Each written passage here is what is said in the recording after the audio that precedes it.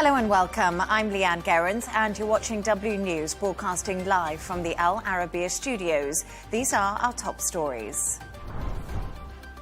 Donald Trump doubles down on his push to claim Greenland, threatening Europe with more tariffs. The Syrian Defense Ministry has announced a 4-day ceasefire after a new agreement with Kurdish force. Brooklyn Beckham accuses his parents of trying to sabotage his marriage and says he won't reconcile with them.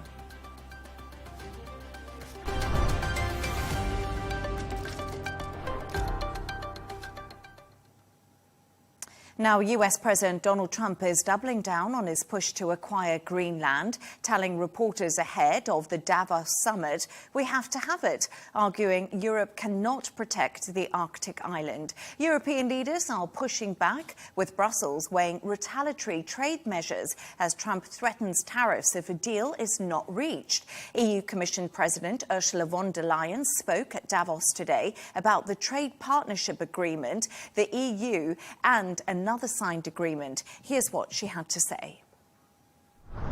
This agreement sends a powerful message to the world that we are choosing fair trade over tariffs, partnership over isolation, sustainability over exploitation, and that we are serious about de-risking our economies and diversifying our supply chains. For more on this, I'm joined by David Hynek, Director of the UK Trade Policy Project. David, it's a pleasure to have you on the show. Thank you so much for joining me. I just want to begin with the fact it's been a really busy day. So world leaders have been descending on Davos. We just heard there from the European Commission President on Europe choosing free trade over tariffs. Is the EU able to negotiate with President Donald Trump on tariff threats without facing massive blowback? Well, that is the question that EU leaders are wrestling with really constantly since Saturday, when this latest threat came in, is how much to push back on President Trump's threat of tariffs, how much to seek their own pathway of new trade agreements, and how much to just kind of accept what the US is trying to do or push back in private.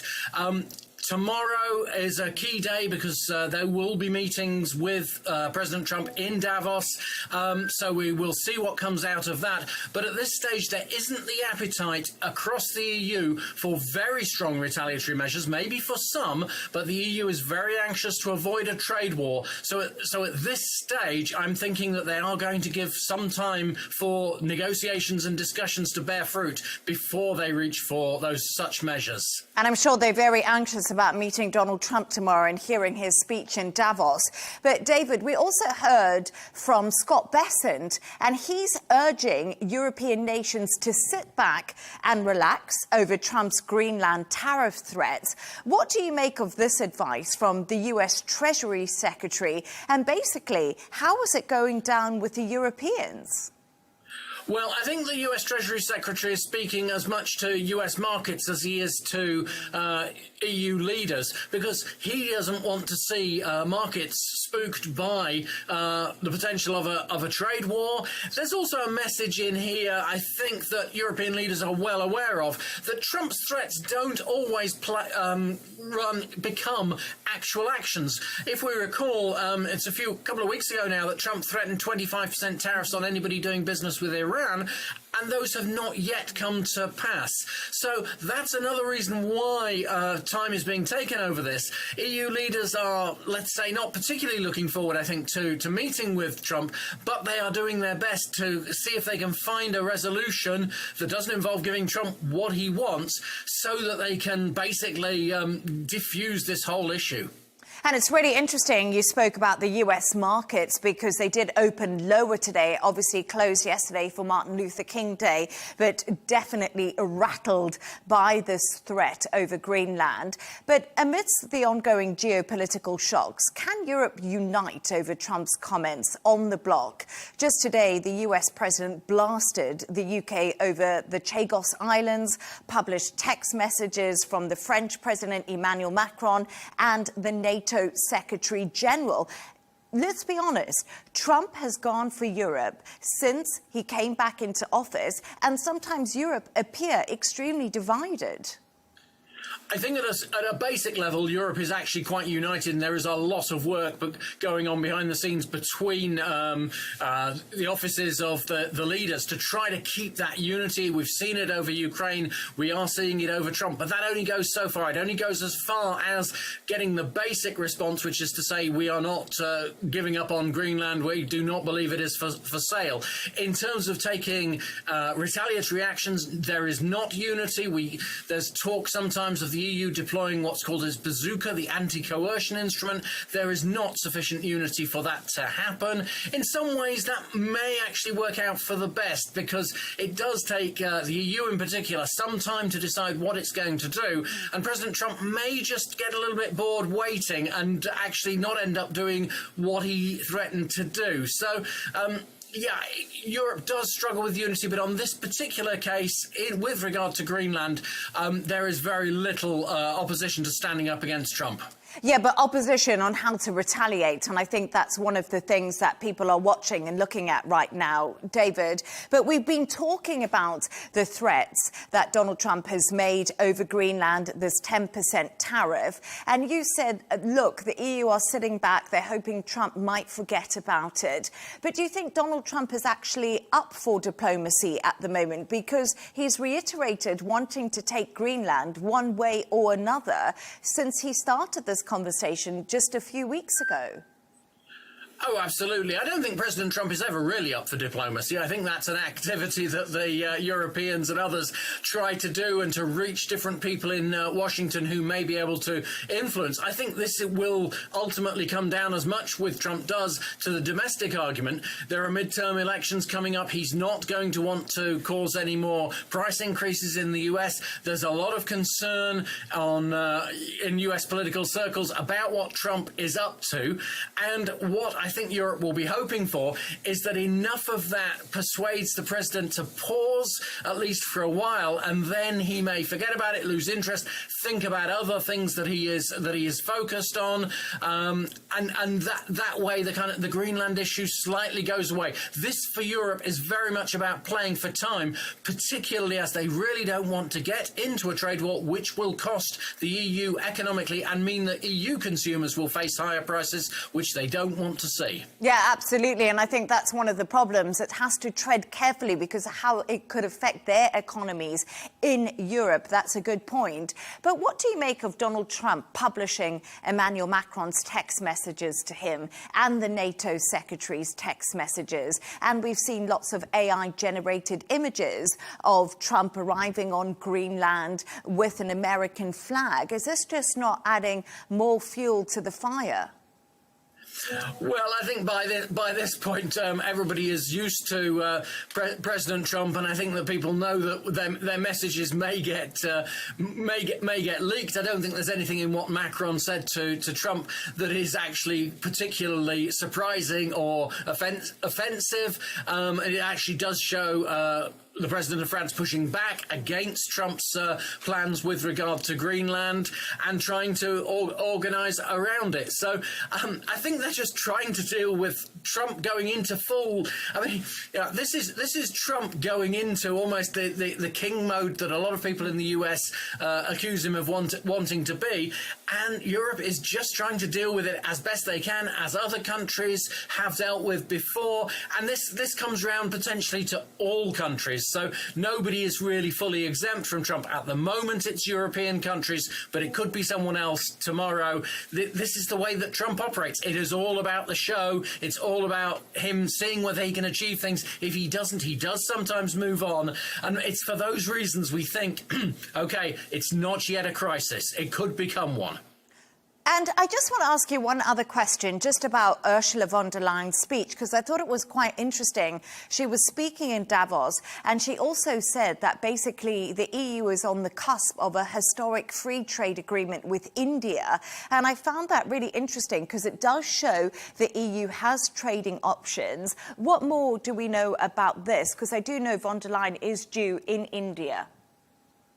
Ursula von der Leyen is due to be in India next week it's a public holiday. She will be a guest of honour of the Indian Prime Minister Modi. They are hoping to sign a trade agreement there and then. It's not the most ambitious of trade agreements, but it does potentially reduce tariffs on in India for European goods and vice versa in Europe, and it potentially diversifies European trade, and that's absolutely what the EU is looking for. One of the main ways the EU is trying to respond to Trump is diversifying away from the US and dependence there, while also being cautious of China. A deal with India coming on top of a deal with South America, that would show that the EU was serious about diversification. Brilliant to have you on the show and all your analysis. David, thank you so much. Really appreciate your time. For more on this, I'm now joined by Sol Montes Bradley, Vice President of Communications at the Gold Institute for International Strategy. Sol, as usual, brilliant to have you on the show. I just want to talk to you a little bit about Davos, because we were talking about it earlier, and obviously all the big leaders are in Davos. But it's quite interesting. Gavin Newsom, of course, the Democratic governor of California, had a message for the Europeans, and he said, stop being pathetic and have a backbone on Greenland. Is he right? Is it time for Europe to stand tall against President Donald Trump? Good afternoon, Leigh Ann. Pleasure to be here again. It's funny that you lead with Gavin Newsom, a lame duck governor of California, who's himself into a lot of trouble with corruption tied to billions that have disappeared from assistance to the homeless, and a state that is run up a debt that brings it to the brink of bankruptcy. He's desperately trying to get some attention, and this is one way of doing it. This is the same people that not too long ago were going after General Flynn for violating the Logan Act,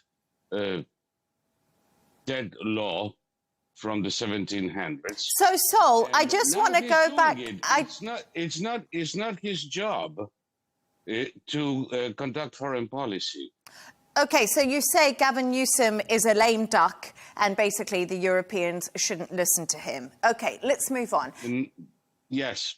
Okay, no problem at all. Now, the French President Emmanuel Macron has said the endless accumulation of new tariffs from the US is fundamentally unacceptable. So we're also hearing a similar tone coming from Emmanuel Macron. And I think a lot of people right now, Sol, in Europe are asking, and conversations in Davos is, why is the US president going after his allies who have supported the US for so many years? Russia must just be sitting back watching this with popcorn.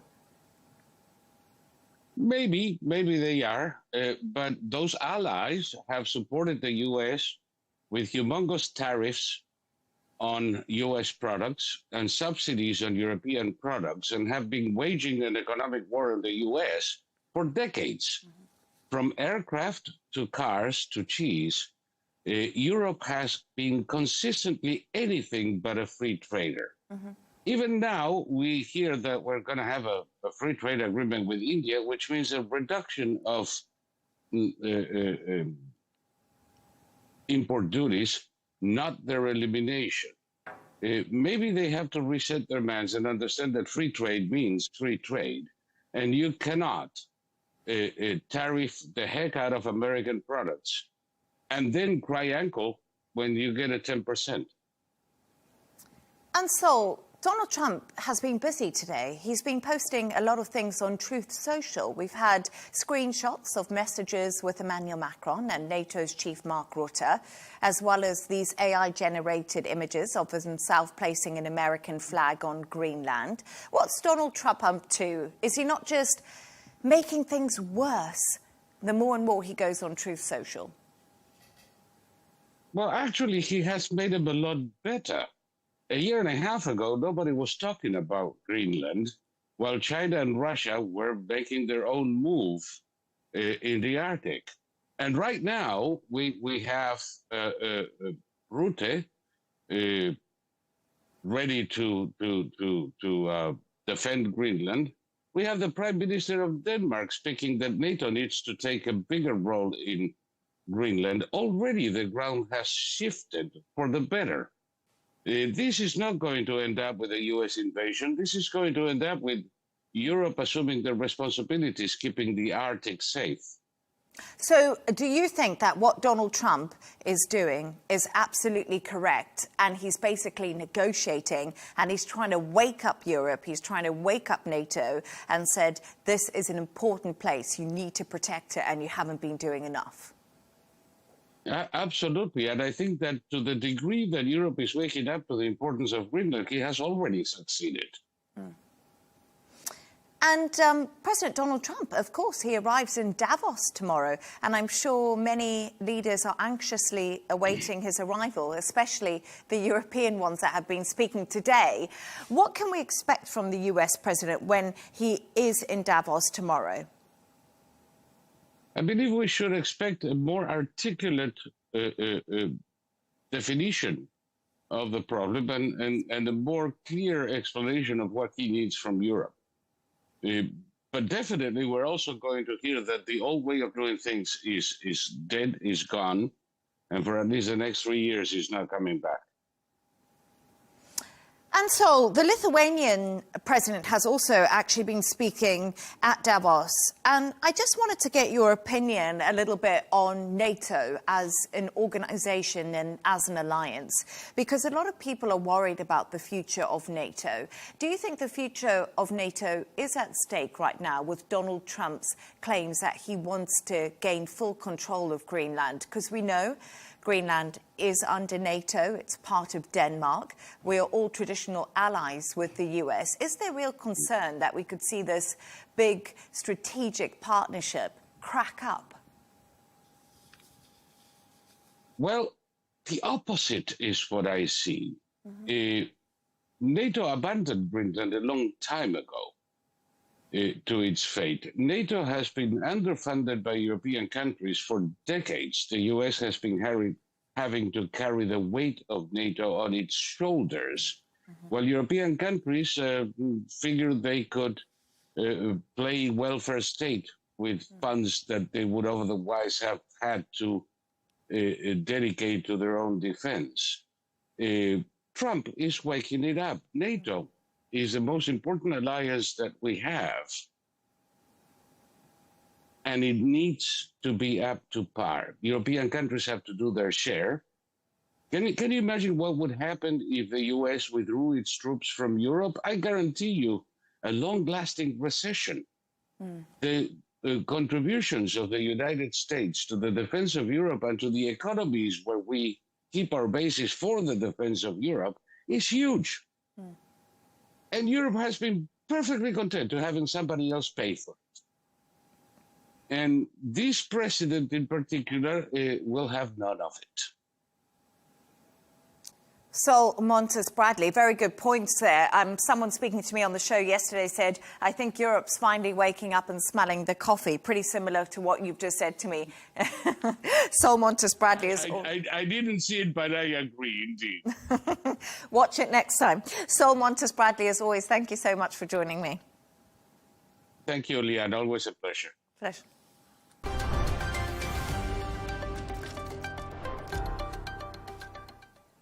Now, the Syrian Defense Ministry has announced a 4-day ceasefire after a new agreement with Kurdish forces. It comes after around 1,500 ISIS fighters have escaped from Shadideh prison, as both sides do trade blame. Meanwhile, US envoy Tom Burges has said the US has no interest in long-term military presence. For more on this, I'm joined by Wolf Christensen Paez, Associate Fellow at the International Institute of Strategic Studies. Thank you so much, Wolf Christian, for joining me. So we've just had some news in the last half an hour or so that another 4-day ceasefire has been brokered. The Syrian Defense Ministry announces 4-day ceasefire after new accord with Kurdish forces. What more do we know about this? Well, I mean, it's an emerging situation, so it's hard to see where this is leading. This is not the first ceasefire. This is not the first time that a resolution to this conflict was announced. But we have to see, how long this is holding. I mean, the core problem at the end of the day is a power struggle between the Kurdish-dominated SDF, the Syrian Defense Forces, and Damascus, the government in Damascus under Ahmed al-Shara. And the question is, how will this play out in the longer run? There have been negotiations ever since the revolution of December 2024 about integrating the Kurdish-dominated forces into the new Syrian Arab army. But so far, very little of this has happened. And as a result of that, we're seeing these conflicts about who's controlling territory in the northeast of the country. And it's really interesting because President Ahmed al-Shara discussed the Kurdish issue with President Donald Trump on Monday. Does Washington back Damascus's position? Because for years, the US backed the SDF, so it's a difficult situation. It is indeed. It's a difficult situation for the SDF and for the Kurdish forces in Syria in general. Under the Assad regime, the Kurds basically had a large degree of autonomy in the north and received a fair bit of support from the United States, but also from European nations to fight ISIS in particular. And as a result of that, they didn't really fight the Assad regime so much, right? Because they already had the autonomy that they wanted. And their main sort of regional rival was not Assad, but rather Turkey. And so basically, now the tables have turned. Now Ahmed al-Shara has the support of both Turkey and, it seems, of the White House. And as a result of that, the SDF is losing ground politically in the international arena. And the Kurdish-led SDF say they have withdrawn from northeast Syria's Al-Hol camp, which holds thousands of ISIS extremists. The Syrian army has accused them of abandoning the site. What more do we know? And I think there's great concern about ISIS fighters now being released back into Syria and out of the prisons. Indeed, there is. The issue of the ISIS fighters in these camps has been unresolved for many, many years, right? It's both fighters, but also their family members, including women and children. In a sense, the SDF is playing this as a political card. I don't think either the government in Damascus and certainly not the SDF has any interest of ISIS fighters sort of being released in this way into the general population. But the SDF has always been saying, well, we're sort of safeguarding Syria against ISIS. And now that, we're losing this territory against our wishes to the government in Damascus, Damascus is not doing enough to keep them in, to keep them under control. Now, the bigger challenge here is, of course, that for more than a decade now, nobody has really figured out what to do with these people who've been sitting in limbo for a very long time. How many of the fighters have really left the camp? Nobody knows at this stage, right? It's really early days. But I personally don't think that Damascus has any more interest in seeing ISIS fighters running freely in Syria than the SDF does. And I want to bring you a breaking news line. Syria Kurdish force says committed to ceasefire deal with the government. So that seems pretty positive coming from them. We've discussed some of the key challenges at the moment. Does it appear that de-escalation is on the horizon? De-escalation is certainly welcome. What we need to keep in mind is that this is not the first such announcement, right? We had a big announcement already last year in May that the Kurdish forces would be integrated into the government forces. Nothing has happened. We've heard other statements about sort of more rights for the Kurdish population in Syria. All of which I'm sure is very welcome. The point is implementation here, right? So far, we've seen comparatively little implementation. And the unresolved question at the end of the day is what kind of state the new Syria is going to be. Is it going to be a centralist state where all the power is with the central government in Damascus? Or is it some form of a federal state where groups such as the Kurds in the north, but also other minorities, might have certain political rights within their regions? And that's a bigger question at stake. Is unresolved. Damascus wants a centralist state. The minorities want more minority rights and political, sort of a federal system. And the big question here is that it's not just a political question, but also a military question, because the Kurds, but also other groups, have their own militias, which are under arms. And this is why we see clashes like we've seen in Aleppo in the northeast in the last couple of days. Wolf Christensen Paez, it's been so good to have you on. Thank you. Sorry, Wolf Christian. I did think I said that wrong, but thank you so much for your time. Thank you very much. Bye-bye.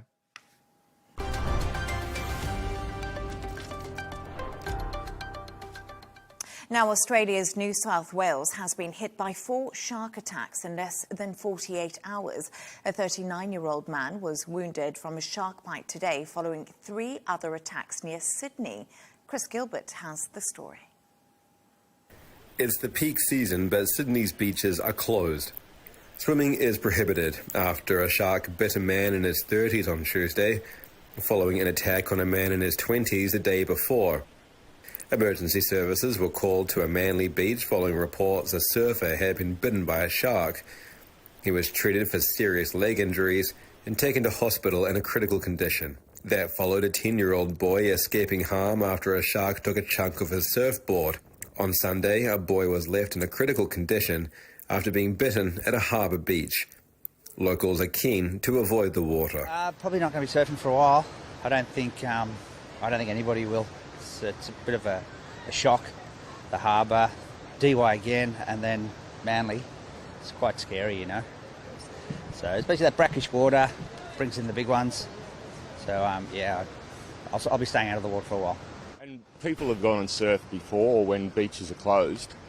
It hasn't normally put people off, but I think the recent spate of incidents has made people a lot more aware. In Queensland, the animal attacks continued.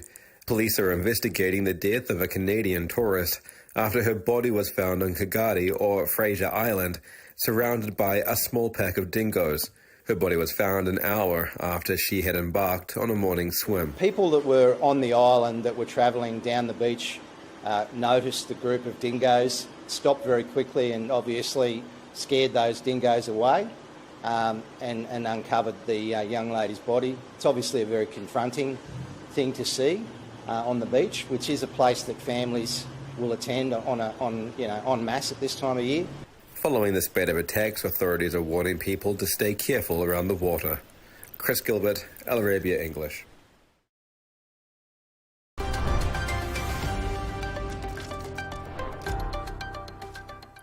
Let's take a look at some of the other stories making the headlines today.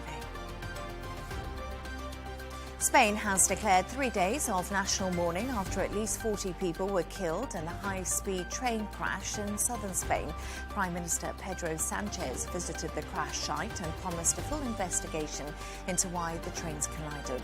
Authorities say more than 120 passengers were injured. A massive pile-up involving over 100 vehicles has shut down the I-96 highway in the U.S. state of Michigan. State police say multiple people were injured, but thankfully no fatalities have been reported. One driver said he could barely see the cars ahead while driving slowly in snowy conditions before that crash happened. The US Justice Department is investigating protesters who disrupted a Sunday service at a Minnesota church, chanting against ICE and demanding justice for Renee Good, a woman killed by an ICE agent earlier this month. Officials say the demonstrators demonstrated a house of worship and could face federal charges. Anti-ICE protests have intensified across Minneapolis, with thousands arrested and soldiers on standby amidst rising tensions over immigration enforcement. And Italian fashion icon Valentino has died at the age of 93, famous for his signature Valentino Red. His designs dress stars from Elizabeth Taylor to Gwyneth Paltrow. He co-founded the Valentino fashion house back in 1960.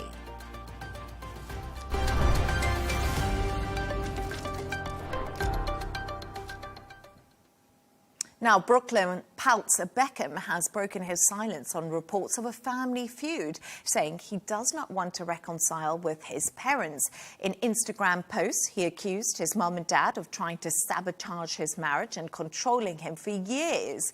He said, speaking out, I was his only option after repeated attacks in the press. The Beckhams have not publicly responded. For more on this, I'm joined from London by our showbiz reporter, Stephanie Tetchy. Stephanie, as always, great to have you on the show. Thanks, Leigh Ann. One word, wow.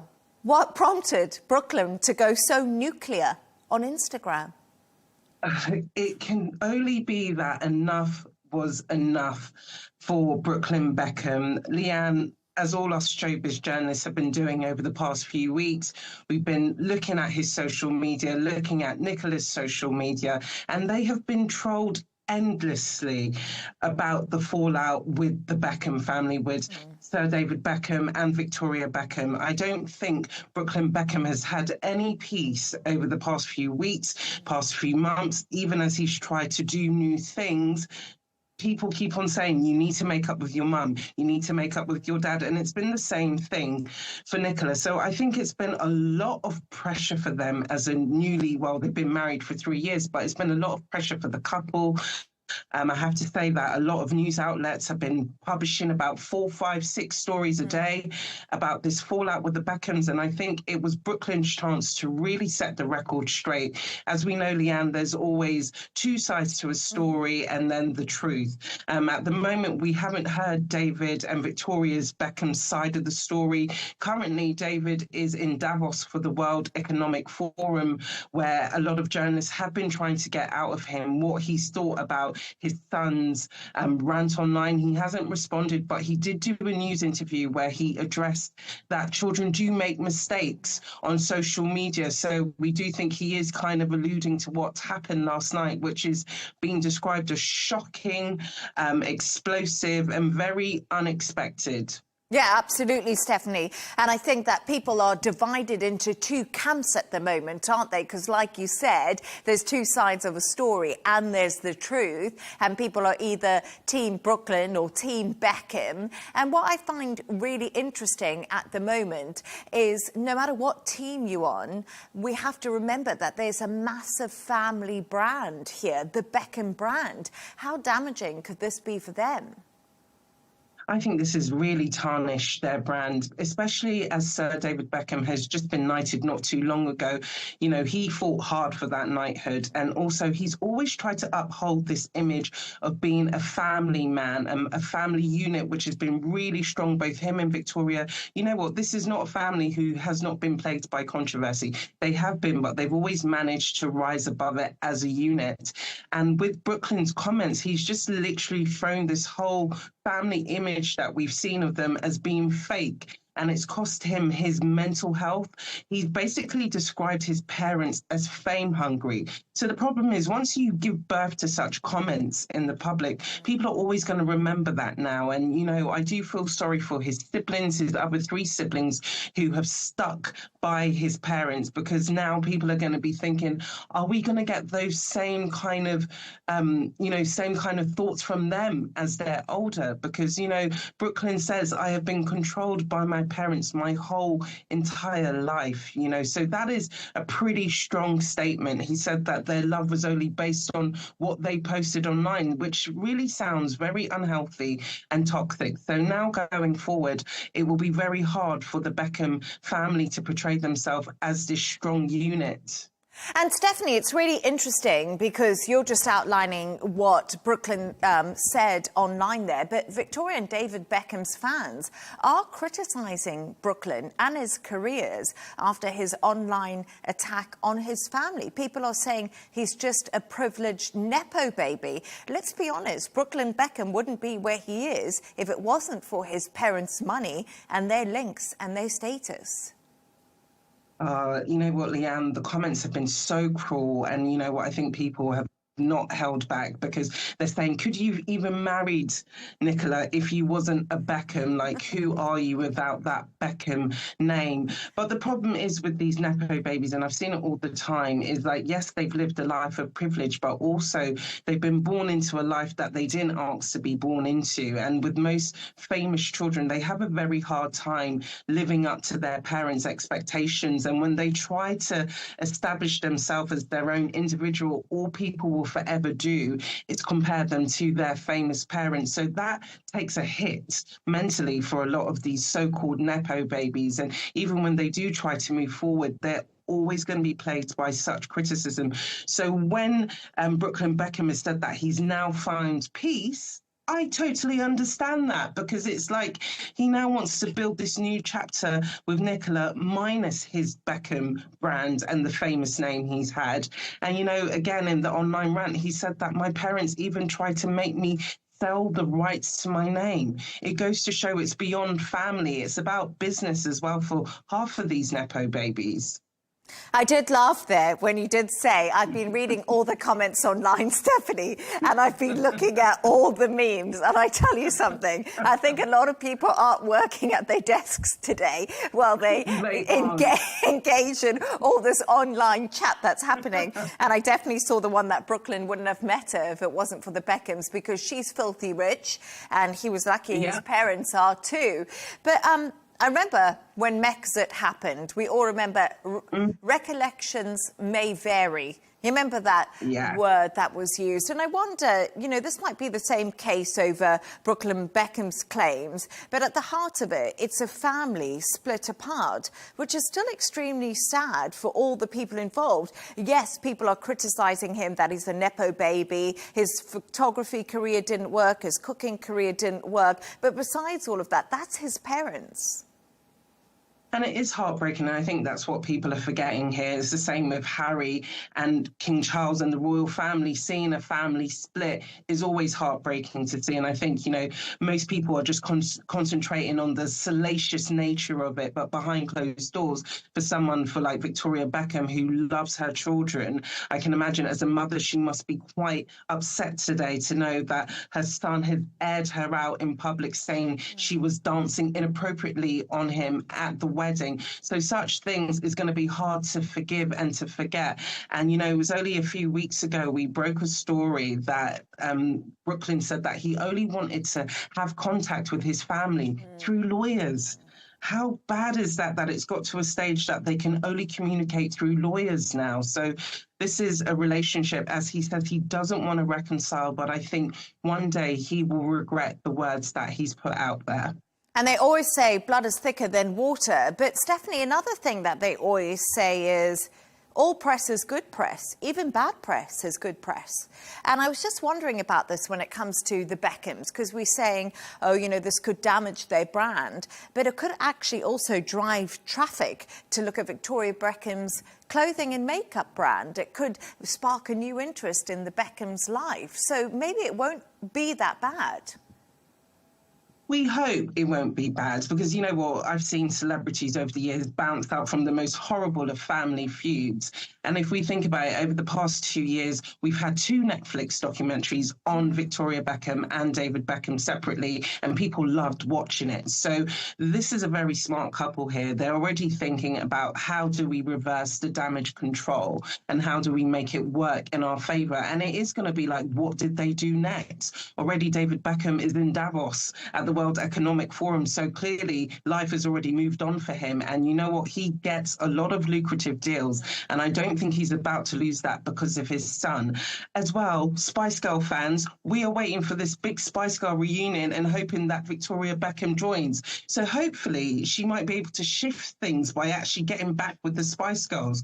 So, you know, all the PRs are probably getting together and thinking, how do we turn things around? And we never know. Maybe they might do a sit-down interview and address this. Like, they've been a public family for the last 25 years. And just because things have gone topsy-turvy, it doesn't mean they need to go quiet on their fans. Stephanie Tetchy, the Spice Girls are still my favourite band. I'd love to go and see them. I always loved the Spice Girls. I must admit something. Jerry was my favourite. But thank you so much for joining me, as always. Thank you, Leigh Ann. Take care. Take care, Stephanie. Thank you.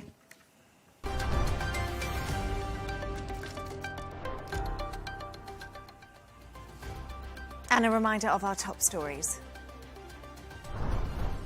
Donald Trump doubles down on his push to claim Greenland, threatening Europe with more tariffs. The Syrian Defense Ministry has announced a 4-day ceasefire after a new agreement with Kurdish forces. And Brooklyn Beckham accuses his parents of trying to sabotage his marriage and says he won't reconcile with them. And that's all from us on W News. Don't forget to subscribe to our YouTube channel. Of course, follow us on X, and we'll be back in a couple of hours with W News Extra. Goodbye, and thank you for watching.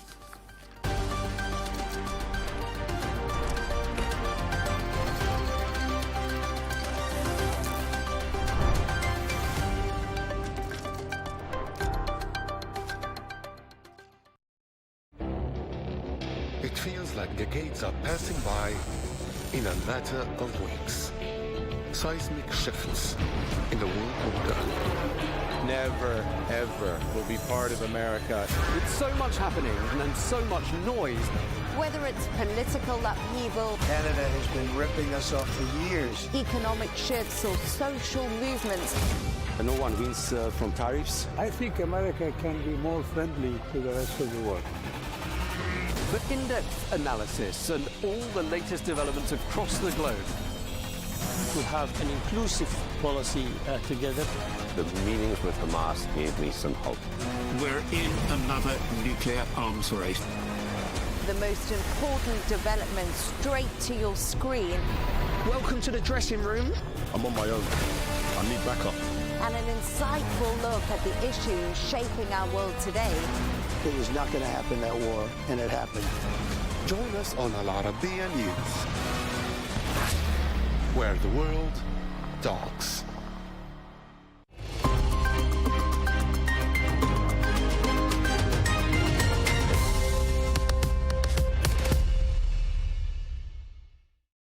Hello and welcome to the Dailies. The Greenland dispute has splashed across front pages on both sides of the Atlantic, evolving from a tariff threat into a wider test of transatlantic unity, and also raising fresh questions about where the US-Europe relationship goes next. International attention has also turned to Spain, where a deadly high-speed train crash has triggered demands for clear answers on safety systems, infrastructure and accountability. And in culture, the fashion world is mourning Valentino Garavani, the legendary designer behind Valentino Red, whose gowns helped define decades of celebrity glamour. American media has framed the Greenland dispute as a major test of NATO and US-Europe relations, not just a tariff row.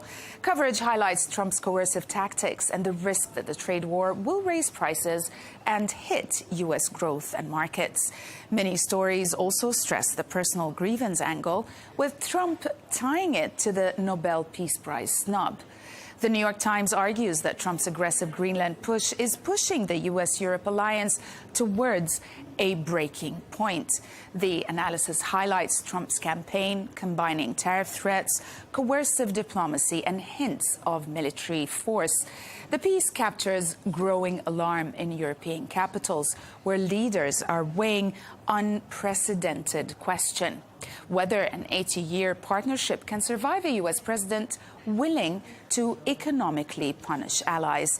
With Macron urging a hard response and Starmer counseling restraint, the piece suggests trust has been fundamentally damaged and Europe's push for strategic independence is accelerating. Ishan Tharoor's column in The Washington Post paints Davos 2026 as a summit happening under Trump's shadow and against the very globalist ideals the forum represents. As Trump heads to Switzerland amid tariff threats over Greenland and a broader coercive foreign policy, Tharoor argues the world is adapting to a harsher new reality where power politics override rules. He highlights also rising inequality, geopolitical confrontation, as well as new trade alignments forming as allies hedge against an unpredictable America. The Wall Street Journal explains the economic risks of Trump's Greenland tariff threats, warning that a U.S.-Europe split would have serious knock-on effects far beyond politics and diplomacy. The analysis stresses how deeply intertwined the economies are. Europe is America's biggest trading and investment partner, and a trade war would definitely raise prices, squeeze manufacturing supply chains, and risk market volatility if European investors pull back. The piece says a recession is indeed unlikely, but growth would slow, and the biggest risk is the US and Europe drifting apart economically over the long run. The Economist seems to have a different view. The publication argues that Trump's Greenland tariffs are more irritation than catastrophe for Europe, at least if escalation is contained. The analysis notes the EU exports to US equal about 2.8% of GDP, and research suggests Americans absorb 96% of tariff costs. Even new Greenland tariffs would shave only 0.04% of EU output, rising modestly if duties hit 25%. But the real danger, according to the piece, is escalation beyond goods tariffs into export controls, services and tech regulation, where the economic fallout could become far more serious. Politico argues that Europe is struggling to stay united against Trump's Greenland tariff threats because France and Germany are at odds again. The report explains that Merz wants to align with Macron, but tensions over the South American trade bloc, Mercosur, Ukraine funding and the stalled fighter jet project are making that hard. The piece notes Macron wants a tough response using the EU's trade bazooka, while Merz prefers calm talks, and Germany's coalition is divided. Newsweek examines the EU's anti-coercion instrument, the trade bazooka, designed to punish countries that try to bully Europe economically. The analysis explains the instrument was created in late 2003 but never used. It gives the EU a menu of powerful retaliatory tools, from limiting US access to European markets to targeting services to investment and even intellectual property rights. The piece argues the EU may finally consider firing its biggest deterrent after Trump's tariffs threat. European media has been near unanimously alarmed, framing Trump's Greenland tariff threat as economic coercion against allies and a stress test for NATO unity. Many outlets emphasized Europe's dilemma: avoid escalation while quietly preparing retaliation, especially the EU's anti-coercion trade bazooka. The tone also highlights fractures inside Europe, as we've mentioned, and growing fears of a wider transatlantic trade war.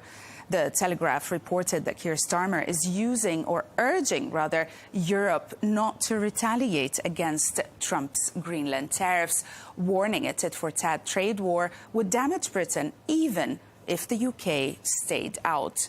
The report recounts how Starmer called using tariffs against allies completely wrong, and how he backed Greenland and Denmark's sovereignty, and also how he preferred quiet diplomacy over public confrontation. The piece highlights divisions inside Europe. France pushes the EU's anti-coercion bazooka, while Germany and the Commission lean towards restraint. Now, with Trump insisting on 10% tariff from February the 1st and hinting at force, the piece frames Starmer as prioritizing alliance stability and economic risk management. William Hague argues in The Times that Britain risks looking weak if it only tries to calm Trump's Greenland threats without strengthening its own power. He says the US has always had strategic access to Greenland through long-standing defense agreements. So Trump's push for ownership is, from his point of view, unnecessary, immoral, and legally indefensible. Hague also supports Starmer's diplomacy for now, but insists the UK must be ready to retaliate if tariffs hit. His core warning, the crisis should jolt Britain and Europe into serious defense rebuilding. The Independent asked whether Starmer will need to use the king as his trump card in the Greenland row.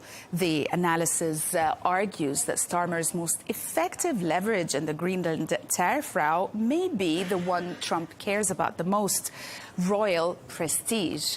The piece says that Trump's fascination with the monarchy and state visit pageantry has already been quietly used by Downing Street to smooth ties, win trade advantages, and keep Trump engaged. With a proposed July 4th state visit by King Charles now looming as a golden carrot, the piece suggests the UK could use it to restrain Trump and prevent escalation. It concludes with a warning that the tactic is risky, as cancelling or withholding royal involvement could provoke Trump and worsen the crisis. Le Monde's editorial argues that the EU can no longer appease Donald Trump as he escalates the Greenland crisis with tariff threats. Now, the paper says that Trump alone is responsible for the showdown, targeting a NATO ally sovereign territory, despite Greenlanders rejecting any U.S. takeover and Denmark offering security cooperation. It warns that Europe's past flattery and one-sided deals have emboldened Trump, and also invites further attacks, including on EU digital rules. The article concludes the EU must defend sovereignty and self-determination and respond firmly, because Trump respects only pushback.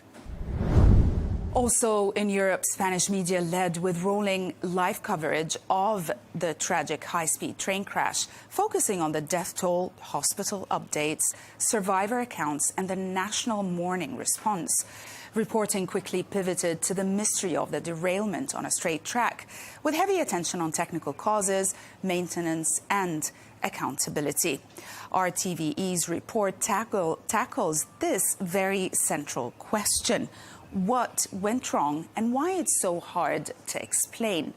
The piece stresses that investigators are facing a rare puzzle. The derailment happened on a recently renovated straight section of the track, involving modern trains traveling within speed limits. With Renfe unusually quick to downplay human error, attention turned to technical possibilities such as wheel or bogie faults, also rolling instability, track condition, and the coordination of safety systems. RTVE highlights indeed the critical factor that makes the case especially complex. The two trains collided just 20 seconds after the derailment, leaving almost no margin for automated systems to prevent the impact. And we'll end with The Sun, which published a tribute to Valentino Garavani, who died at the age of 93, charting how the designer turned Valentino Red into a global fashion signature and became the go-to name for show-stopping celebrity gowns. The piece indeed revisits his rise from small-town Italy to founding his Rome fashion house in 1960, building a billion-pound luxury brand worn by everyone. The piece also highlights the drama behind his famous fallout with Princess Diana, underscoring how even couture royalty wasn't immune to scandal. That's it from us today. Thanks for watching The Dailies, only on Al Arabiya English.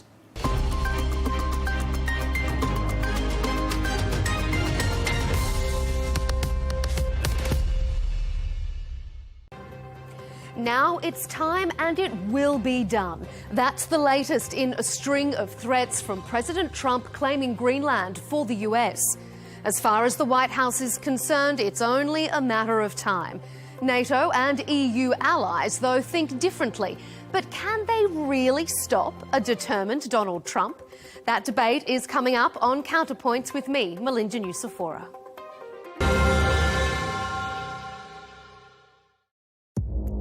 Our allies, in many cases, are worse than our enemies. Stay informed and connected with the latest international headlines.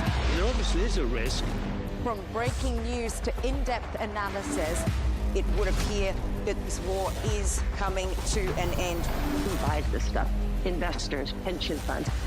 We deliver the most important developments straight to your screen. Iran always wanted to deal with militia. Join us for compelling, expert-driven conversations. A curfew order has been established. And an insightful look at the issues shaping our world today. There are lots of proposals about European architecture for security.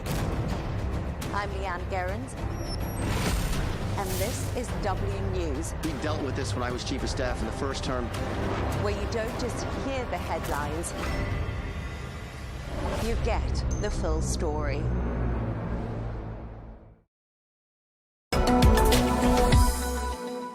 The Esports World Cup Foundation is a non-profit organisation based in Riyadh, and it seeks to advance and professionalise the global esports industry. Well, competitive gaming is hugely popular in the kingdom, and events like the Esports World Cup and the Esports Nation Cup bring together top players from right across the globe. Well, we're joined now by the CEO of the Esports World Cup Foundation, Ralf Reichert. Thank you very much indeed for joining us, Ralf. A real pleasure to have you with us. Thank you for having me. Now, the Esports World Cup is held every year during the summer months. A pretty good time, I'd have thought, to escape the outdoor heat by being indoors. And we talked about that event on this programme, especially that $70 million prize pool. I just wonder if we could start by just asking you how that event went and what it brought to the kingdom in terms of revenue and visitor numbers. Sure. I mean, look, we had a show this summer, right, where we talked about the run of the competition itself. So the most important thing is obviously who's going to win the club championship.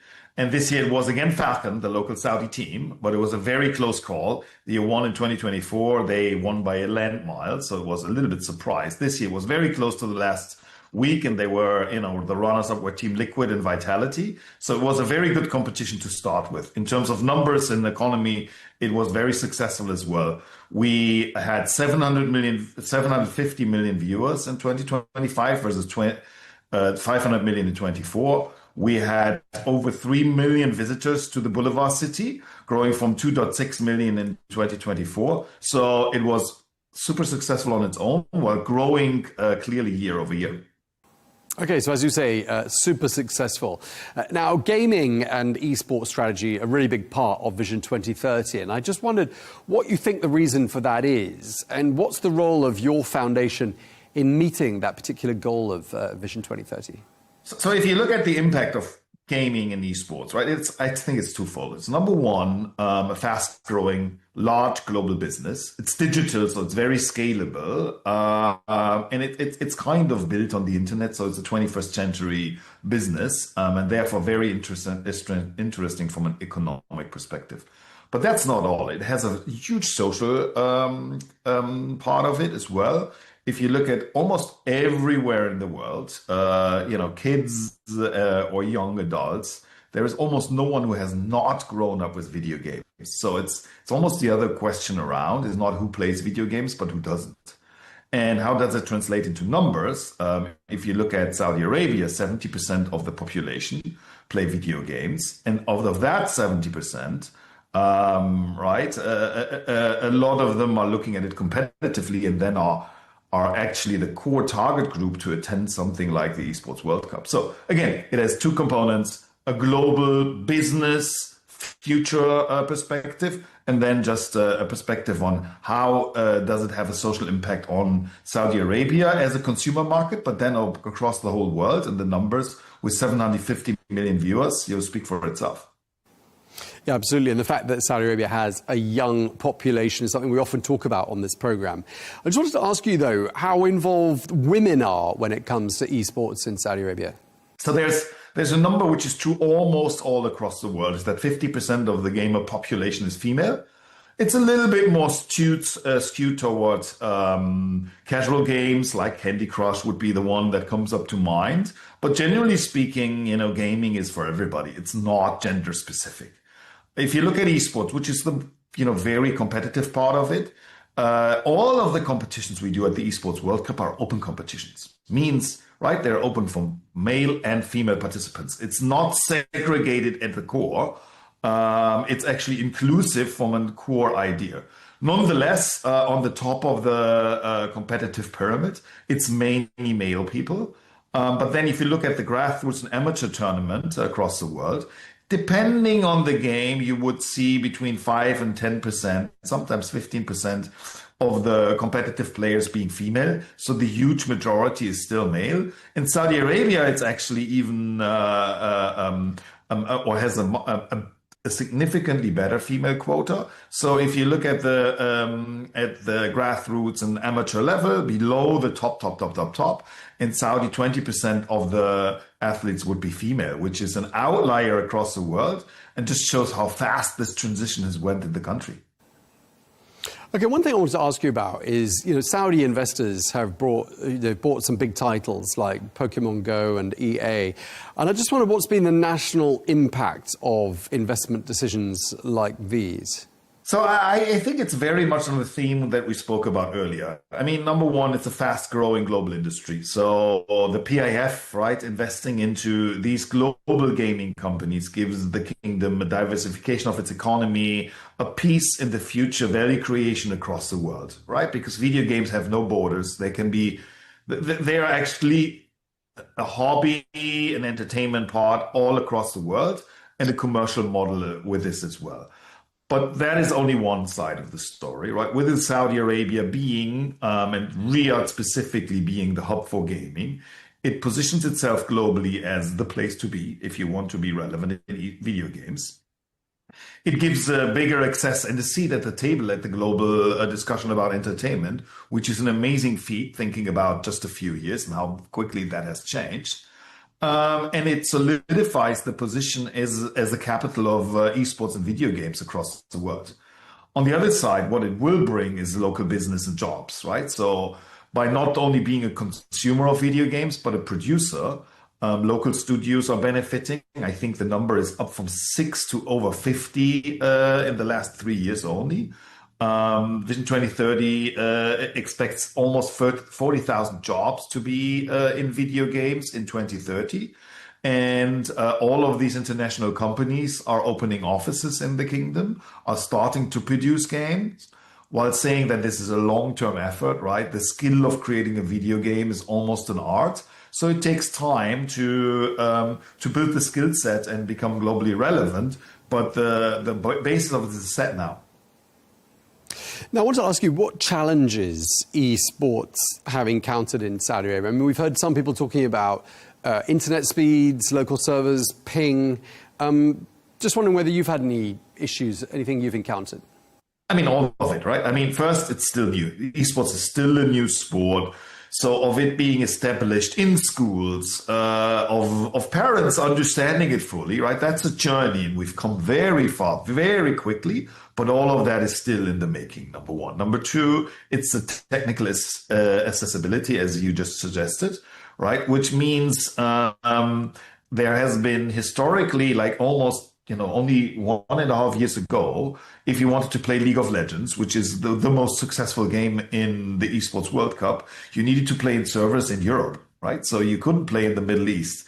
And just last year, so right before the Esports World Cup in 2024, the servers were launched in Riyadh, and this is happening across many of those games. So It's on the one side, the accessibility in each home of fast internet, 5G, and all of that is progressing at a fast speed. But that's only one part of the puzzle. The other part is, where are the servers? How close are you to the service? And there are more and more games companies, as I just said was Riot in League of Legends, are moving into the kingdom and having their servers closer to the players, which then creates a better experience and more competitiveness, actually, after all. Now, it's often said that Crown Prince Mohammed bin Salman is a big fan of gaming. I don't know if you could tell me any more about that. And I also wonder whether, having him championing this space has made a difference to the growth of the popularity of gaming. I'm sure it has. Tell us more. Yes, I mean, look, he publicly said in this Fox interview that, he's a big gamer and enjoys to go into this world after the job is done on a daily basis, right? So that is obviously a huge endorsement for it overall. And if you look at the Esports World Cup, he has awarded the trophy every single year so far, which just shows, that there's a clear commitment of the kingdom and direct connection to it. So I think overall, we've seen gaming and esports being endorsed all across the kingdom, across all political fields. And even if you look at the conference connected to the Esports World Cup this year, the Ministry of Sport, the Ministry of Investment, the Ministry of IT, all of those ministers, and Prince Faisal, who's kind of the champion of esports, have all been, publicly endorsing it. So I think if you're in esports and interested in it from a political angle, there's no better place in the world than Saudi Arabia. Do you think there's any potential for a Saudi-grown league, a bit like Live Golf, when it comes to competitive esports? Look, I think the Esports World Cup is born out of Saudi, and this is the global benchmark now for esports. So there is a clear case of what already happened. For any other sport that's looking into it, obviously there is now direct access to some of the largest game companies in the world. There is all the learnings of the Esports World Cup and the platform of the Esports World Cup. So, for example, Live Golf, or Golf Saudi actually, had a small activation at the Esports World Cup Festival this year. So all of these gaming activities out of the kingdom, out of traditional sports, are actually being integrated as we speak as part of the big events that are happening, like the Esports World Cup or the Esports Nations Cup in 2026. Okay, and just lastly, you've got a pretty busy year ahead by the sounds of things. Your first Nations Cup is going to be held next year. And just looking at the longer-term vision for the Esports Foundation, where would you like to see esports in Saudi Arabia progressing? When the Esports World Cup Foundation was announced in 2023, the vision we presented to the world is that we are here to make esports one of the largest sports in the world, head-to-head with the biggest sports tournaments and events as well, like the FIFA World Cup, like the Olympics. And we've come very far with the Esports World Cup in just 2 years. But if you look at the market, and again, our job is to grow the market, what is missing is the national pride aspect. How does my mom watch a tournament, right? If we go back in time, like almost 30 years ago, the only match when I was an athlete, when I was an esports athlete, my mom watched, one was I was playing for the Quake national team in 1998, right? That's where she could relate, where she could clearly understand why this is important. National team esports has never been a big thing in esports, just because clubs have been so dominant and has built such a great following and has built such a big thing. And because it was never politically endorsed and never had the opportunity at the scale it needs to break through. So with the Esports Nations Cup we're launching in 2026, it's the first time that there's a huge multi-game tournament really having the resources to do this right across the world. And it's a big challenge to build, this almost 100 national teams from scratch, because they're not existing. And, we've almost piloted the first 2 years how to make esports big. Now we're taking the next steps, are super excited for the Esports Nations Cup next year, which then will happen every 2 years. We'll travel around the world. Just the first iteration will start in Riyadh, and will make my mom and hopefully a lot of core esports fans, but other moms watch and become part and fans of esports, like it's happening in the biggest traditional sports, where the nation's part is the door opener to the absolute mainstream. OK, well, we're going to leave it there. Thank you very much indeed, Ralf Reichert, the CEO of the Esports World Cup Foundation. Thank you for your time. Thank you so much for having me.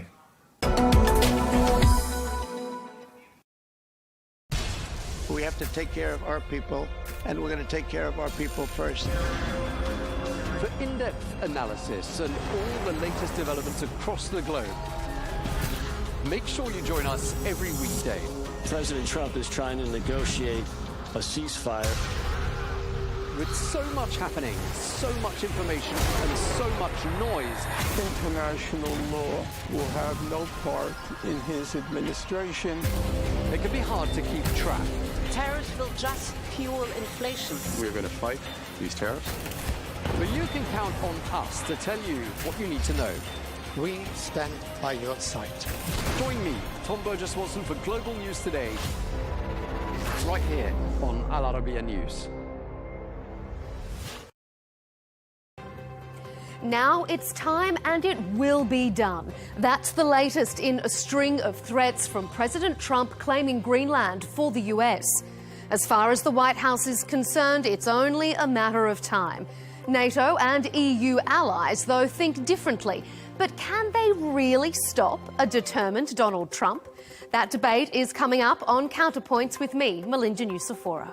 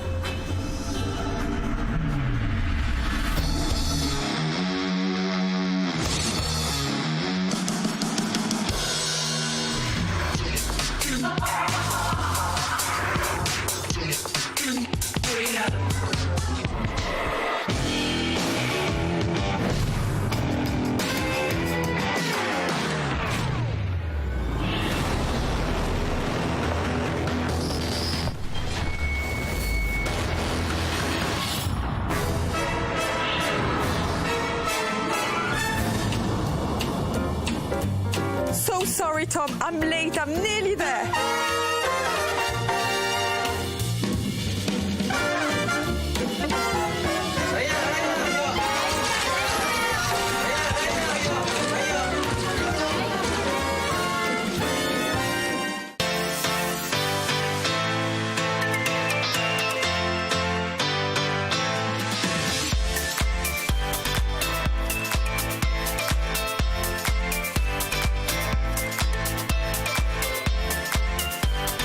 It's such a pleasure to talk to you together as well. It's just a bit of an indication of, that the newer generations have a different agenda in the third Avatar. So what can we say without divulging too much?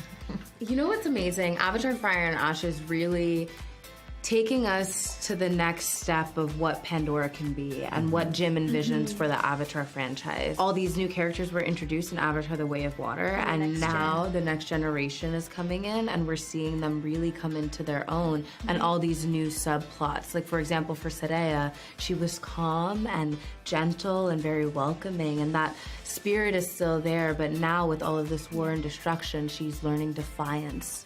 I was just gonna say, I feel like the first film felt like audiences were discovering Pandora for the first time. And Way of Water was like we're discovering new areas of Pandora. For Fire and Ash, it's like now you're seeing Pandora's imperfections, right? So you're seeing like this world so fleshed out, cultures and landscapes that aren't just glowing, beautiful bioluminescence, but like, lava and ash. And it's like, yeah, it's cool. Right. And you asked about the young ones. I feel like all of these young characters, they have their own arc to overcome, but in that there's always an intertwined just element of standing up for what you believe in and what you have to defy within that.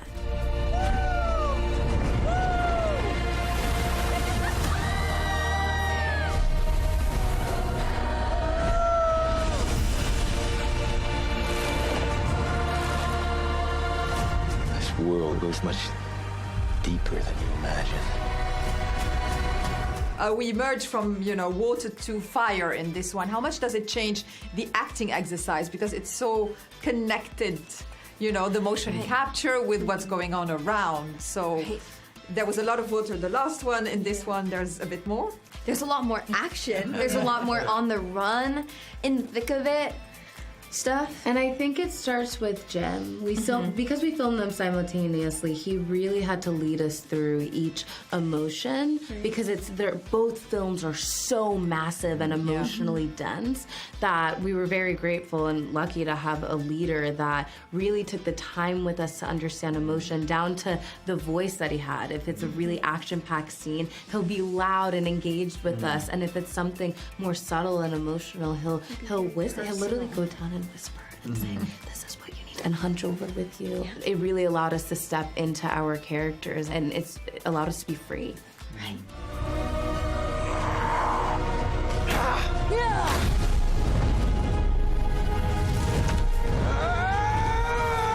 What does that always say? Sully stick together. No, the other one. Sully never quits. That's right. Sully's never quits. His mind is great. I mean, he's got everything in his head. That mind.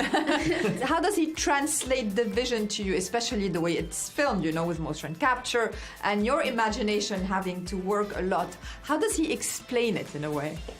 Sometimes he explains it with such depth that it feels like you get to temporarily take a stroll on his mind. He also has his director's monitor and just a big monitor, which looks like a TV, which we can see. Just the visual world already that's being mapped out, and he can take us around the stage, and we can see on this monitor as we go around just what this visual world looks like. How do you still live? What if every human being on Earth could live here without a mask? Then the Na'vi people will be gone. Sam and Steven told me something interesting, that although this is like a ginormous blockbuster, it feels a bit like an indie movie because everybody is so close, spent so much time together, in a family. Is it a bit more intimate when you're on set? How's the vibe? I feel like with indie movies that have a lower budget, there's so much creative collaboration and just time spent with each other. There's the middle ground of oh, this is going to be an 8-week shoot, studio movie where maybe you just don't have as much time. But then we had so much resources and time that we could just bond as if it was an indie movie. I'm just thankful for that because I think that really, the years, it built our relationships that made us all feel like a family, I feel like. Definitely. The set, and especially just the people I was with, started to feel like a home away from home, and especially because we spent so much time together. I'll kill you! I swear!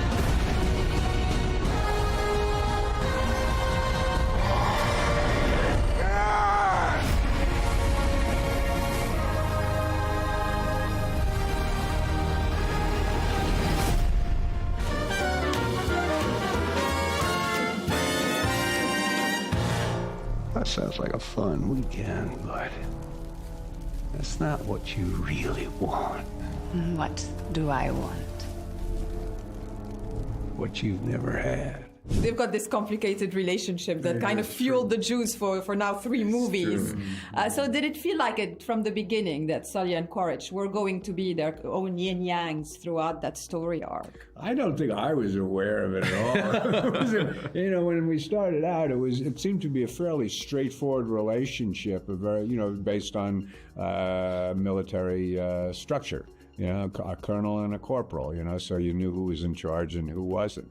And that kind of worked out for about a minute and a half. Exactly. Before he went off the farm, to his character. Before his feelings kicked off. Yeah, that's a better way to put it. Yeah. Feelings.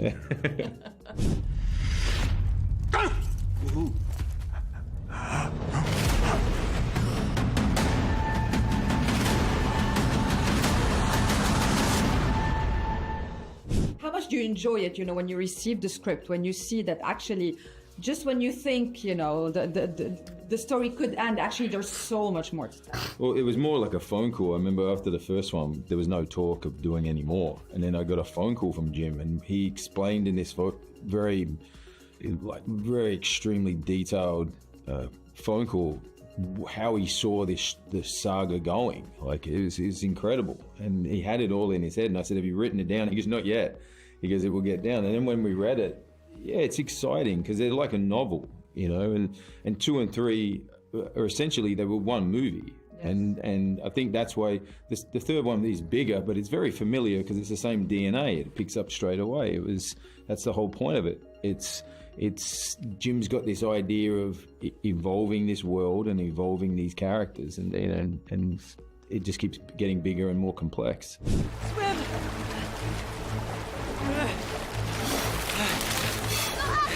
I got you too. Okay.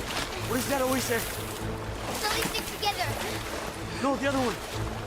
Sully's never quits. That's right. Sully's never quit. When you work with him, is it crazy to see that everything, as you said, Sam, is in his mind, you know, that he has such a clear vision, you know, before it even comes out on any paper or drawing, let alone screen? Yeah, I think that's the thing about Jim. He's very detailed and very precise, but the greatest thing about him is that he opens himself up to every single artist.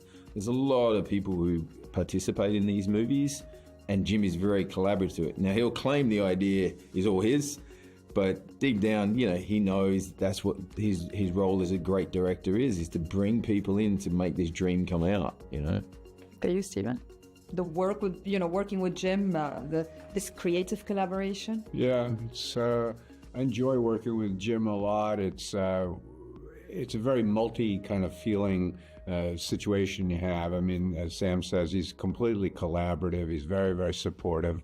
The set can be, it's a place where we investigate, we explore, where time is really not an issue, which of course completely flies in the face of traditional filmmaking.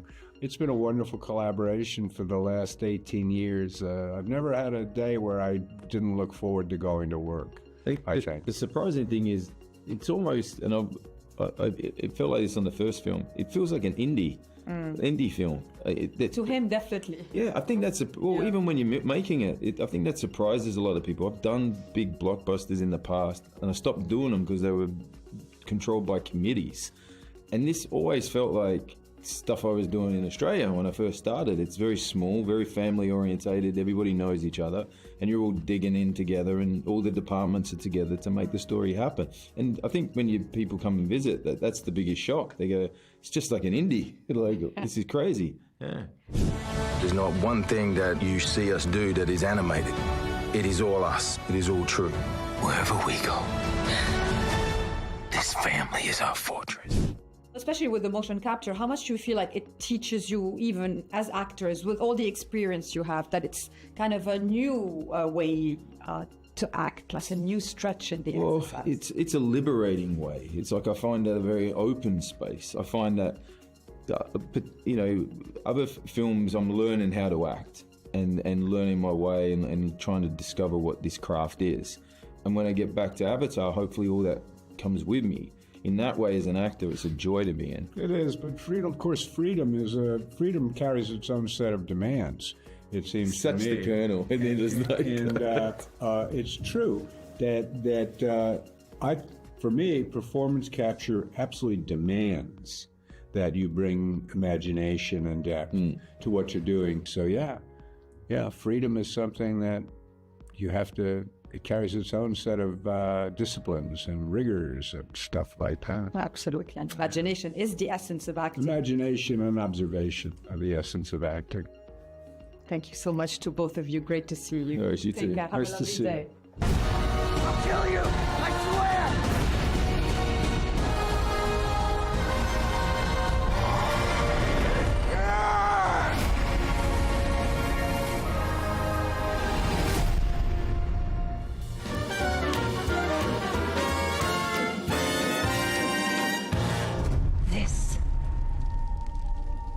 The only pure thing in this world. The fire came from the mountain, burnt our forest. My people cried for help. But Eva did not come. It's great to talk to you about this. First of all, tell us about how you perceived Varang from the first time she was offered to you. How did you see her as a person? At the time, I really identified with her rage. I had been volunteering at a refugee camp in Calais, and I had a lot of anguish and a lot of anger about the state of the world and the injustices of the world. It was a huge pain, human pain that I was seeing. And so there was something about that aspect that I identified with it, you know, because there was a part of me that wanted to set it all aflame. But then through her, I learned about leadership and conviction in a way that has helped me and move beyond the rage and the pain. So I'm very grateful to her as well. How do you still live? What if every human being on Earth could live here without a mask? Then the Na'vi people will be gone. Whoa. I think movies echo our emotions so much, even if this is like a blockbuster, you know, kind of imaginary world. I think it's very rooted into human essence, what you feel. Yeah, and that's the genius of James Cameron. That's what sets him apart from all other directors, actually, in my opinion, is that he not only has this great understanding of the technological and is a complete innovator and a genius in those realms, but he also has a passion and a great understanding of biological marine life and the actor's process and the heart of storytelling. The big questions that come from this movie are not intellectual. They're not coming from here. That's why we feel them. That's his genius. It's a remarkable thing. If there's something you can do, then you must do it.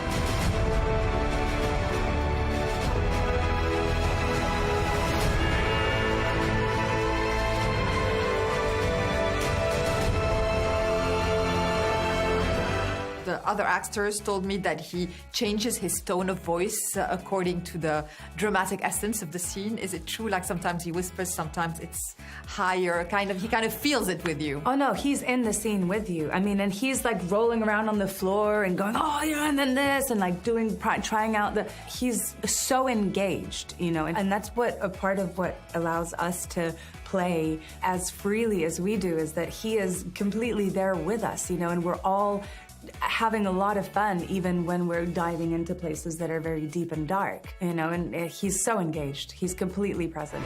The children! No, Spider. And we will find another way. Is it both emotionally and physically engaging, and how does that change the acting exercise to be so 360?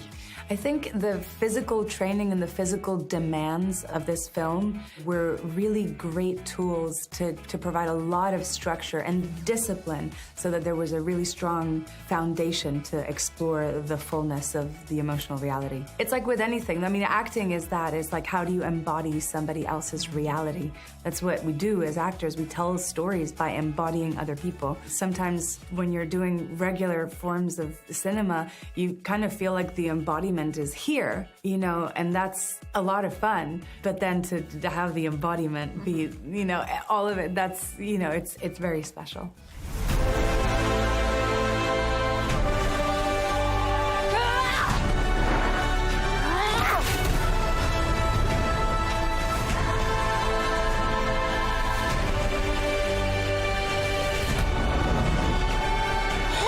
I think we need to keep enjoying the creativeness of cinema on the big screen. And for me, you know, especially a movie like this, you're an actress in it, but I'm sure being an audience member is a thrilling experience. Oh, it's so thrilling. I don't go to big movies a lot, you know. I go to big ones, little ones, you know, watch it on the different types of screens that we have. But a movie like this is really special because it's not just a blockbuster. It's a movie that's important for our human story, and I really believe that. And it sounds like odd to say, but I really sincerely believe that Avatar: Fire and Ash is asking us, reflecting to us really fundamental human questions that are really important for us to ask right now. And the fact that it's also a really fun and thrilling ride is just, I mean, come on.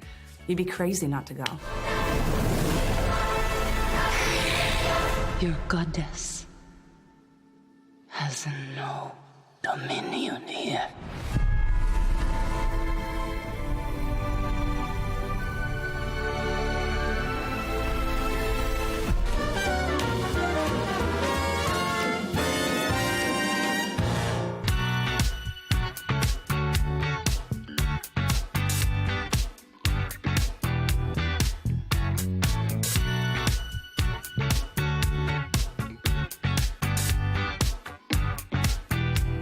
a pleasure to talk to the both of you at the same time for this, because I feel like Avatar is about how everything is connected.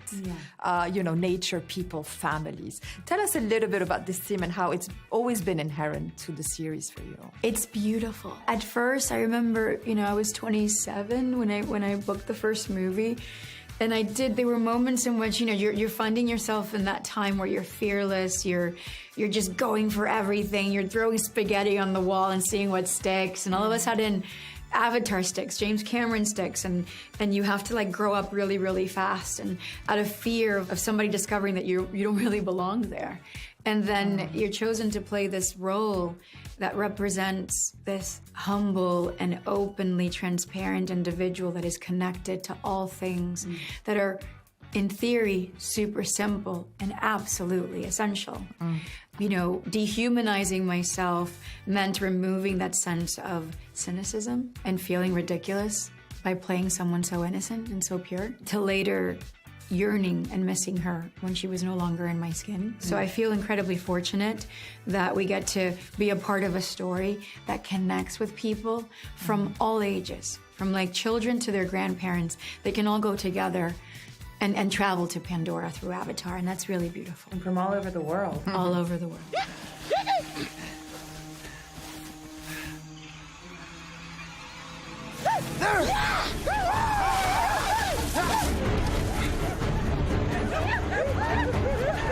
They're coming. Kiri, come on. This way. Go! How did you feel you could portray Varang in the sense of all the backstories that she carries in her emotions? It was very much at the forefront of my mind to understand her pain and the way that she deals with her pain. And I, as Una, have not experienced anything like what she has experienced, but I could relate, and the imagination is a powerful thing. And I think we often undervalue it. And so in my musings, I went to some really dark places, trying to understand the depth of destruction that she has witnessed in her life. I try to keep it present because I wanted to honor her journey,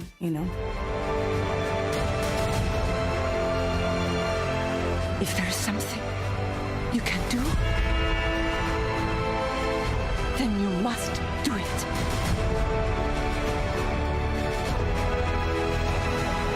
It is the essence of acting to make your imagination work. I mean, I'm sure it starts when you're kids and you have the imaginary friends.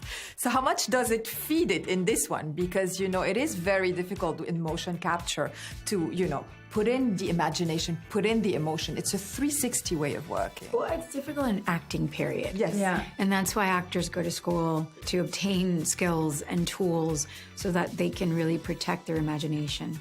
The loss of innocence means that there's an awareness. Therefore, that there's shame, there's embarrassment, there's doubt, there's thinking instead of just feeling, right? A performance capture makes it absolutely permissible for you to be that 9-year-old again. Yeah, it's lovely. Yeah.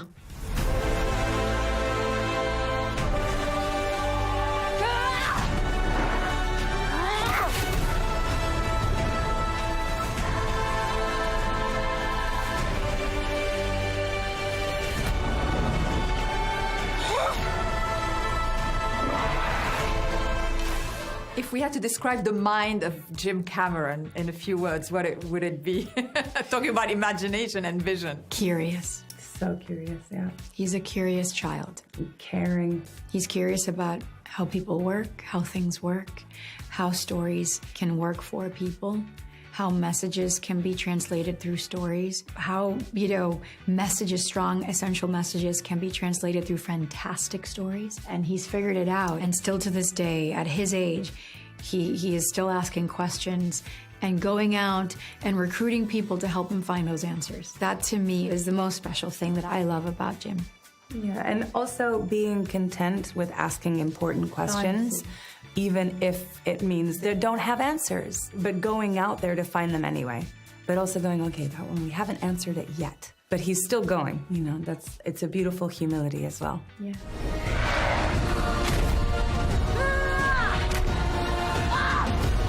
I'll kill you! I swear!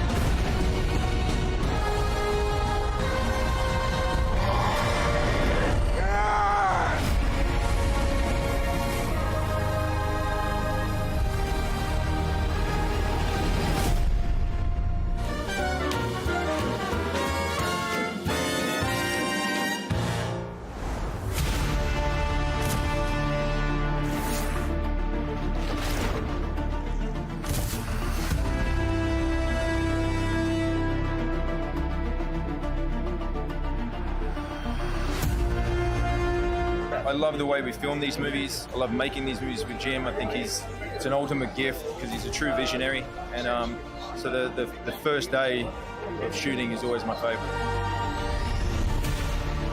In a way, he takes us to another world when we work with him on this material.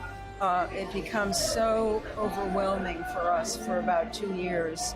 I think for Jack it was 4 years because he was growing. And it's just such a luxury to work this way. You don't have all the encumbrances of regular filmmaking.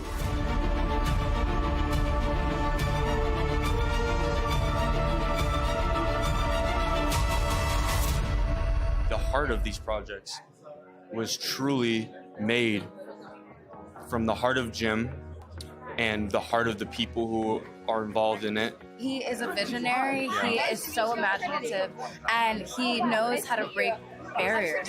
If there is a door closed, he will find a window, and he just hustles so hard. And I'm so grateful to have been able to work with someone so brave in their collaboration. We have a great time together. We have a lot of fun together, serious fun. He makes me a better actor. And that's great because acting is what my life is all about. And yeah, I think his spirit of exploration, of inquiry, his curiosity is just sort of unlimited. They're fantastic. You know, Sam and Zoe take it all to a whole new level. If you love those characters, it's going to be quite heartbreaking.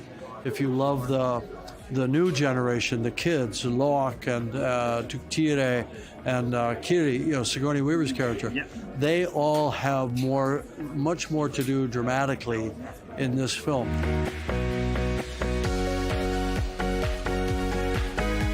Excited for fans to just experience this film. I feel like it's been a long time coming and they're all so excited and I'm so excited with them. They're gonna just have a very fun time watching it on the big screen and it's an experience. This film is really an experience and it's an emotional one but also a fun one and an action-packed one. Today for me it means a lot because I'm in Paris and I get to watch this film with my mom and my dad.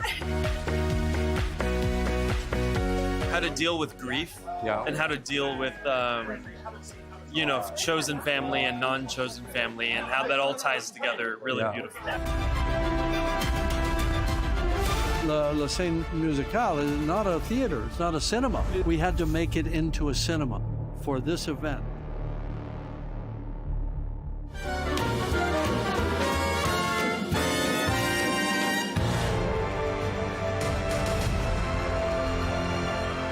If there's something you can do, then you must do it. It is always a pleasure to talk to you, and I feel that there's something special and rather sacred when a relationship between an actor and a director is that enduring and creative. Do you agree? Yes. I mean, I feel so fortunate.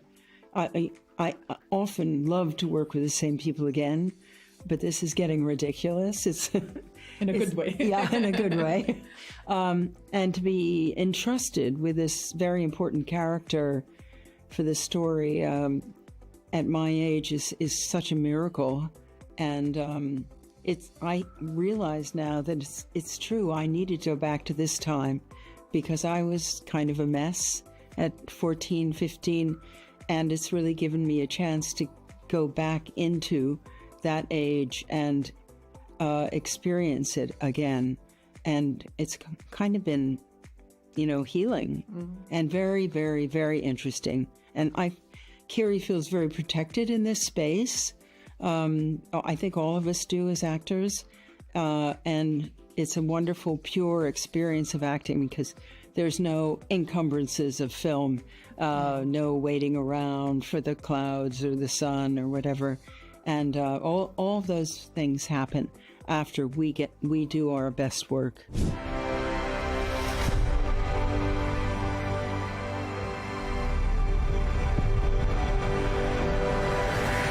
You cannot live like this, baby. In hate. And it feels it goes back to the essence of acting, which is making your imagination work and your talent in symbiosis, basically. Don't you agree? The experience itself, even with all your experience, must teach you. It really does. I mean, I think you really, in a very fast way, get used to, on a bare stage, pretty much, feeling that this is the world, and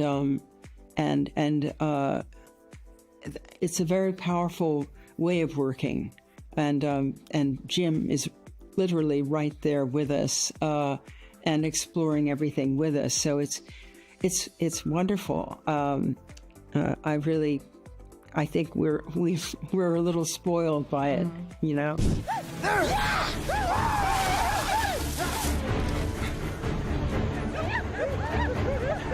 They're coming. Kiri, come on. This way. Go. The movie is about so many things: the connection with nature, the connection of families, the connection of generations. What is it mostly about for you? You know, the deep messaging of it. Well, there certainly are themes that Jim does not shy away from, which seem particularly resonant right now in our world, where there is war, and there are so many refugees who don't have a home, and so many issues with the climate being at risk, and corporations indeed being greedy and killing beautiful whales. So, I mean, I think I love it for all those reasons, that we're not just an experience, you know, a 3D e-ride. We are that, of course, and it's wonderful, but it's also, you know, I would call it a 5-course meal. It's really an incredibly satisfying, moving experience. I'm going to see it for the 3rd time tonight. Because I think it's my last chance to see it in the theater for a while, and I just want to see it again, because it's so hard to believe what the film has become from our work. It's just, I'm so proud of it. Thank you so much. There's something you're hiding. Tell me the truth. Tell her it is time.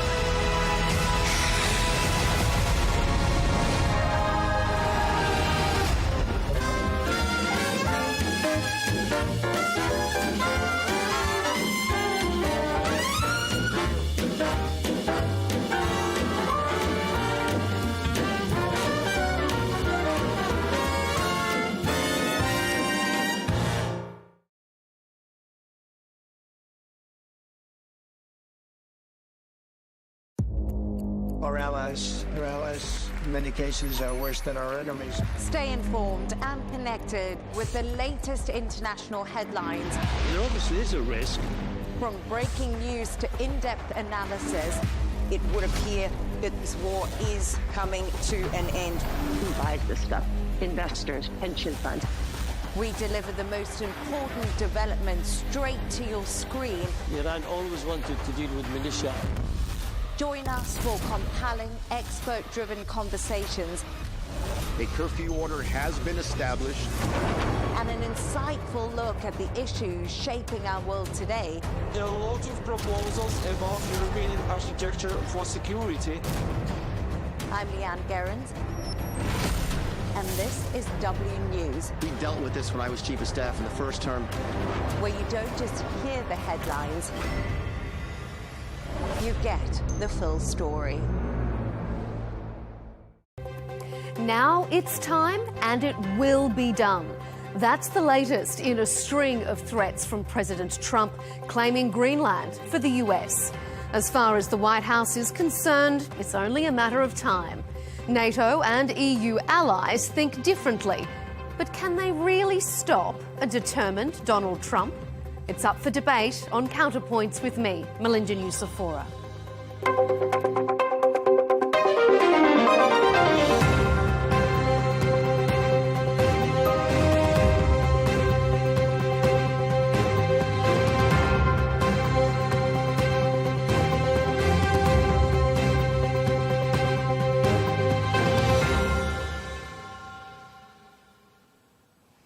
In a recent interview, the UN Secretary General said some countries, including the US, think the power of law should be replaced by the law of power.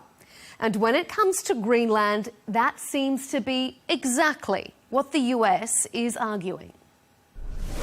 If there were an attack on Greenland from Russia, from some other area, we would get dragged in. So better now, peace through strength, make it part of the United States, and there will not be a conflict, because the United States right now, we are the hottest country in the world. We are the strongest country in the world. So, in other words, hand it over peacefully and no one gets hurt. The first blunt instrument the US intends to deploy is a 10% tariff on every European ally to stand in its way.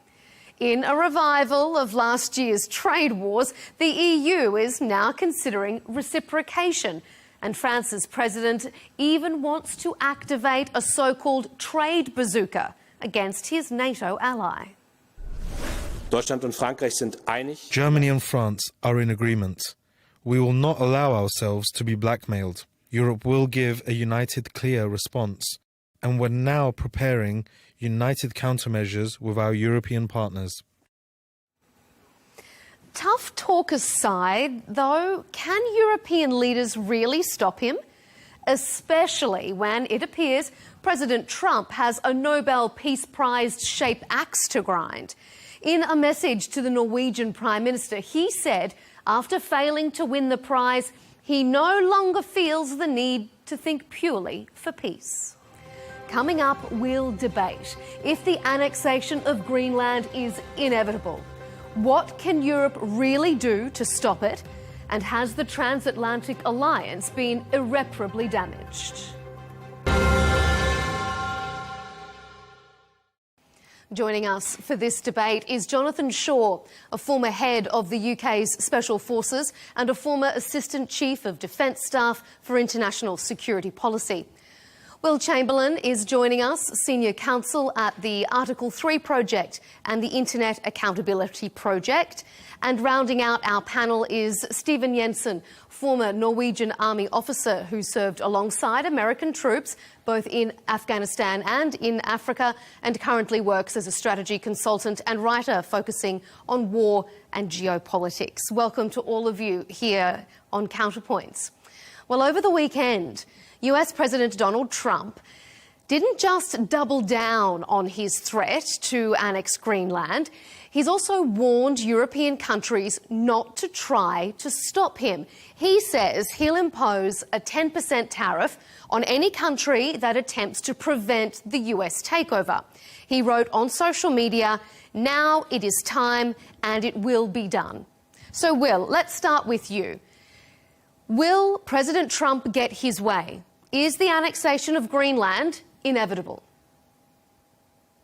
I wouldn't say it's inevitable, but I think it's the likely outcome. I think that the likely outcome is that, eventually I think the European nations will realize that there is a price at which it makes sense to sell Greenland to the United States and sell the rights to Greenland.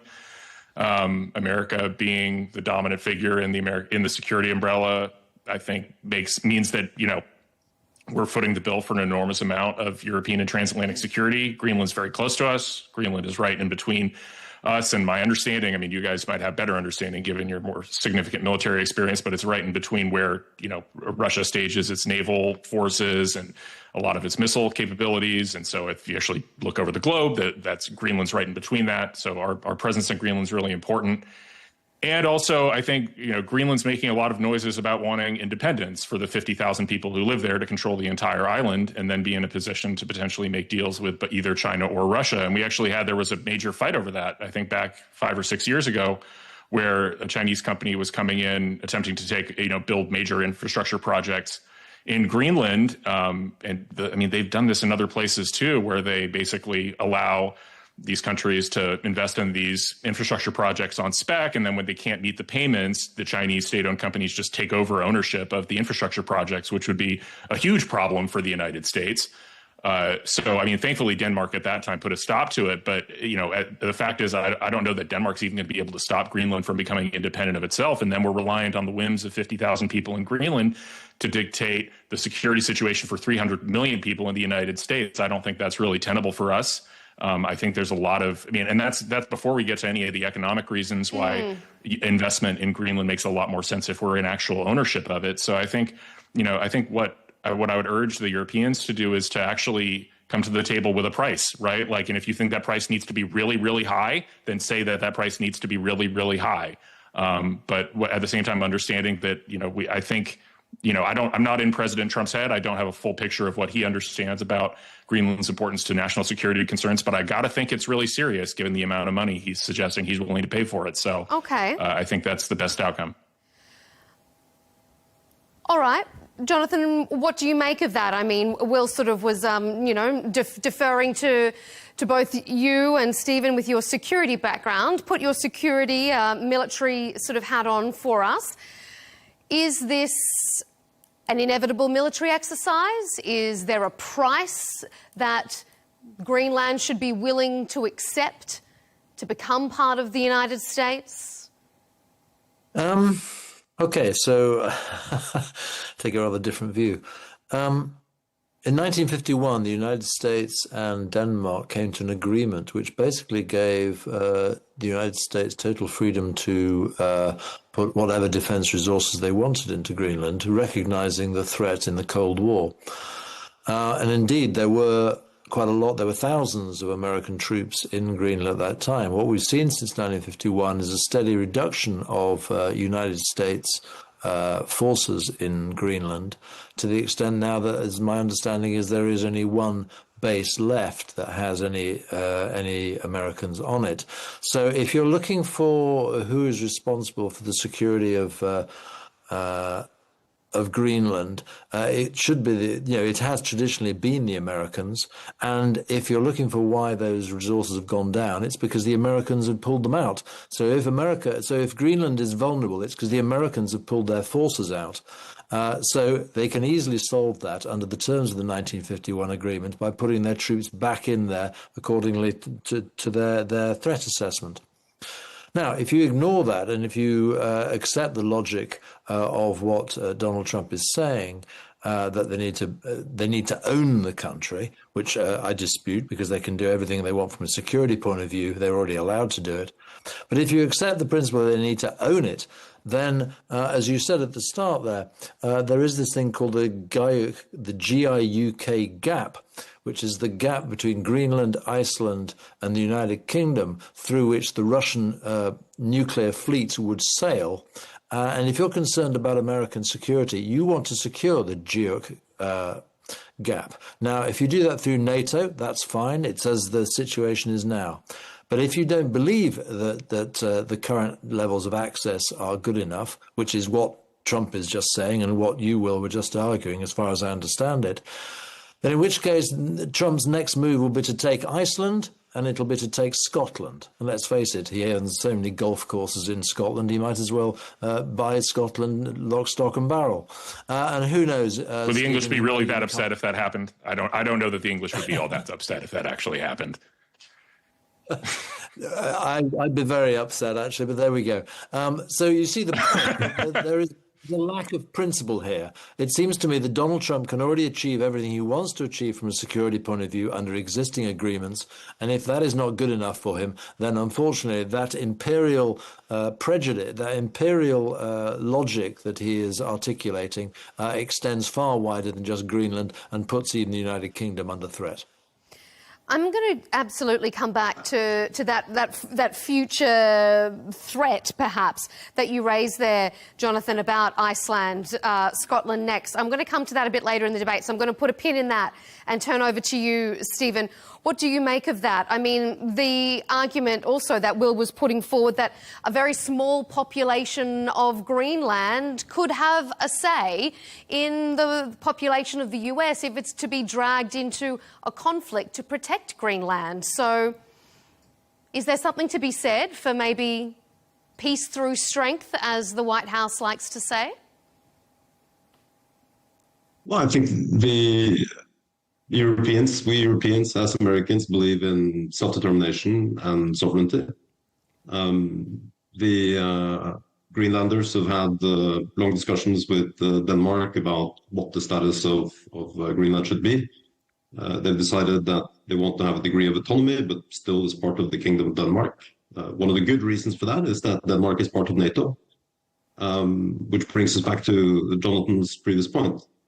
It's not just the case that the US has full access to Greenland, but it's also the case that the NATO treaty means that the US, as every other member of NATO, is currently obligated to defend every inch of Greenland as if it was their own territory. This is the core principle of NATO. It's an attack on one country, it's an attack on every other country. So, Norway, UK, Finland, Denmark, doesn't matter. All of us have a commitment to defend Greenland. Now, so if the Americans now are saying, well, actually, if we really want to defend it, we have to annex it first, then what they're also saying is, well, why should we then believe that they would defend or come to our aid and honor the treaty if Finnmark is under threat, or Scotland, or Iceland, or Stephen, any other we did part hear of- the US of Treasury NATO. Secretary saying that if NATO is forced to intervene in Greenland, though, that the US is going to be dragged into an unnecessary conflict. So is it not better maybe that Greenland is part of the US and we can avoid that conflict altogether? No, I think that's completely turning it upside down. The reason why NATO is a strong deterrent is that if you go to war with NATO, you go to war with every country in NATO. Now, the United States is by far and away the strongest individual country in NATO, but it only makes up about 2/3 of the total capabilities, depending on if you count it by dollars. And the European share is growing very, very rapidly. Europe is spending about twice as much as it did in 2014. By breaking the alliance, which would be the unambiguous result of annexing Greenland, you're making an attempt on either Greenland or on other parts of Europe much, much, much more likely. And as Jonathan pointed out, if you want to control the North Atlantic, you not only have to control Greenland, you also have to control Scotland, you also have to control Iceland. If you want to control what's east of Iceland, you also have to control northern Norway. So if you're breaking your alliance with the countries controlling those areas, either you lose control of the North Atlantic or you have to invade everyone. It's an incredibly bad idea for both the US and for Europe to end NATO. It's an incredibly bad idea, which makes war far, far, far more likely. We're going to come to NATO and to European alliances in our next chapter. So I'll get a hold on that and we'll come back to it because, Will, I want to bring you back in. Jonathan was sort of intimating there this idea of an imperial logic to sort of Trump's thinking here. I mean, do you see some credence in the critique of the president behaving as a bit of an imperialist over, military alliances? I mean, it's part of the American tradition. I mean, it's part of American history. I mean, we bought Alaska from Russia. We bought the Virgin Islands in 1925. Yeah, but not every from Denmark. country is eager to repeat their history. Have we not learned anything from imperial histories of the past? I mean, what's is the analogy here to, that we're going to enslave the Greenlanders or something? I mean, I don't think that strikes me as the most unlikely scenario of various scenarios here. Maybe enslave their natural resources. Is this really about security? But I think it's all of the above, right? I think America does need to secure rare earth minerals. That's very important for American military security, and again, not just America, but NATO as well. And I mean, we had the Greenlanders themselves basically thwarted a uranium mining project on the island. I think that was a big thing.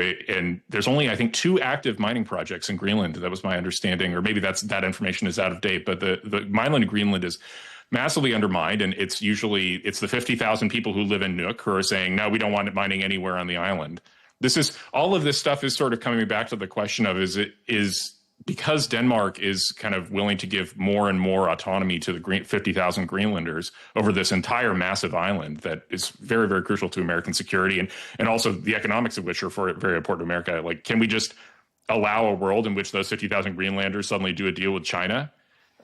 So I think that to me strikes me as like the big overarching problem here that President Trump is probably trying to solve, although it's hard to get inside his mind because we don't know what the information he's looking at is. But I do have to say that I don't think, even in a world where we bought Greenland in the same way that we bought Alaska, I don't think that means we're going to invade Iceland or, God forbid, invade Scotland. I don't want to, that'd be a very bizarre Braveheart Part 2, William Wallace throwing the Americans off of the beaches at Orkney or something. What about the idea that this is unpopular with America? Oh, sorry, Jonathan. Yeah, you go ahead, and I'll put something back to Will after you've said your piece.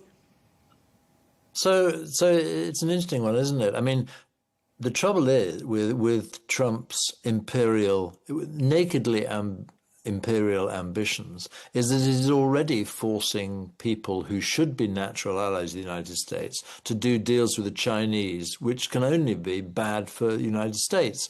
Take Canada, for instance, who, let's face it, are much more dominant to the United States security than Greenland, and as Trump has said, is on his shopping list.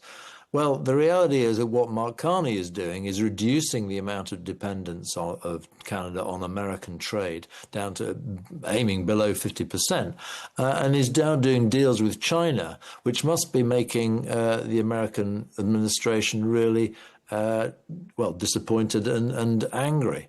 So, already we're seeing that that Trump's behavior is achieving exactly what he claims to be trying to resist. So it's counterproductive. All right, Will, respond to that. No, I think there's actually some truth to that, honestly. Like, I think that I'm worried about what's going on in England. I'd like to see, probably not, I don't know that you'd agree with me on this, but I'm a big fan of Nigel Farage personally. I'd like to see him win. I don't think antagonizing the Brits and sort of creating problems for Farage where he has to distance himself from a long-term ally is great for him. So I think there's actually genuine truth to that. And I don't know that the administration has fully weighed the downsides of kind of what that does to the domestic political situation in other countries. So, that said, again, it's one of those situations where, Trump might have considered that or Trump might have just ignored it. I don't know. But I think that's a legitimately good argument against what President Trump is doing. But all right. Well, I said I wanted to circle back to something Stephen was talking about earlier with regards to NATO and Europe. So let's move on to the second segment of our debate and look at alliances, because not surprisingly, we've heard some stern words out of Europe, but as yet, not a great deal of action. The UK Prime Minister was somewhat restrained, saying that calm dialogue and diplomacy was needed, whereas France and Germany were somewhat tougher, accusing the US of blackmail and threatening retaliatory tariffs. Stephen, in reality, do you think Europe can stop the US president? Are retaliatory tariffs enough to deter Donald J. Trump? I think I'm even less capable than Will of getting into Mr. Trump's head. But I think the key thing here is not whether the US can take Greenland if it wants to do that by military means ultimately. The question is, what would be the consequence of that? The unambiguous consequence of using military means to take Greenland would be the end of the NATO alliance, which would be, for the reasons we discussed, an incredibly bad idea, both for the United States, even if it would hurt Europe even more. Perhaps it would, perhaps it wouldn't. I think on the way to that, there's obviously lots of other steps in the escalation ladder, whether that is retaliatory tariffs or other things. I think just because the European leaders have been a little bit more circumspect about how to speak about this and have approached it with a bit less bluster, doesn't mean that this isn't taken extremely seriously. And I think the most important way in which it's taken seriously is until now, the understanding of most of the European leaders is that Trump isn't a huge fan of NATO, but understands that this is important, and this is not something he wants to break. At this point, I think that assumption has come seriously under question, because if the Americans are saying we actually don't want to, or well, we seem to have had a slight issue with Stephen's audio and video there, so we'll look into that and come back to him. We'll pick up on what Stephen has been saying, though. Do you think that there is anything Europe can do that can deter President Trump if he decides that he wants to go ahead with this? I mean, they can deter him from using military force, but I don't think that's what he wants to do. The one thing I am confident about the Trump playbook is he likes to make big demands and big threats and be seen as kind of crazy. And then, I mean, he's written about this in his books a million times, where he just makes some obscene first request or first demand to kind of set the anchor pretty far out. I'm pretty confident that President Trump just wants to buy it, that's what he wants. Do you think that Europe can do anything to prevent that from happening? Is what I'm asking, I guess, can you visualize a world where Europe is going to stand up against the US? I don't think they have the stomach for it. I think, and I guess the evidence of that is in the recent tariff deal, where, I mean, there was a lot of talk about retaliation, and Canada was willing to retaliate, but the European countries and the EU, even with the combined powers of the bloc, still settled for a 15% tariff and 15% tariff on the goods they sell to the United States, and zero incoming tariff on American goods, which is just a dramatic reversal of decades of economic policy between the United States and Europe. So, and I think that at the end of the day, I mean, what Mr. Jensen said, we're 2/3 of the combined military capability, and you're getting all the European countries to agree on anything is an enormous challenge. Like, a lot of those European countries aren't going to be down with extremely confrontational tactics vis-a-vis the United States. So they're just going to have much more trouble resisting the United States. And also, eventually, there's just a number that makes too much sense, both for the Danes, for the Greenlanders, for everybody. I think that's sort of, people aren't, how much money is the United States willing to pay for Greenland? A lot, I think, under President Trump. Mm-hmm. And I think there's a number that, especially you can either take this huge sum of money and lose your rights to Greenland, or you can pay huge amounts of tariffs and deal with the job losses that result from that. I think that there will be a number that makes sense. Do you think that that's the reality, Jonathan? Does Europe not have the stomach, as Will says, to go up against President Trump? Well, I think we all keep waiting for Europe to discover the fighting spirit that seems to be curiously absent at the moment.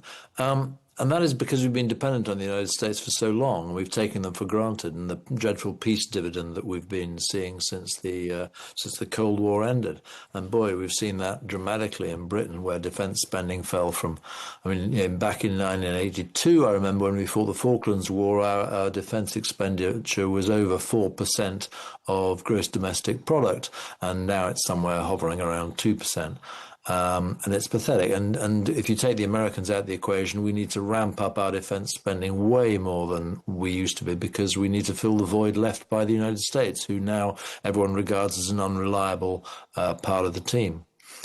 But one thing we haven't mentioned is the fact that there is a major vulnerability in the United States that the United States has vis-a-vis Europe, and that is that Europe owns so much of the U.S. Treasury debt.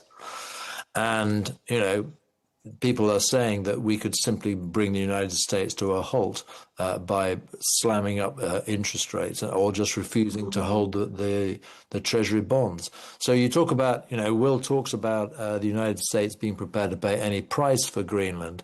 The question is that America is so much in debt already. Where's it going to get that money from? The money markets. Well, perhaps Europe isn't going to buy the debt anymore. Once you stop buying American debt, America gets bust very, very quickly. And so it's a vulnerability that people talk about. Now, it would take some courageous move by Europe to do that. And given we didn't have the courage to didn't even have the courage to take the Russian money that is locked in a Belgian vault to buy out the Ukrainians, it seems unlikely. But nonetheless, it is a vulnerability. And if Trump keeps banging on about being imperial vis-a-vis Europe, then sooner or later the worm will turn and Europe will bite back. Will they bite back, Will? I mean, can you see that sort of reality where they just freeze the markets? Well, I feel like maybe we're now in a world where I have a little bit more confidence than my guest, which is normally not how the rest of this discussion has felt, given that we've been discussing special forces and military issues. But we're suddenly in the world of economics, and I'm like, aha, hit us, I Will. studied that in my undergraduate degree. But the point being, there's a famous American philanthropist, wealthy guy by the name of John Paul Getty, and he had a great anecdote. He said, if you owe the bank $1 million, that's your problem. If you owe the bank $100 million, that's the bank's problem. And I think that when it comes to sovereign debt, the consequences of trying to do some sort of run on sovereign debt by either Europe or China, as has been often threatened, is actually would be quite suicidal.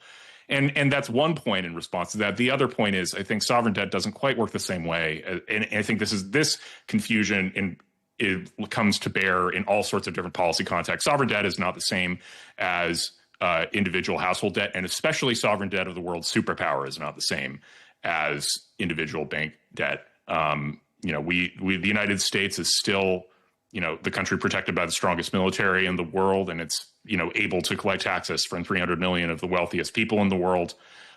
We have run the table on big technology. I mean, there was that graph that showed that the European Union is collecting more money in fines from American tech companies than it is in taxes from its domestic tech companies. That's not a good position for Europe to be in if it tries to get in some sort of economic war with the United States. It's just not. I think that, and I think what much of this entire debate is actually sort of, basically Donald Trump holding up the mirror to Europe and saying, look at yourself. You're not capable of defending Greenland. You're not capable of defending your own economies. You're not capable of defending yourselves militarily. Like, wake up. And if you actually look at the national security strategy that we wrote, it's us screaming, like, get control of your countries, right? Get control of your borders and build up your countries to the greatness of their past. I come from English stock. Like, I'd love to see the United Kingdom be, return a little bit to sort of its former glory. And I just, I hate to be weirdly arrogant and be like, you guys are weak, but I feel like that's a little bit what Trump is doing. He's holding up the mirror and saying, come on, guys. Jonathan? He's got a point. Oh, no, he's right. I mean, I've been banging on about it. I mean, we recently published a strategic defense review, which was actually a very good document analyzing the threats we faced in the world. It came before Trump became officially classified as a threat to the United Kingdom. But there you go. It's a good paper, the SDR. And in it, Britain declared, or the Prime Minister signed up to the fact that we needed to accept that basically we were at war. And therefore, we needed to prioritize that in government spending. And since publishing that document, he's done absolutely nothing about it, which rather comes back to the point that we're good at signing papers and making words, but not that good at actually doing anything about it. So I'm afraid, Will, I agree with you. We still are having trouble reconnecting with our third guest, Stephen Jensen, so we will continue into the third phase of our debate with the two of you gentlemen. If we can get Stephen back, we will. This isn't the first time we've seen significant tensions between the US and its European allies. I mean, they've weathered the Suez Crisis in the 1950s. Germany and France were vocally opposed to the US invasion of Iraq in 2003. Allies don't always need to agree, but is this something different? Jonathan, has the trust in the US-EU relationship been irreparably broken? Well, I don't know about irreparably, but it has certainly been damaged. The problem is that the United States government has always felt that the European Union has been a bit of a challenge. It has the same population. It has roughly the same gross money, theoretically. And so it can't be bullied around in the way that individual nations can. So, there's a lot of support in the United States for seeing the European Union not exist anymore. It's the same argument as Russia. You can pick off individual countries, whereas together we're much stronger. Now, as a keen Remainer, I was actually appalled that we voted for Brexit, because I think that was a real own goal. And one of the bases of the Brexit decision was to was to rely more on the United States, which is what a lot of the Brexiteers wanted. And that choice is now looking rather ironic, given that it's the United States that is seen very much as a disruptor and not a reliable partner. So in terms of trust, yes, I think the actions of Donald Trump are causing severe breaches of trust. So yes, it's very damaged. Can it come back again? I don't know. We'll see. I would never say never, but I think it's not looking good at the moment. Will, do you think that this is damaged? Is the US not a reliable partner and would prefer to see a weak EU? So, I mean, I'll answer those questions in turn. We're certainly not going to be taken for granted anymore, right? I think that Chris Landau, who's Deputy Secretary of State, had a very good ex-post where he described in his discussions with his European colleagues how when they put on their NATO hat, they're extremely solicitous of the Americans. They're grateful to the transatlantic alliance, et cetera, et cetera. And then when they take off their NATO hat and they put on their EU hat, all of a sudden it's extraordinarily adversarial in terms of their negotiating vis-a-vis the United States. I think that a good example of this would have been the European Commission's levying a $120 million fine on Elon Musk. I think, that was pretty offensive to the United States. Elon Musk is a very good friend of the administration. And so we found that quite frustrating. And then, the statistic I talked about earlier, where you're levying more in fines from American tech companies than you're collecting in taxes from your own. These seem the sort of interesting ways of taxing the alliance that we're already bearing the primary burden of, at least American taxpayers are vis-a-vis military spending. So I think that's the answer to your first question. I think that you can say reliable partner is another way of saying partner not really happy about being taken for granted anymore and wants a rebalancing of the restructuring of our relationship to be what, in our view, fair. What was I forget what your second point was. Does the US not want a strong EU? Jonathan was sort of saying that, it's a strong collective can stand up to the US, weaker individual countries not so much. So I think that we don't, to be fair, I think it's pretty clear we don't like the EU as an institution in the way, again, it's sort of this economic bloc trying to negotiate against our interests. And I think it's jarring when we're dealing with that tension between how the European Union countries interact with us when they're talking about NATO and military cooperation versus when they're talking about economics. So I think but at the same time, we do want the European countries to be stronger internally. I think, and I also think, one of the things I would say to the remainder UK types is that what's happening is that your population is screaming at you over immigration. And I think that there needs to be a reorientation of things in a lot of these Western European countries that you're going to have these right-wing rebellions effectively against the EU and the global governance if the EU is this super incredible force for migration into your countries. And I think you'd have a lot more buy-in to the European Union generally and wouldn't have to worry about people like Farage if you were solving your immigration problems. Jonathan, is there anything you want to say on that? You're going down a completely different line here, which is interesting. Okay, so, I mean, if you're on the Brexit debate was actually the idea that Brexit would somehow solve our migration problem was one of the greatest cons ever sold to the British population. More people have come into Britain from outside the EU than inside. Always, throughout history. I understand that. And I just wanted to give Jonathan a right of reply on that. We're not going to now get into a full immigration debate, but I just wanted to make sure we balance the ledger on that. Jonathan, bring us back, though, to Greenland, because Will was saying that when the NATO hats are on, we're all friendly. When the EU hats are on, not so much. Is this the most serious crisis, though, of the NATO alliance since its inception? I mean, we've had the Danish Prime Minister saying this could be the end of NATO. Could it be the end of NATO? Oh, absolutely, yeah, of course. It is existential. It's the only time we've ever had a threat of one country against another. And I agree with Will that I don't think that Trump wants to attack, and I don't think he will launch a military raid on Greenland. It is part of his negotiating tactic. The trouble is that words are words, and people remember the words. And the fact that you can say things that are so deeply imperialist and against the whole political concept on which Western Europe is built. You know, you think, well, if he's prepared to say that, what is he prepared to do? And that's, you know, as I say, this is part of the Trump scare tactics. The trouble is it has true resonance and people take it seriously. We are still learning to take Donald Trump very seriously in what he says. And indeed, he wants to be taken very seriously. Well, if you take his imperial statements very seriously, then you end up thinking, right, he's not part of our club anymore because we don't believe what he believes. And he's not a reliable partner. And, you know, if we allow him to take Greenland, he could take Iceland and Britain next, as I've said. So the damage he is causing internally to NATO is huge. Having said that, he's doing us a favor in the sense that he is making all of us, the non-American parts of NATO, invest more in NATO. And that's a good thing. So I'm with him on that. Mm-hmm. Will, what do you think about the destabilising internal elements?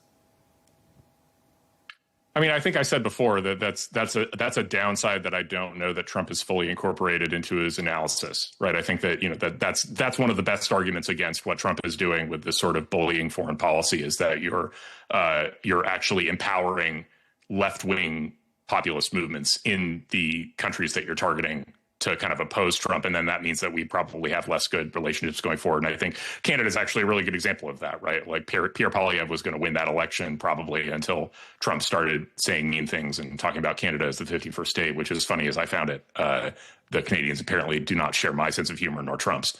So, you know, that's, I think, a very good argument against what Trump is doing. And I think that I don't know that it counsels in the other direction. That said, I'm sort of reluctant, especially with foreign policy. You'll find that I generally am in the position where I generally defer to the president on most of these questions. And the reason being that historically I've trusted his judgment. From the American perspective, he's done a lot of things and a lot of his interventions have worked extremely well, even when people have challenged him on them. I think the Iranian intervention was a good example of that.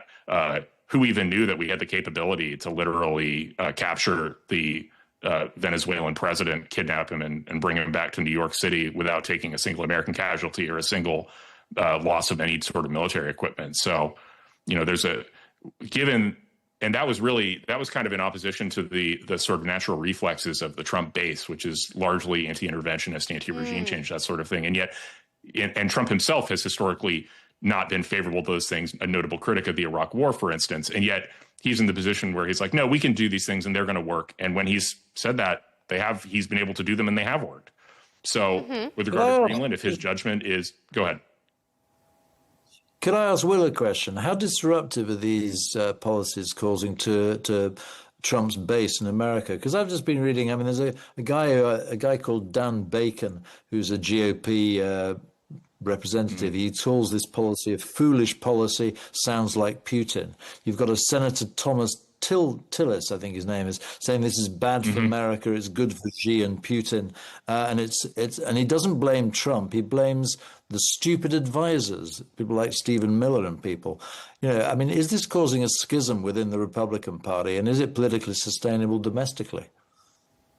The answer to your question is not really. And the reason I'd say that is both Don Bacon and Tom Tillis are retiring.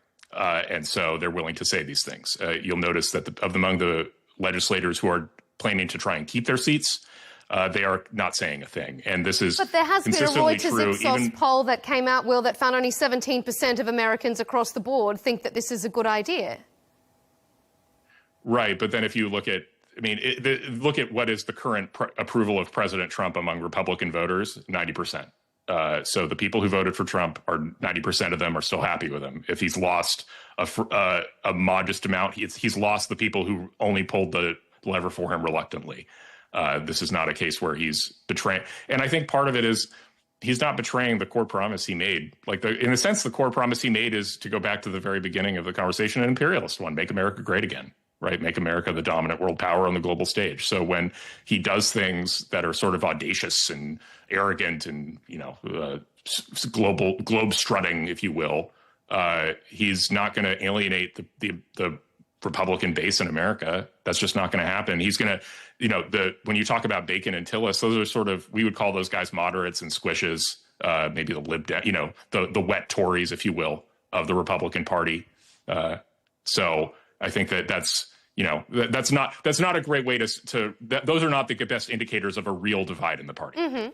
All right. Well, Jonathan, what do you think of the argument that Europe needs an army then? Does Europe need its own army if it's going to stand up to the might of a strong America?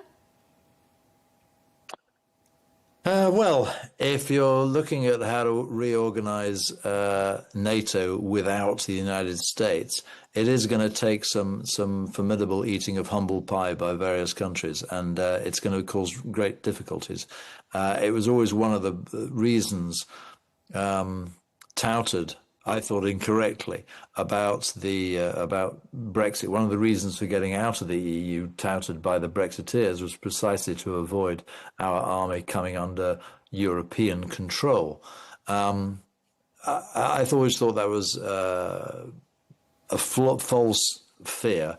But I think now we need to look very seriously at how we'd organise it, and you're absolutely right to stress at the start that the command and control, who is in charge of these forces and who gives them the decisions to go to war, is a tough one. At the moment, we all accept NATO, we all accept basically American command and control.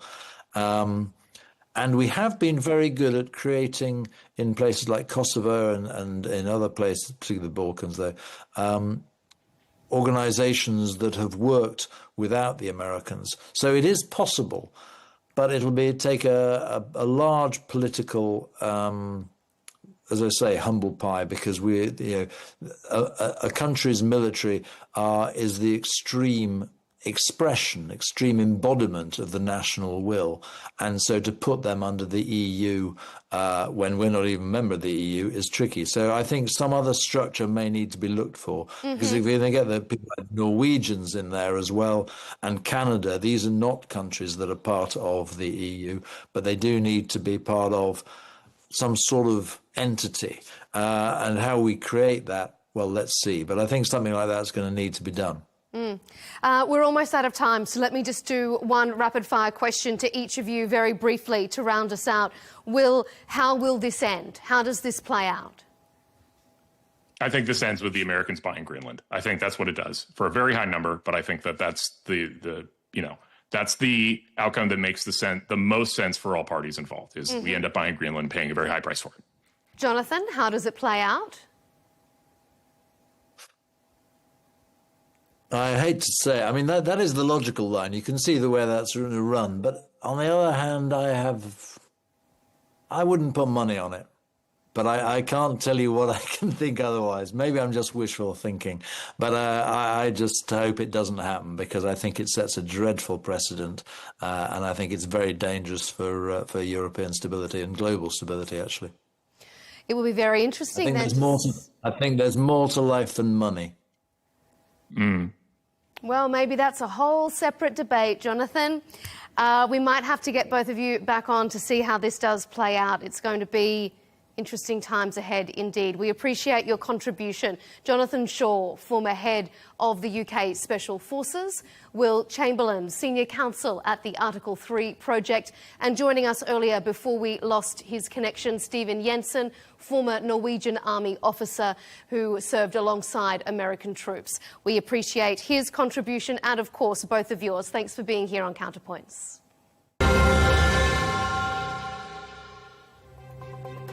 And to you, our viewers, as always, thanks for tuning in to this episode. To keep up to date with our latest debates and interviews, be sure to subscribe to Al Arabiya English on YouTube and follow us on X and TikTok. We'll see you for the next debate.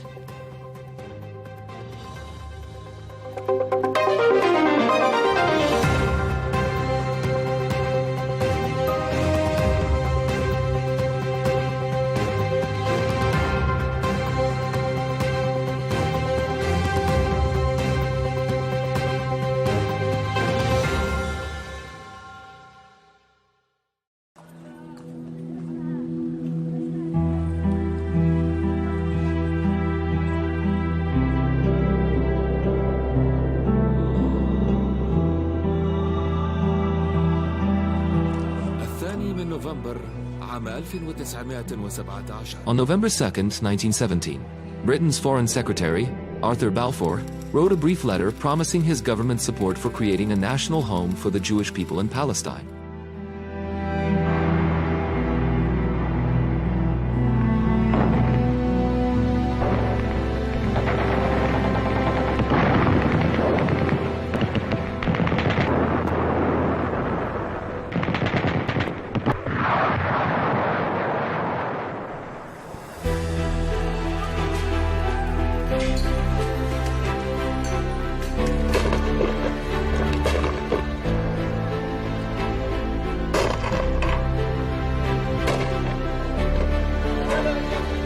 That marked the beginning of a century of conflicts and wars that would forever alter the fate of Palestine and the entire region.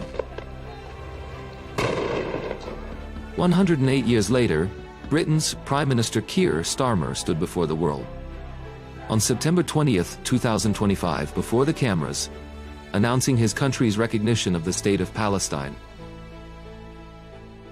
I state clearly, as Prime Minister of this great country, that the United Kingdom formally recognises the state of Palestine.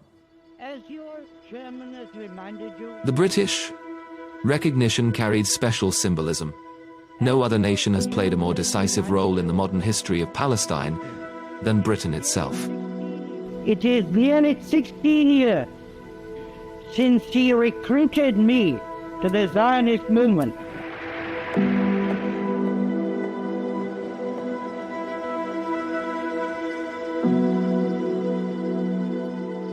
Under the 1916 Sykes-Picot Agreement between Britain and France, Britain took control of Palestine, placing it under military rule, just as it did with other parts of the Middle East.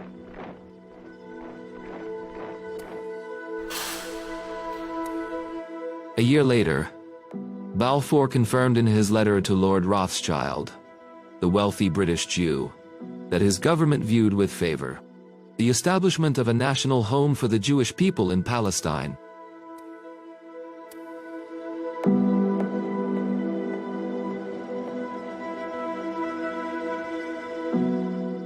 The Balfour Declaration was not just a letter, it reflected a clear colonial policy. Britain had also promised independence to the Arabs, in return for their support against the Ottomans, a promise that was never kept.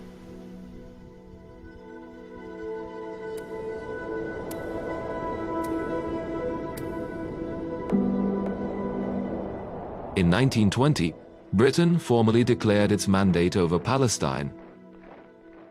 As the de facto authority, the British allowed waves of Jewish immigration into Palestinian lands. The resulting anger led to massive uprisings in cities like Jerusalem, Jaffa, and Haifa, culminating in a Palestinian revolt in 1936 that lasted 3 years before being brutally crushed by British forces.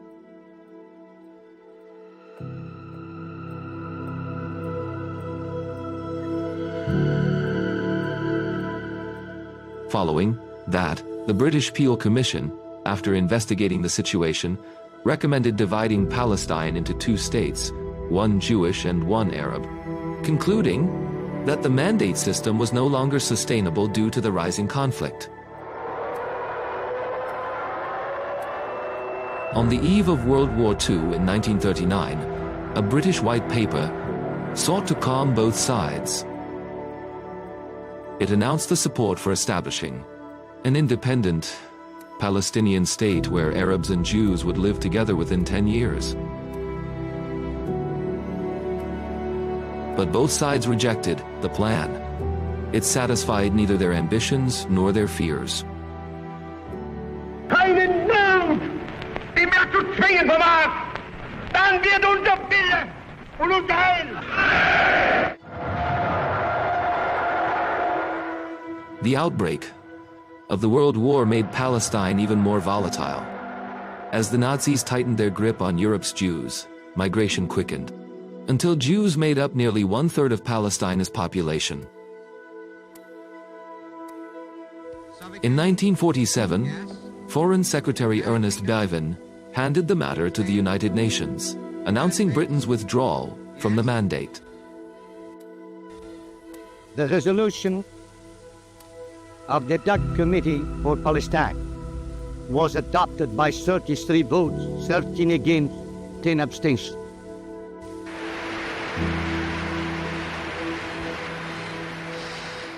Under Resolution 181, the UN voted in favor of partition. The Jews accepted it, while the Arabs rejected it.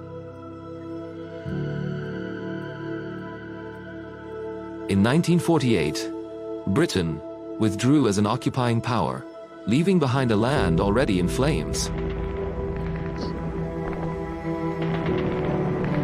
Soon after, on May 14, 1948, the State of Israel was declared. And the Nakba began.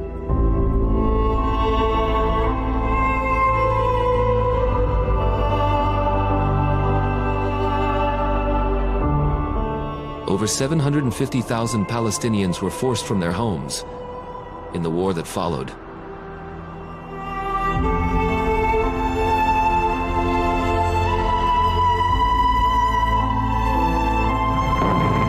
During the Suez Crisis of 1956, Britain joined the tripartite aggression against Egypt, but its failure showed the world that Britain was no longer the dominant power controlling the region's destiny.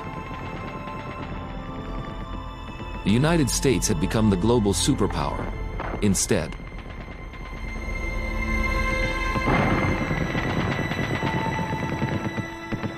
In June 1980, European nations, including Britain, met in Venice, Italy, and issued what became known as the Venice Declaration. The declaration was a pivotal moment. For the first time, the West collectively affirmed that the Palestinians were not merely refugees, but a people with legitimate political rights.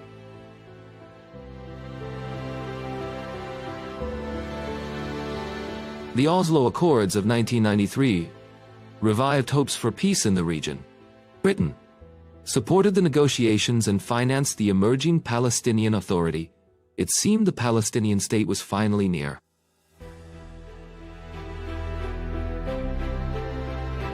Yet, as settlement expansion and repressive Israeli policies continued, optimism quickly faded. In 2014, the British Parliament voted by majority to recognize the State of Palestine, but the vote was purely symbolic. The government refused implementation, insisting on a negotiated solution first. Yet, public pressure keeps the issue alive in London. For many Britons, it has become increasingly clear that their country bears a historic responsibility.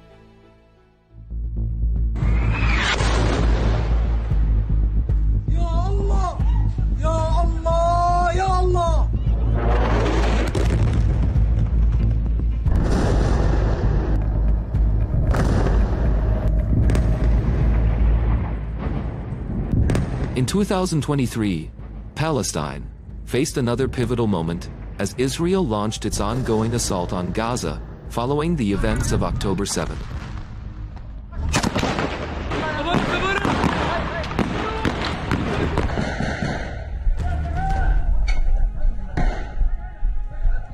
Tens of thousands of Palestinians tragically lost their lives in Israeli strikes, and many, many more were injured in this ongoing conflict. More than 80% of the Gaza Strip was destroyed.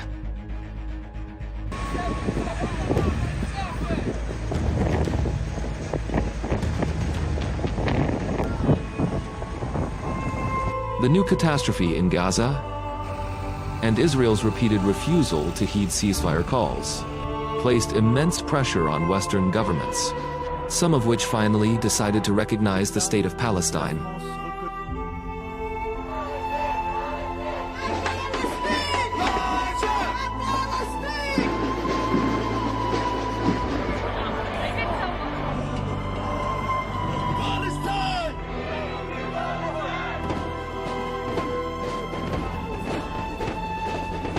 Britain was among the first, and its decision was seen as the most significant and symbolic.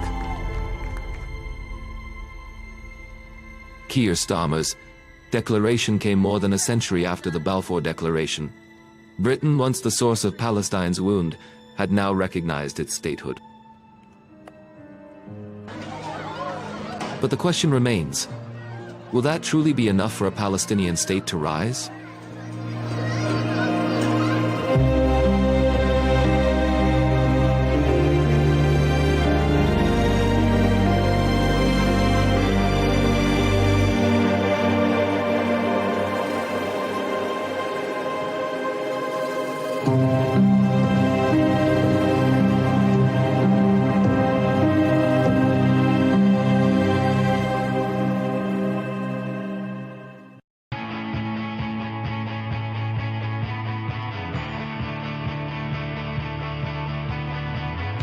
Welcome to the metropolis,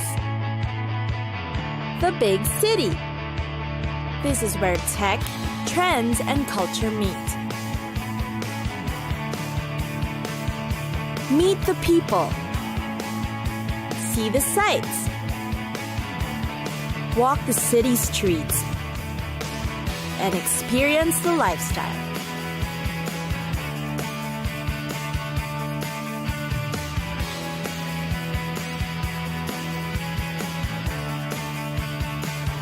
This is your first-class ticket to the cities of the world.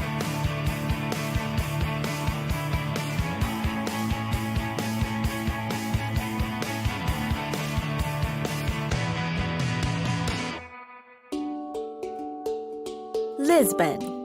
Here's what you can see, eat, and do in Europe's most scenic capital, Lisbon. First on the list, Fado. Melancholy will always be a part of the Portuguese psyche, and Fado is a way it is best expressed. Lisbon's profoundest passions and sorrows are heartfelt in Fado, which are haunting strains of which can be heard throughout the city. Fado music interprets saudade, an emotional and heartfelt yearning that's sung over mellow guitar tunes. The most popular icon of this type of musical expression is Amália Rodrigues, who was born in Lisbon and is known as the Queen of Fado. Her contributions in music were instrumental in popularizing Fado to the world. Simply dining in one of the many restaurants in Lisbon that stage live Fado performances will give you the experience you need. Next are the neighborhoods. The neighborhoods in Lisbon have very distinct personalities, each with a unique history. The oldest one is Alfama, a Moorish quarter. The maze of narrow cobbled streets and steep alleyways that surround the castle conjure up images of an Arabic Kasbah. There you will find elegant shops, historic cafes, and chic restaurants. You won't fall short of festivals to attend in Lisbon. In June, the capital celebrates St. Anthony's Festival, also known as the city's biggest and brightest street party. Thousands of locals come in colorful costumes, parading down Avenida da Liberdade in honor of their favorite saint. And then, of course, there's the Nós Alive Music Festival, which lasts for 3 days. Then there's the Superbox Super Rock concert program, which takes place in Parque das Nações. Finally, there's the food.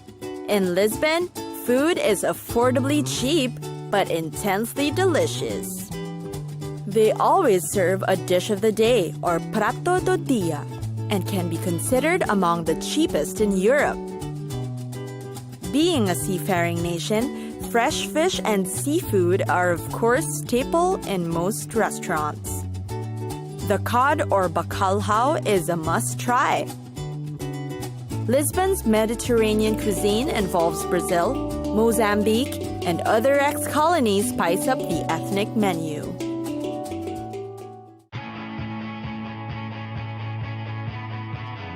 It's time for us to go! Pack your bags and get your tickets ready. and we'll see you on the next destination. Catch us again next time on Cities of the World.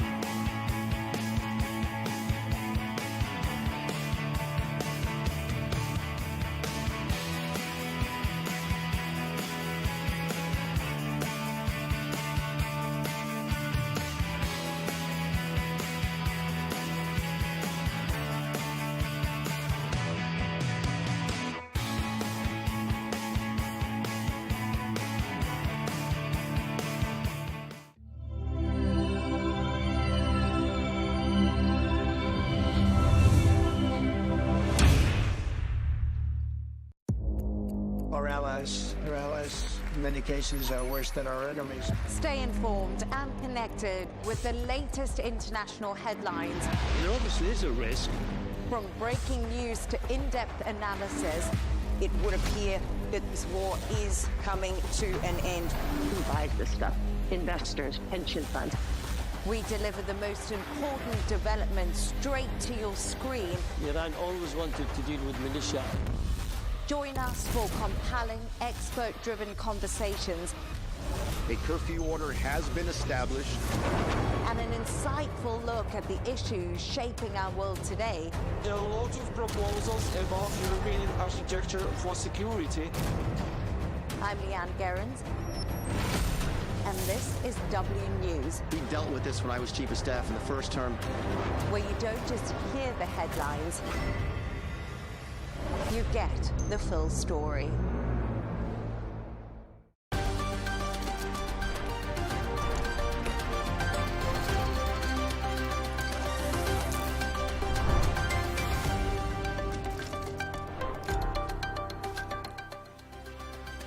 Hello and welcome. I'm Leigh Ann Gerrans and you're watching W News Extra, broadcasting live from the Al Arabiya studios.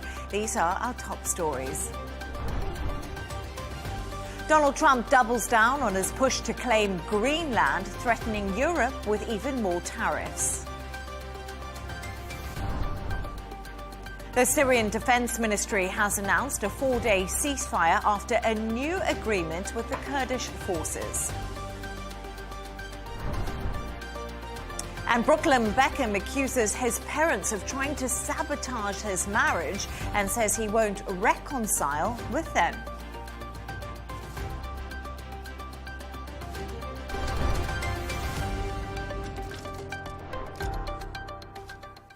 Now, President Trump is doubling down on his push to acquire Greenland, telling reporters ahead of the Davos summit, "We have to have it," arguing Europe cannot protect the Arctic island. Let's just take a listen to what President Donald Trump is currently saying in Washington as he celebrates 1 year in office. But they're up for murder, and we jeopardize their case. When we send them back, and we coordinate with other countries. A tremendous amount of work.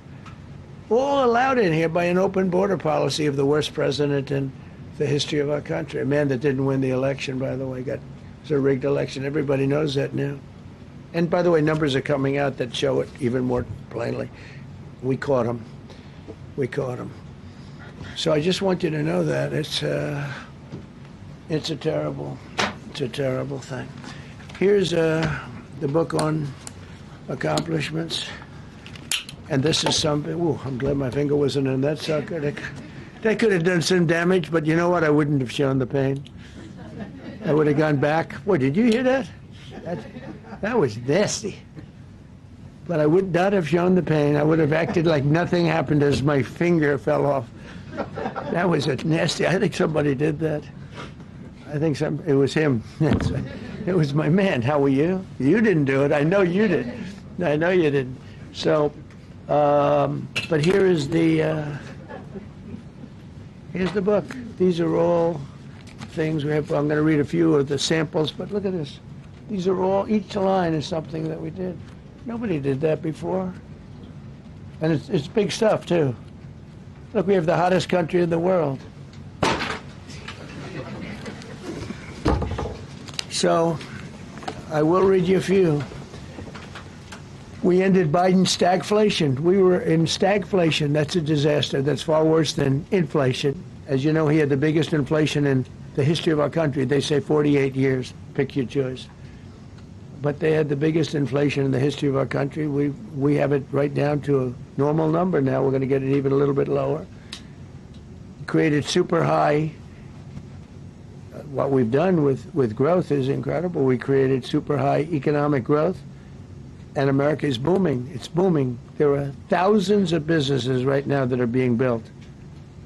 Many of the biggest factories in the world are being built right in our country. They're not going to other countries. They're leaving other countries. Fourth quarter GDP is on track to pass perhaps much more than 5% growth, and that's despite the fact that we had a Democrat shutdown. They shut down our country, and we had 5%. Nobody in this room has ever heard about 5%. I think it could be 20% if we do it right. If we don't, every time we have good numbers, they raise interest rates. You shouldn't. In the old days, if you had good numbers, they'd lower interest rates, or they wouldn't do anything. Here, they try and kill it. They always try and kill success. Over the last 20, 25 years, that's the way. In the old days, if you had good numbers, the market would go through the roof. Today, if you have good numbers, the market goes down. But by the way, we've had the best stock market in history, the best 401ks in history, and we inherited a mess. The numbers that we inherited were way up, and now we brought them, almost all of them, way down. We brought them way down. I mean, I'm not getting, maybe I have the bad public relations people, but we're not getting it across. We inherited high numbers, and we brought them way down. And look at gasoline. They have places in the country now, $1.99 a gallon. $1.99, $2.30, $2.50. I guess the average now they're saying is $2.31. I mean, he was at $4.50 and $5 for periods of time. And he went back to the Trump formula, but he didn't do it properly, and he really went back to parts of it because they were... So there we are. That was Donald Trump giving that little speech at the White House, at the press briefing over in Washington before he heads to Davos. But to discuss this and all of today's stories, I'm joined by Dr. Ellie Al-Hindi, chairperson of the Department of Security and Strategic Studies at the American University in the Emirates, who joins me right here in the studio, and journalist and broadcaster Sarah Hewson, who joins us from Cambridgeshire. Thank you so much to both of you for joining me tonight. So it's so interesting. We just heard from Donald Trump there. He's obviously 1 year in office now. He had his book of accomplishments, which looked pretty thick. He was sticking to the playbook, though. Hottest country in the world right now. He was saying the stock market is booming. It's been the best it is in history. And he obviously attacked Jerome Powell, the Fed chair, which he's done time and time again over those interest rates. So Donald Trump giving a little bit of a roundup of how he feels his year's gone. But this all comes off the back right now of what's happening with Greenland and all different geopolitical elements that are involved in this. Yep. Let's talk a little bit about that, Dr. Ellie, because Davos is happening. We've heard from so many European leaders. What's Donald Trump up to over Greenland and putting tariffs on Europe? Is this his big show of power? He's here, he's the boss, he's the ruler. I mean, definitely what you've said is the exemplification of what Trump represents. But this is why the American people loved him and voted for him, because he presented this image of strength and power and America first and so on. So in a way, he mentioned bad public relations. In a way, he is his own worst enemy. By the way he does, you know, the jokes, the sending to the media private messages between heads of states, doing a whole fuss about Greenland while everybody knows he can put as many soldiers he wants in Greenland based on NATO agreements. All these kinds of things, I think, deviate from why the American people actually voted for him, and while probably most will continue to support his policies, I think he's stuck in a place where we are in election years, in the midterm elections years, and his numbers are not very good himself as a president, but also the Republican Party. We saw also some defeats in the local elections. So I think he needs a big win. Venezuela was definitely a big push. He needs another big win. Now, On the issue of Greenland, I don't think in any world, but then again, this is Donald Trump, he can surprise everybody. In any logical, normal world, he would go into a military action against European countries. So he mentioned and threatened about economic sanctions to pressure the European countries, which makes me believe that he's not willing to use military action in that sense. If we actually go into a an economic competition, I actually believe the European Union has a shot and have some cards to play there. And if they continue doing what they're doing, like standing up to him and saying no and actually presenting alternatives and putting some logic into that discussion, I think they might get away with it and avoid a serious conflict between the two partners, two allies of the Atlantic in that sense. We definitely heard so much in the latest days about the bazooka thing, but we also have all the possible counter tariffs. We have so many things, boycotting the services that the American companies do, the tech companies that operate in Europe. There are so many things that they actually could hit back with. So we have to wait and see. But I am still reassured that there would be no direct military confrontation. He will use Davos and any other scene to promote himself as the greatest leader of the world. We know that. We will enjoy hearing it one more time in Davos tomorrow. And Sarah, I just wanted to get your thoughts on that and Trump's first year in power since he came back to the White House, because he just actually has got that book of accomplishments. And I think what Dr. Ellie mentioned was really interesting. You know, when Donald Trump was running to be president again, it was very, very America first. And we heard that time and time again. And he wasn't going to get involved in foreign forever wars. Things seem to have changed quite dramatically, and we're now seeing this almost tit for tat with European allies play out on a global stage, and I don't know how much appetite there is in America for this. Look, Donald Trump is taking his global strongman image very seriously, isn't he? Even in that news conference telling us that he wouldn't even show us that if his finger had dropped off. And he has got his fingers in a lot of global pies at the moment. And that's not necessarily resonating with his base and with the American people. 75% of Americans are against his Greenland policy or not remotely interested in it. His net approval ratings are at minus 13 at the moment. On the economy, the absolute core issue for his base, he's at minus 16. And so there is a danger that Donald Trump is spreading himself very thinly around the world and, you know, seeking these plaudits for his peacekeeping abilities. But as we heard this week, he's no longer going to prioritise peace if he's not going to get the Nobel Peace Prize. We've had Gavin Newsom. Norway didn't give it to him. Because Norway didn't give it to him, exactly. And so we know this is a man with a very big ego and a very thin skin. And that is why we have had Keir Starmer, the British Prime Minister, tiptoeing around him ahead of Trump heading to Davos, giving a news conference yesterday saying that, you know, very much eager not to aggravate, to poke the beast, if you like.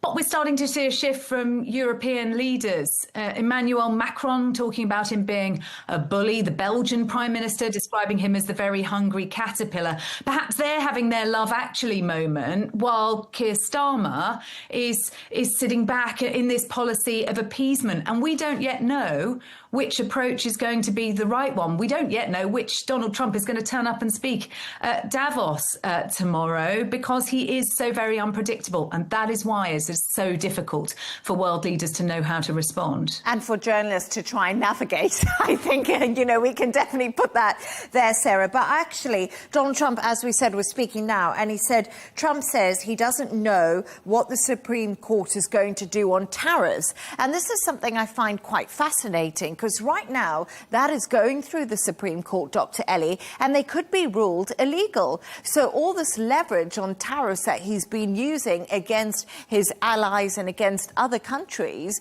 all might be deemed illegal, and he might not actually be able to use this force that he's been using now for 365 days. First, let's remember that he does have a significant influence on the Supreme Court, and they are ideologically not very far, or at least the majority of them, as we know the balance. But also there's ways around it. So if they say this is not legal, they need to say what is specifically not legal about it, and I'm sure he will find ways around it. Again, going back to the core idea, it is true that the US, at least the US people, feel that people and countries have been taking advantage of the US. Yeah. And he brought back the idea that we are much more powerful than this and we can do things. And this is what appeals to the Americans, even if it's not true or valid economically per se. But again, going back to what Sarah was saying and the European leaders standing up, we know that he is supporting right-wing leaders all around Europe. But we have a key player in Germany that I appreciate as a politician, but also him is one of the rare breed of central right politicians that made it back to power and could be the potential, balance in this craziness that we are seeing. But even Merce is saying US actions have reached red lines and we will not accept this. So definitely the EU leaders are pulling together somehow. I hope they will be able to present something that is strong and valid and will deter Trump's craziness on the Greenland issue, at least. But it's so interesting because the US trade representative was speaking in Davos a little bit earlier, and I found what he said quite fascinating. He said the European Union has done nothing to implement US trade deal. I thought that was, and I spoke to a Republican strategist earlier, Sarah, who I thought brought up a point, who said that NATO has just been relying on the US the whole time. They've been sitting back, they haven't done anything, and they've got to wake up. And I think this is what Donald Trump is pushing in America. And if it wasn't for Trump, the NATO would be what? Oh, yes, so I did... On the ash heap. That's on it. The ash heap, yeah, if it wasn't for him, NATO would be on the ash heap. The irony is, if his Greenland plan goes ahead, then NATO will be on the ash heap. And that's certainly what we've been hearing today from Anders Fogh Rasmussen, for example, the former Secretary General of NATO. We've been hearing warnings from Mark Carney. But there is a point about defence spending, and Donald Trump has been pushing for a long time for NATO member countries to increase their defence spending, and that hasn't happened. And so I think this is certainly a moment at which, those military alliances and the status quo that we have depended on for so long since World War II is looking very, very fragile. Yeah, absolutely. But Dr. Ellie, Sarah, mentioned their right-wing leaders, and I thought it was quite fascinating because Keir Starmer is actually apparently not going to Davos, but Nigel Farage is going. And, of course, he's the leader of Reform. He's to the right in the UK. He's friends with Donald Trump. What kind of message does this send? Because, time and time again, Starmer has been accused of being so weak. Yes, and indeed, Starmer being questioned on his approach to Trump right now. Nigel Farage, on the other hand, has long criticised Davos as this cosy gathering of globalists and has been very disparaging about it. And yet he's going to be rubbing shoulders with all of them over the coming days in the hope of getting some FaceTime with his mate, Donald. If he does that, and Keir Starmer is back at home, well, then that certainly does lead to some very interesting optics, doesn't it? Nigel Farage very much presenting himself as the official opposition and this kind of mediator in chief with Donald Trump. So Keir Starmer not planning to go at the moment. That could, of course, change, but not planning to go unless there's anything concrete for them to announce at Davos. And so at this stage, not travelling. Rachel Reeves is there, the Chancellor. We've been hearing from her that it's all about playing the long game when it comes to America, sitting back, and that Britain's approach has been proved to be right so far. It certainly was over the last year when it came to tariffs, and Starmer's approach paid off, the UK not being so heavily penalised as its European neighbours. But it is starting to look more difficult now when we are having Trump talking about Starmer and his act of great stupidity in giving away the Chagos Islands. And I think Starmer is starting to look humiliated and weak as a result of this. What levers does he have to pull? Well, we've got the King's state visit to the United States coming up later on this spring. European leaders also talking about counter-tariffs, but also whether or not they boycott the Football World Cup in the US. So there are tactics that they could employ, Trump-esque tactics potentially, you know, a bit tit for tat, and we'll have to wait and see how that unfolds.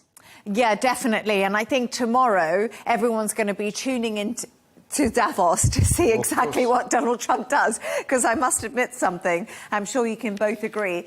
Davos has been pretty electric. It's normally can be quite bland and quite boring, but this year everyone's had an opinion. So Donald Trump bringing some spark to Davos, I guess you could say. Well, before he's even arrived. Yeah, exactly. He's caused all the drama and he's not even there. And imagine that in 1 year he has changed the world so much. Oh, yeah. As we were speaking, nobody would have imagined that the world will be here today within only 1 year of Trump's term. We still have 3 years to go. 3 years to go. Absolutely fascinating. Yeah, definitely. Who ever thought we'd be in this position right now? And that's, I guess, what Donald Trump does. He keeps everyone guessing, everyone who's watching every single news show and reading every newspaper in the world. Thank you so much for your thoughts. Stay right there now as we move on to another story. And the Syrian Defense Ministry has announced a 4-day ceasefire after a new agreement with Kurdish forces. It came after around 1,500 ISIS fighters have escaped from the Shadideh prison as both sides trade blame. Actually, Dr. Ellie, just before we came on air, there was a headline that broke, and guess where it was from? It was from Donald Trump, so I'm going to tell you what it is on Syria. Trump says he helped stop prison break of European jihadists in Syria. So he is talking about this, and I don't know your thoughts on what he had to say there. This is definitely the issue of the ISIS prisoners and ISIS families and ISIS brides and children and all of them. This is one of the big contentious issues in northeast Syria and with the SDF altogether. If we take a step back and look at how things developed in that sense, practically we saw a flow of jihadists from all over different countries that maybe could have been prevented better if Western countries wanted to prevent it, but they seemed fine with it.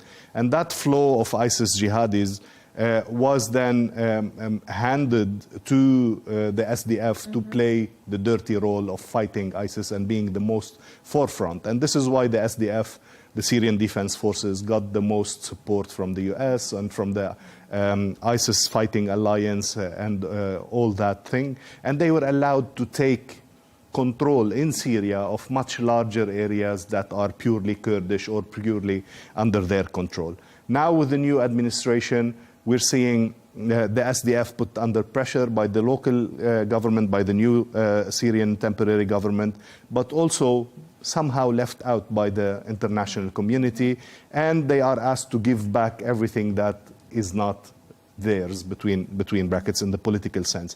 And they have agreed to do that.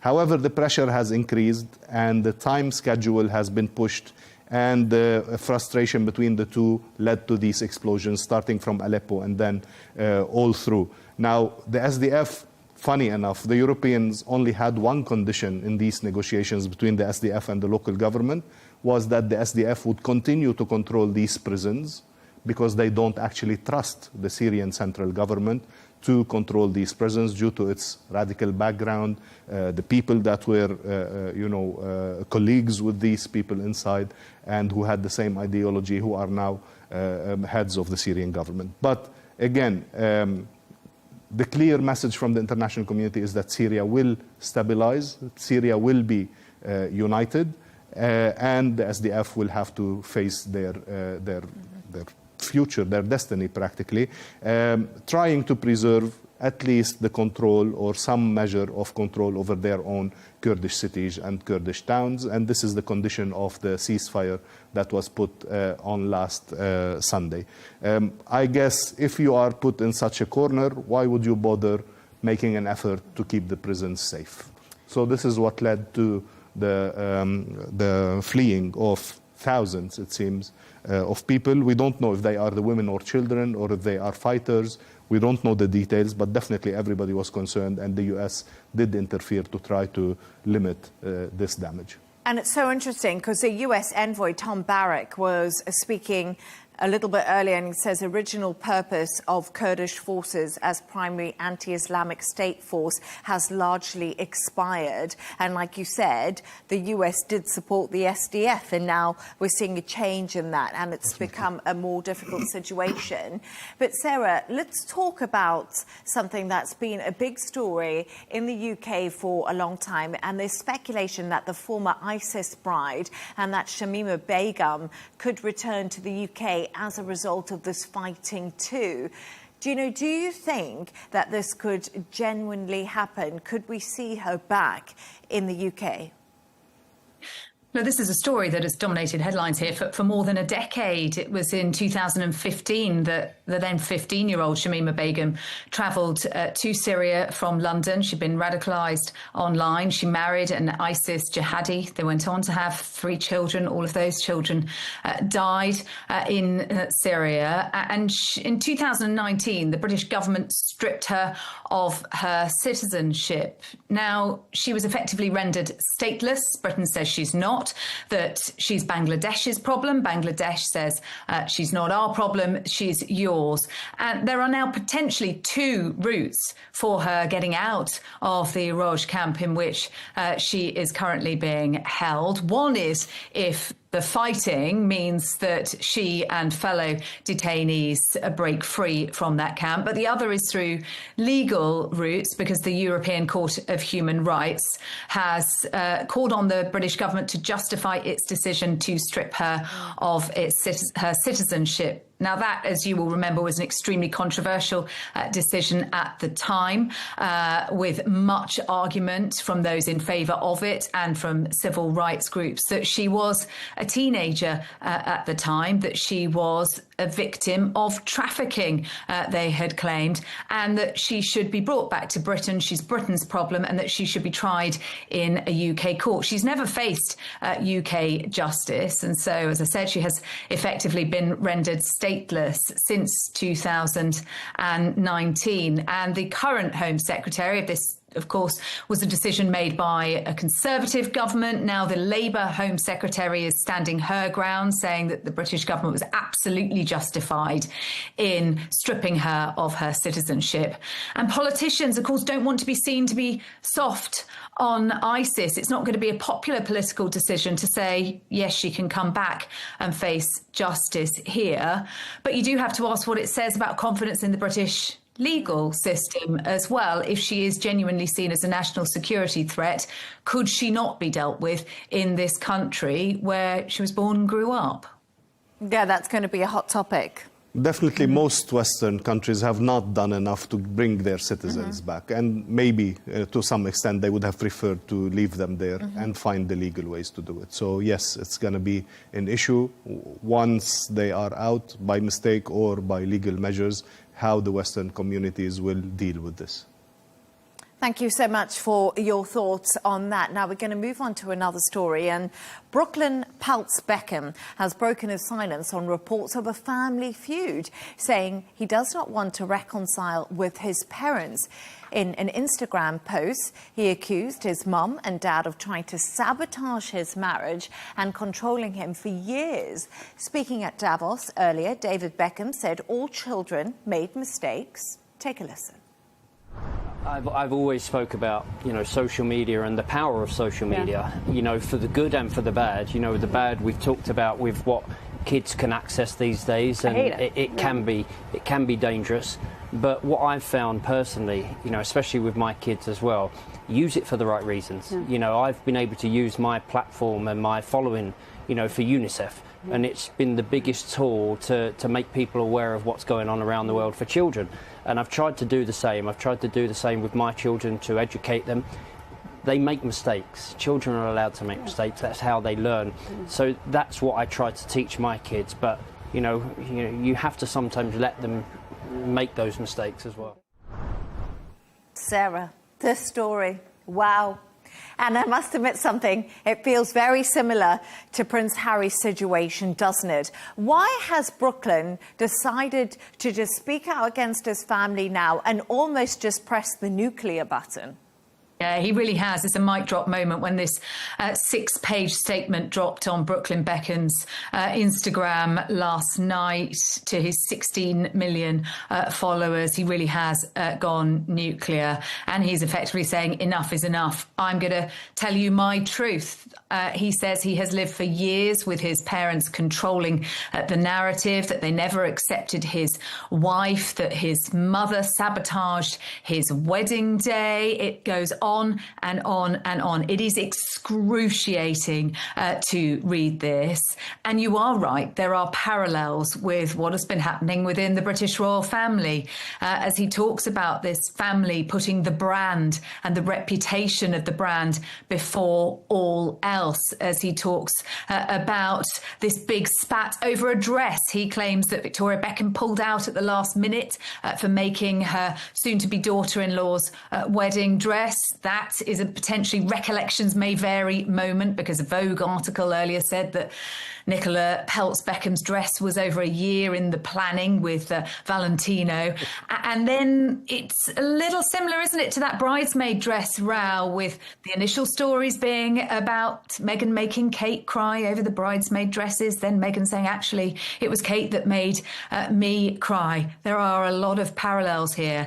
And interestingly, David Beckham, he's just had his knighthood. He's quite good friends with the king. They swap jars of honey and rose bushes and gardening tips. They've got more in common than they might have wished for, with these sons who have crossed the Atlantic and decided to spill the beans in the most public fashion. I find this story and everything that's going around this, I don't know, Dr. Ellie, maybe don't share Sarah and my passion about this story, but it's absolutely fascinating, because I just look at a family like the Beckhams, and I look at Brooklyn Beckham, and he's had so much criticism online because he's had everything. You know, he's got millionaire parents, he was the first child, his parents have done so much for him. He's had failed careers. He tried to be a chef, he's not one. He tried to be a photographer, he's not one. And he wouldn't have met Nicola Peltz, who's from a billionaire family, unless he was a Beckham. So is he just a Nepo baby crying about nothing, basically? I'm just still trying to overcome the fact that the dress was 1 year in the making. I can't wrap my head around that. But it's anyway. a big celebrity wedding. Well, okay. Yeah. Again, it feels like these people are living in a different planet. But at the moment, we have the Ukrainians freezing to death and the situation in Gaza. But anyway, I think that what you're saying goes to the point, which is very true, that whatever he does in life, he will still continue to be recognized as the son of David Beckham. And he will not be able to liberate himself from this. Same for Harry and other situations. I think the image of the family has a huge load on children, especially the ones that are not so mature, emotionally mature, even if he's in his 20s. I think it takes a toll on the person, and at a certain time, either he breaks or he revolts in that sense. And we've seen this so many times over and over with politicians, with artists, with singers, with every kind of public figures. So it's very understandable. But on the other hand of it, again, I think any exposure is positive exposure for celebrities, even if it is bad media, even if it is stories about their conflicts. I think they find a way to benefit from it and reap good financial I don't know about that, because I think in this, some of it is so excruciating in its detail. The specifics that Brooklyn Beckham mentions when he talks about his first dance at his wedding, that they'd planned and practiced this romantic first dance, and he was called up to the stage for it, and there was his mother, and then she danced on him. I mean, this for Victoria is just... She's a Spice Girl, come on. Embarrassing. You cannot... If your mother is a Spice Girl, this has to do some effect on your life. It's just hideous to watch this playing out. And Leigh Ann, you know, I hear what you say. He is a young man who has been given everything and has left a very wealthy family in the UK and married into an extremely wealthy, powerful family in the United States, and has decided that he can, you know, tell the world just how miserable his childhood was. Look, I do have a degree of sympathy when I read what he talks about, you know, his own levels of anxiety and you know, it all being not family love, it all being about showing it on social media, and the more you share it on social media, the better. But there must be another way of doing this, and not having to, you know, put this out there for the world to see. And you know, Dr. Ellie, as you say, you know, there are far more important stories in the world. And yet what is the most read and the most talked about story in the UK? It's the Beckhams. And his promise that he has more to say. Can you imagine how much people will be checking his page on a regular basis? That reminds me of Prince Harry saying that, you know, the book was 400 pages and actually he had 800 pages. There was more to say. So I find it absolutely fascinating, but I also always just think blood is thicker than water. And at the end of the day, you can always forgive family in many occasions. So let's see if, you know, if it is financially beneficial, they would reconcile. No problem with that. But I was just saying, maybe, you know, Prince Harry will meet his family again, and Brooklyn Beckham will, and we would have forgotten all about this. We can all live in hope. But now it's that time of the show where Sarah and Dr. Ellie have chosen their quirky stories of the day. And Dr. Ellie, you always find these stories, but I don't know where from. You're going to have to tell us. Well, and yours is about a priest who's actually a DJ. Oh, yeah. I mean, if you look at any Lebanese news station for the past 2-3 weeks, you would see Father Guilherme as the front page and as the front news, simply because the guy is, first, he's a Portuguese priest. He's priest during the day and he's DJ during the night. He plays techno music.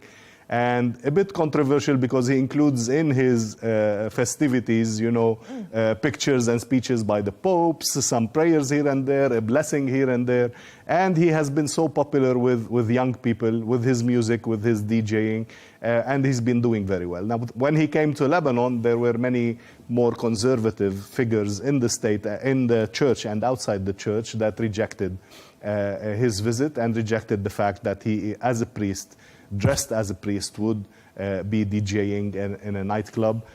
So there was a whole controversy for so many weeks, and eventually, like everything in Lebanon, they came to an agreement and a middle way where he would be DJing, not wearing his clergyman, but wearing a nice T-shirt. And I think he chose the very good T-shirt from the Chosen production that has the two breads and the 2 fish and the 5 loaves of bread. They're resembling a passage in the Bible, again reaffirming that he is strong in his presenting himself as a priest, as a religious leader, but also doing this amazing work as an artist, as a DJ, as a musician. And I must admit something, the crowds are phenomenal. We're watching those pictures right now. Look at everyone going there. And I must say something, Sarah, I don't know if you agree with me, but I quite like the sound of Christian techno, but I also like the sound of the message getting out to different people. Indeed. I think this is really important. Look, the church has been desperately trying to reach out to a younger generation as aging congregations were dwindling. And this is a really, really powerful way of getting that message across.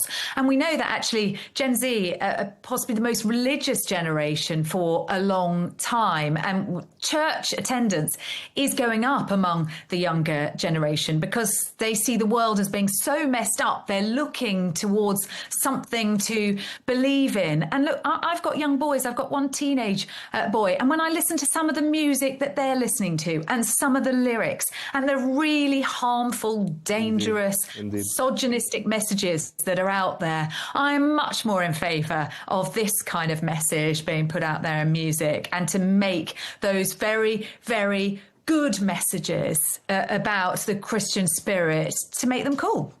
And he's not very young, huh? You can see from the pictures, like he was even able to blend in with the youth and feel a connection with them simply based on music. And again, it's the power of music.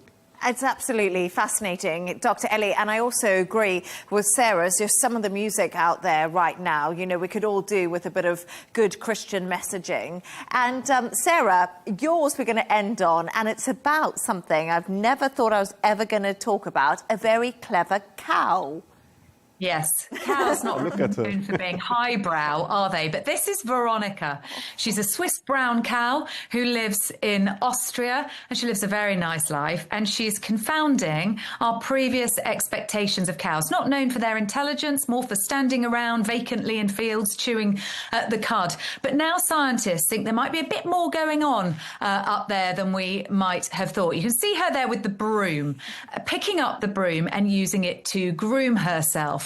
And this was first observed by her owner. I should say she's a pet. She's not kept for her milk or her meat. She lives with a baker on a lovely farm outside Vienna. But he noticed she was grooming herself with this broom that she was picking up from the floor. Scientists then got hold of this and they decided to observe her and put her to the test. And you can see that she's turning the broom around to groom different parts of her body. And that suggests some degree of cognition and some degree of intelligence. We see animals rubbing themselves and scratching against trees and rocks, for example, but using a tool. And so scientists now suggesting that perhaps we have underestimated the power of the cow before, and the bovine brain might be more advanced than we might have thought. And I've also been looking at some examples, Leigh Ann, of other creatures that use tools in their everyday lives, a la Veronica. And we know that chimpanzees are very clever. Of course, they use stones to hammer their nuts to open them.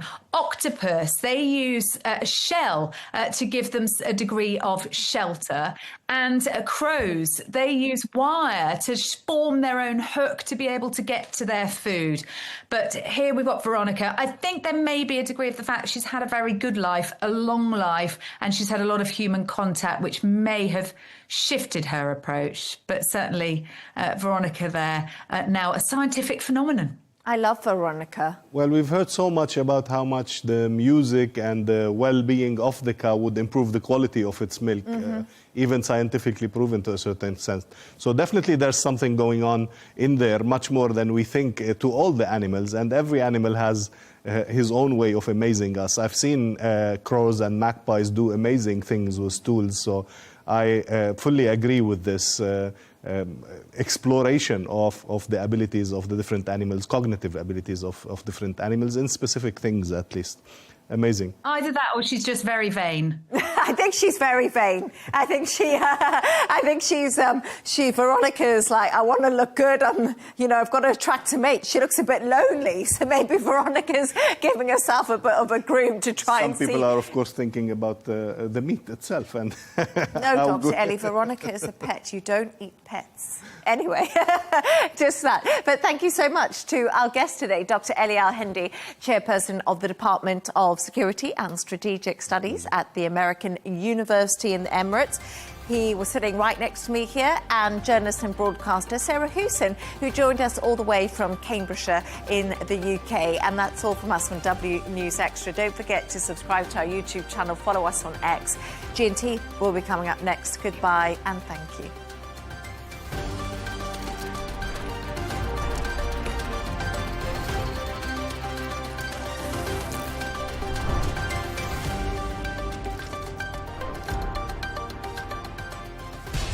We have to take care of our people, and we're going to take care of our people first.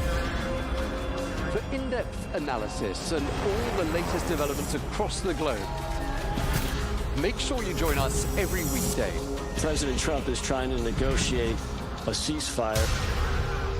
with so much happening, so much information and so much noise. International law will have no part in his administration. It can be hard to keep track. Tariffs will just fuel inflation. We're going to fight these tariffs. But you can count on us to tell you what you need to know. We stand by your side. Join me, Tom Burges Watson, for Global News Today, right here on Al Arabiya News.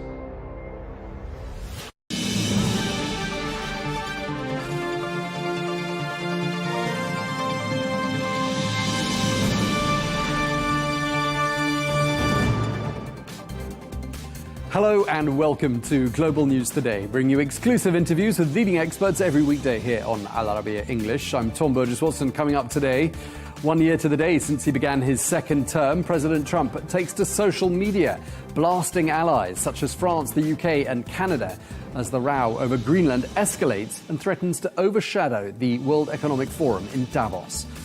And as tensions spike between Damascus and Kurdish-led forces, we ask, what's become of the ceasefire deal between the two sides?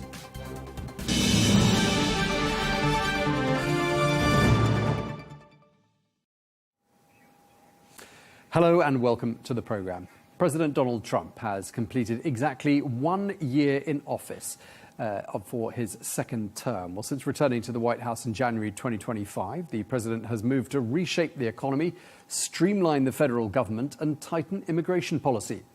However, on this, the first anniversary of his inauguration, it's all eyes on Greenland, which President Trump says he will acquire.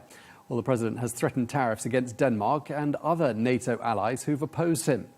While speaking ahead of his arrival at the World Economic Forum in Davos, President Trump made it clear he's not backing down, saying that Denmark cannot defend the Arctic territory. Let's take a listen. What do you plan to say to European leaders in Davos when they push back on your Greenland plan? Well, I don't think they're going to push back too much. Look, we have to have it. They have to have this done. They can protect it. Denmark, they're wonderful people. And I know the leaders are very good people, but they don't even go there. And, you know, because the boat went there 500 years ago and then left, that doesn't give you title to property. So we'll be talking about it with the various people. We're joined now by Rasmus Jarlov, who is a Danish member of Parliament, who joins us from the Parliament building in Copenhagen. Thank you very much indeed for joining us, Rasmus. On this, the first anniversary of President Trump's second inauguration, the president is insisting that he will have full US ownership of Greenland. And he's not backing down. How serious do you think this new threat now is? It's a very, very difficult situation for us because we are being asked to do something that we will never be able to do and that we shouldn't be expected to do, namely to give up land and people. The Greenlanders are very clear. They do not want to become Americans, and there's no way we can hand over our citizens to another country against their will. Denmark has had Greenland since 1380, and it is a very, very well-established ownership. In 1954, the entire world, including the United States themselves, voted in the United Nations Plenary Assembly for the full integration of Greenland into Denmark. So it's not just owned by Denmark, it's a part of Denmark, like an American state, with representation here in our parliament, citizenship, and everything else that comes with that. It's not something we can just give away, and we don't sell people like this is the 1800s. Do you believe that President Trump genuinely intends to acquire Greenland, or do you think this is part of a bid to exert political, economic, strategic leverage? I'm absolutely convinced that he means it. He wants to take Greenland, and it's not something we can just laugh off. This is a serious threat to our country, and every day we hear military threats as well, talking about an invasion. That the American government refuses to take off the table. So we have to be, unfortunately, prepared for that disastrous scenario also. So it's a very, very serious situation. And it's not only completely unreasonable that you go to another country and say you want their land because you think you need it. It's also completely illogical. Americans wouldn't gain anything by having Greenland that they don't already have, because we have already given them full access to the country. They can put as many troops and bases up there But they haven't done that. They have decided to downscale their presence from 15,000 during the height of the Cold War to only 150 today, which also underlines that it is not true that Greenland is threatened by Russia and China, as the American administration is saying. If that were true, we would certainly call the Americans and make sure to work with them to keep China and Russia out. But it's not the case. It's an exaggerated threat. We have actually kept Russia and China completely out of Greenland. They don't have anything up there. They don't have any activities. They don't own anything. They don't do any mining. They don't have consulates, nothing. We have kept them completely out, and we will continue to do that. But we're not handing Greenland over to the Americans. Right. Let's just examine that idea that you just floated past us there, that the United States is serious about potentially using military force to seize Greenland. Were that to happen, how would your country respond? Well, then our troops up there would have to fight back against the Americans, and we would have a war between Denmark, the United States, and hopefully allies would be on our side as well, and NATO would melt down completely. It should be a completely unthinkable scenario, but unfortunately it's a scenario that right now we can't rule that out, and it would be such a disaster and one of the dumbest wars in history. Is Denmark prepared for a prolonged confrontation with the US over Greenland? We're fully aware of the size difference between our countries. They're 60 times bigger than us, so of course they can destroy us and kill our soldiers. But that's not going to change our position. We can't give up land and people to a country that has absolutely no right to it, and there isn't a shadow of a legitimacy behind it. We just can't do that. So we will oppose this with everything we have, and it doesn't matter if we're threatened with tariffs or military invasion or nuclear weapons. That's not going to change our position. We're not giving in to that. We want to talk to the Americans about what we can do for them in Greenland. The door is wide open. If they have concrete mining projects in mind, they're more than welcome. And as I said before, the military access has already been given them, so they can actually have as many bases up there as they want as well. But Greenland must be run by the Greenlanders, and they do not want to become Americans. They want to stay with Denmark, and they want to run their own country. Would you say, I mean, you're speaking to us from the Danish Parliament, would you say the entire political establishment, the whole spectrum of Danish political parties and politicians and Danish society are fully united when it comes to this issue of Greenland? Are there any polls, are there any figures you can offer us? We're completely united in the Parliament, where we have 179 members, including some from Greenland.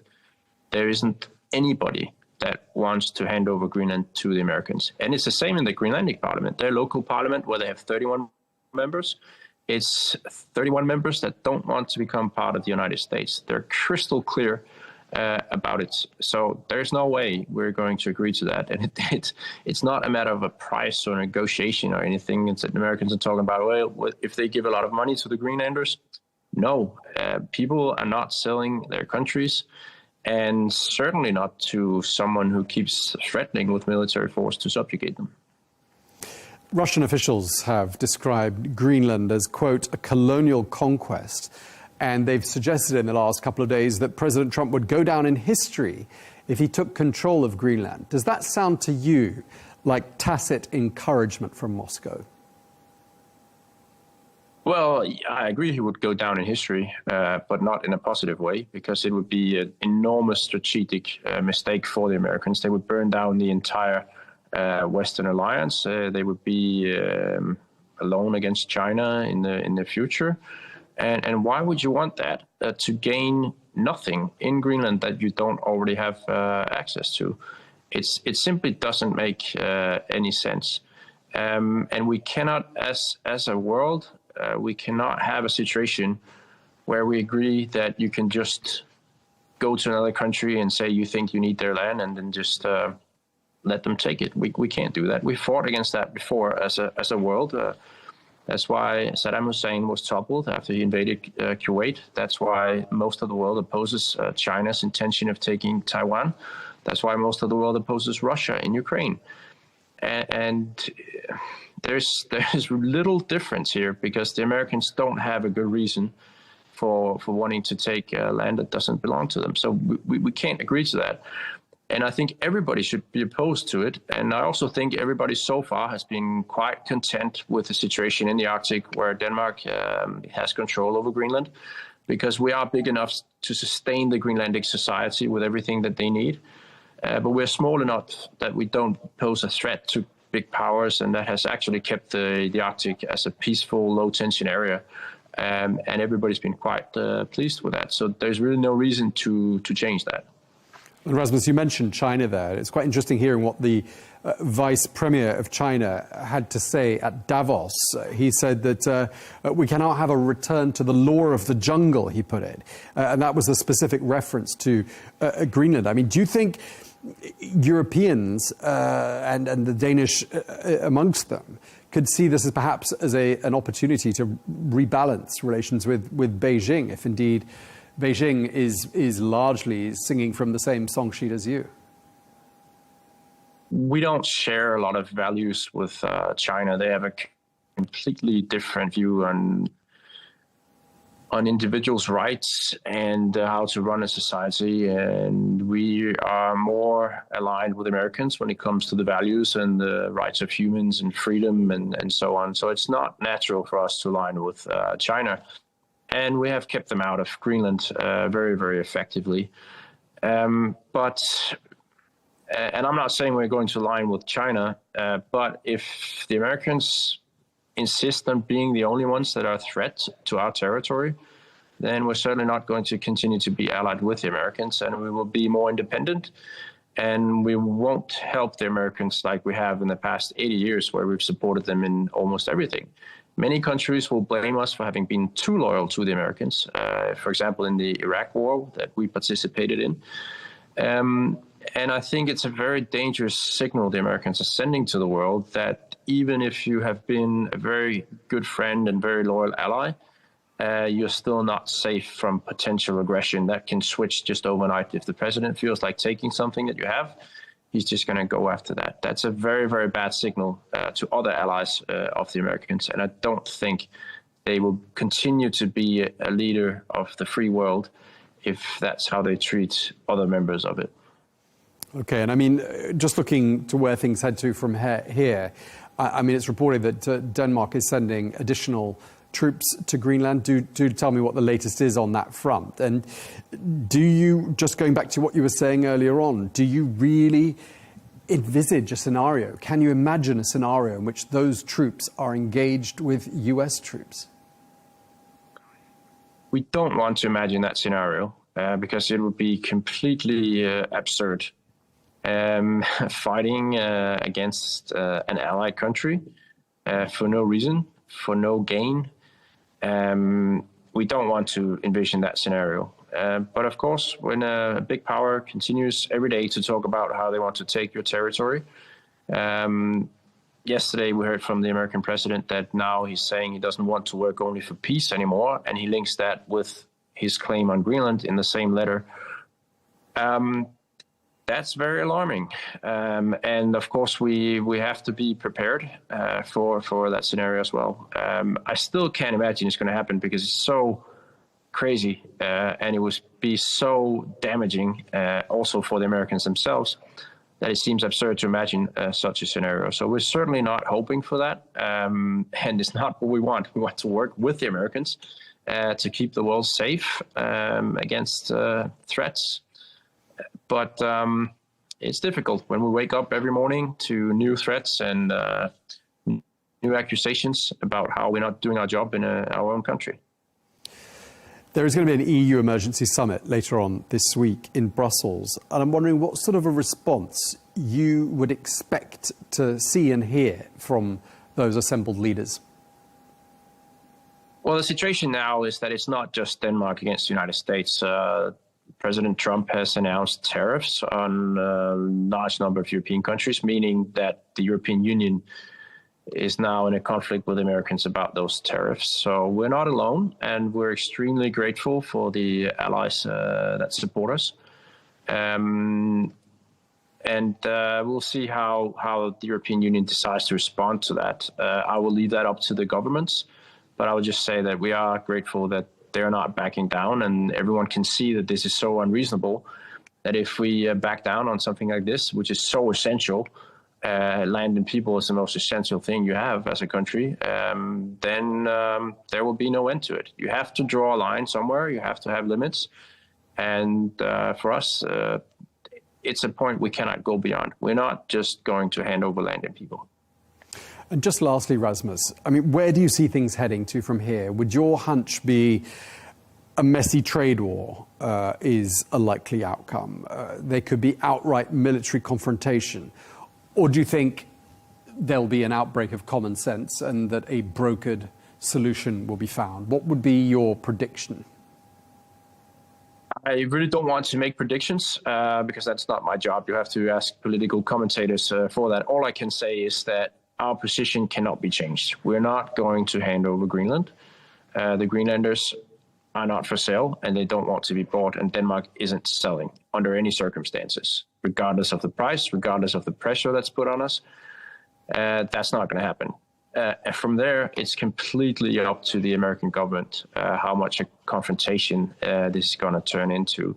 We hope it won't turn into more of a confrontation than we've already had, because it doesn't benefit any of us. It's self-inflicted damage to the United States and Europe, and that's the last thing we need.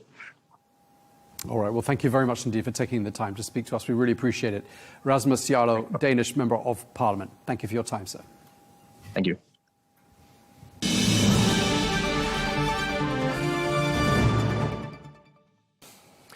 We can speak now to Barry Donadio, who is a former US Secret Service officer who joins us from the outskirts of Washington. Thank you very much indeed for joining us once again on this channel. Barry, I can see from your feed on Twitter, or X as it's now known, that you don't seem to be in favour of a US military invasion of Greenland. Do you think that's a likely possibility at this stage? Thanks for having me on your show again. And I really don't think so, but there is a strategic importance here. As all the NATO allies agree, Greenland itself is an extremely, extremely strategic position. And now with the new intelligence coming out and new AI coming out, I should say, on Greenland and global warming exposing new land masses that are a favor to China and Russia, all the more reason why the strategic importance of Greenland has skyrocketed. President Trump is correct in everything he is saying. However, many people don't agree with how he might be going about doing it. But he's seeing intelligence that the rest of us are not seeing. So I wonder if the situation is even more critical than we are all aware of, which is making him say, we basically have to take this island or it's a matter of survival for the Western Hemisphere. Right, but a lot of other people are saying, you know, US ownership of Greenland isn't actually necessary to meet those US national security objectives. I mean, surely those objectives can be met through existing arrangements, such as the NATO alliance and other military deals that already exist, because there is already a US military presence on Greenland. And I agree with you, and I'm certainly not an ambassador or an attorney, but the way I'm reading the 1951 agreements with Greenland and Denmark, the United States basically has carte blanche. We can put as many troops as we feel or as many bases as we wish. We would articulate it, of course, to Denmark, and I believe they would gracefully allow us to do as we please if we feel the national security of the United States is threatened, and they have done that in the past. The only thing that I would say in defense of President Trump is it doesn't say anything about compensation. So if you look at the history, it seems that the United States has really ensured the security of Greenland literally since World War II and during World War II without any compensation. And we know President Trump has hit NATO very hard on being able to they have to pay for their own security. It's an impossibility for the United States to pay for the entire European security. So I'm hoping overall this is a big ploy by the president to get attention to the security issues at Greenland and get all the NATO countries to contribute to Greenland's overall security. I think if he's very into getting the ownership of Greenland, maybe in some small way, maybe some kind of sovereignty over our bases that we potentially may have there in the future. I know other commentators have beat me to the punch and said what I was thinking in the first place, that something like Gibraltar with the UK and Cyprus, where the UK actually owns the land there and it is sovereign territory. Maybe that's in the cards here. Maybe that's in the negotiation. But it is a crisis, if you will, right now. And I'm only concerned of losing our allies and the NATO alliance. And the United States has to tread very carefully here. So I think both sides are right in a certain situation here. President Trump is correct in saying that it is an extreme strategic location that needs to be protected at all costs, at all times, by all NATO members. And of course, NATO doesn't like how we're going about doing it. So both sides are right in their own hemispheres. Right, I think you're right. And I think a lot of US allies are scratching their heads, perhaps today more than in previous days. I mean, has there been any pushback domestically there in the United States? Particularly in your community, in the intel community, in the defense community, people saying, we don't like the way things are heading here? It has been unusually quiet. I am a member of the Republican Party, and I can tell you, I don't show up at a Republican event and everybody is cheering on to invade Greenland. That's just simply not happening. I'm not seeing that. I think most Republicans find this to be basically, we weren't ready to hear this one. We were expecting something else. However, in defense of President Trump, again, he's probably looking at some intelligence that I don't have access to. He probably knows something that the rest of us don't know. And I would encourage the president, because he is a president of transparency, he should release what he's seeing so others can understand it better, that are not so much into the education of military strategy. But it is a tough situation. And if it is what the president is saying, which I do believe it is, I do believe that Greenland could be in the aims of Russia and China to try to take over. And once they're there, good luck getting rid of them once they're there. So, you know, I guess the next few months here, we're going to tell the larger story of what's going to be happening. Yeah, but I mean, that is sort of what NATO is for, given that Greenland falls under the NATO umbrella and has that US military presence. But I mean, all the while, you mentioned the Russia threat, but I mean, Russia seems to be loving this, enjoying the disarray in this long-standing transatlantic alliance, the humiliation of European leaders, Europe being described as weak. I mean, some might say this chapter is in itself a massive gift to President Putin. And I imagine you're correct at that. He's probably laughing in the Kremlin. But this is not the first time we've bumped heads with NATO allies. There was a time years back, and I don't even remember what it was over, to be honest, but we had a bumping of heads with France, and we no longer called French fries French fries. They called them American fries until a couple of months went by, and then we made up. So that's where we're at with that. But overall, yes, Putin is going to exploit any crack in the foundation of the alliance, and we are opponents, so he will do that, and so will China. It is important for NATO and the United States to stay ironclad together. We can have disagreements, and I think a lot of these disagreements should stay behind closed doors and out of the ear-shy of President Putin. Yeah, indeed. Russian officials are having a field day, calling Greenland a colonial conquest and saying that President Trump would go down in history if he took control. I mean, it does sound like Moscow is rather encouraging President Trump. I don't know what you make of that. You know, there's one thing that we can also think of and where we're at today, and we may not even know it, but let's take ourselves back to World War II, where American generals had armies going through countries all over Europe, occupying They did not ask permission because they were basically liberating and occupying lands to prevent the Nazis from being able to occupy it.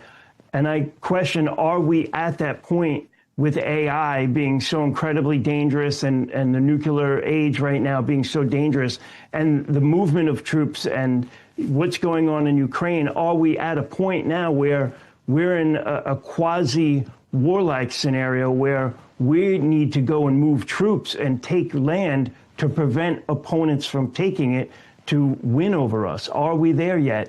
And I guess that question is yet to be answered. So where do you see things heading? Would you say we're looking at the beginnings of just a messy trade war, outright military confrontation, or would you err on the side of a brokered solution? I hope a messy trade war at best, and I hope it doesn't go beyond that. If the United States decides to do some kind of military action against another NATO country, we could be defending against an Article 5 action from all the other NATO countries. And I know people take that lightly, and they say that could never happen. But those agreements are legally binding. If Denmark calls for the assistance under Article 5, they're under invasion. What are the other countries to do? So I guess that's yet to be seen, too. A lot of question marks there. And I think everybody is just saying to themselves, well, it'll never get to that point. I hope it never does. And if I were in front of the president right now, I'd be advising him not to do this. There's got to be another approach, a much softer approach of trying to even a shared sovereignty or maybe parts of Greenland, because even if we were to take all of Greenland, I don't really think we would need all of it. We would probably need parts of Greenland at best. So your guess is as good as mine with that one. Okay, now I gather you've also been keeping a very close eye on developments in Iran, and you've served in the Middle East.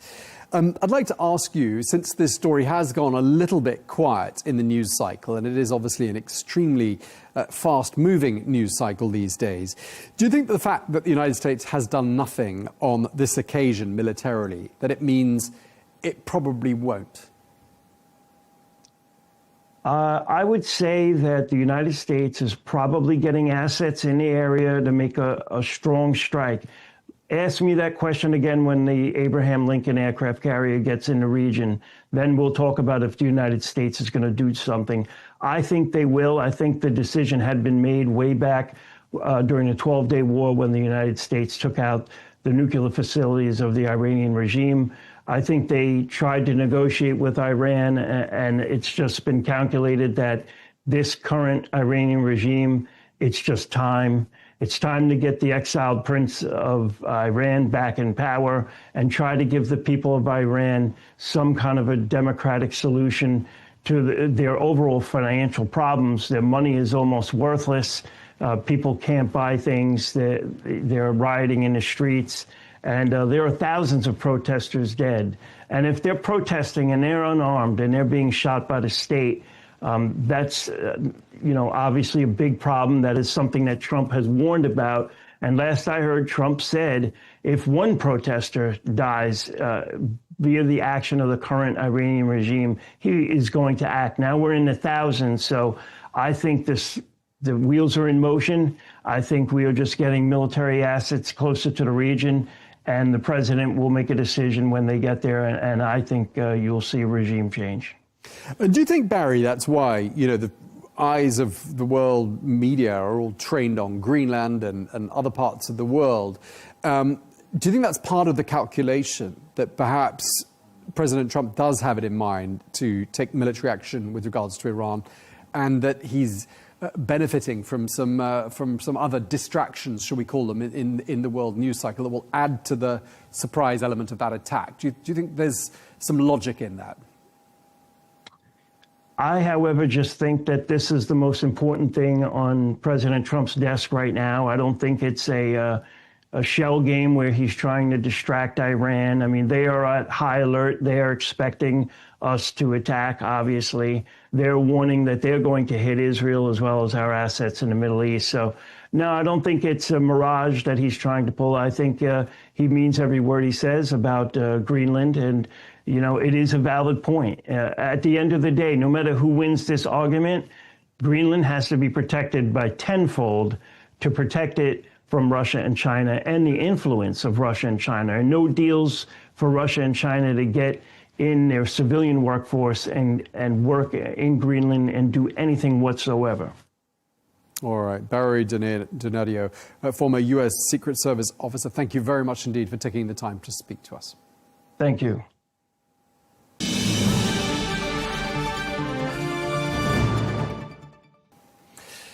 Well, we can speak now to Mark Fox, who is a retired U.S. Navy Vice Admiral who served as the Deputy Commander of the U.S. Central Command. He joins us today from Washington. Admiral Fox, thank you very much indeed for joining us on Al Arabiya English.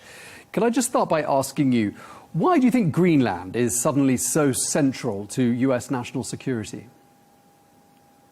I'm not sure that it is. This administration has some really unpredictable actions, and that's one of them that I don't understand, to be honest. Can you see an argument that Greenland is more important today than it was perhaps at the height of the Cold War? Well, certainly this administration, President Trump, has focused much more attention in this hemisphere. You see his actions in the Caribbean, and I perceive that that's part of his plan, is to focus more here on the issues here in this hemisphere. But truthfully, I don't completely understand it myself. I think perhaps you're of the view, as some of the people we've spoken to have been, that U.S. ownership of Greenland isn't actually necessary to secure American interests, and that those interests can be met through NATO and through existing military deals that exist between Washington and Greenland. Is that where you're coming from? Yeah, I would, Denmark's a member of NATO, and we have a long-standing alliance, and so I feel like our national security needs can be met, through a collaborative, collective security agreement. Such as the one we already have, i.e. NATO. Right. What do you think a U.S. attempt to seize Greenland by force, were it to come to that, would do to NATO? I think it would be unwise, and it would be unfortunate if that were to happen. What would that mean? Would that mean the end of NATO?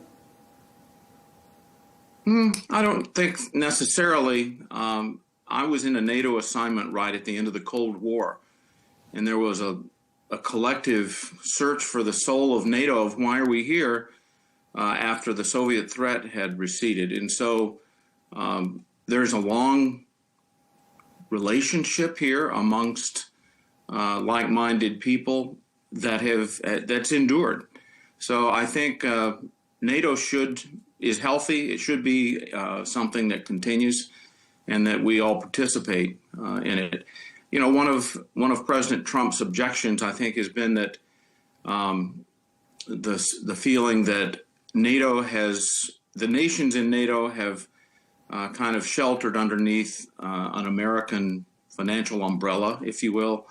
And so in that regard, I think one of the things that has happened is NATO nations are now contributing more towards their own collective security than they did before. So he's a transactional leader, and I think he takes steps that are completely unconventional and unorthodox, and sometimes comes up with things that no one else would have considered.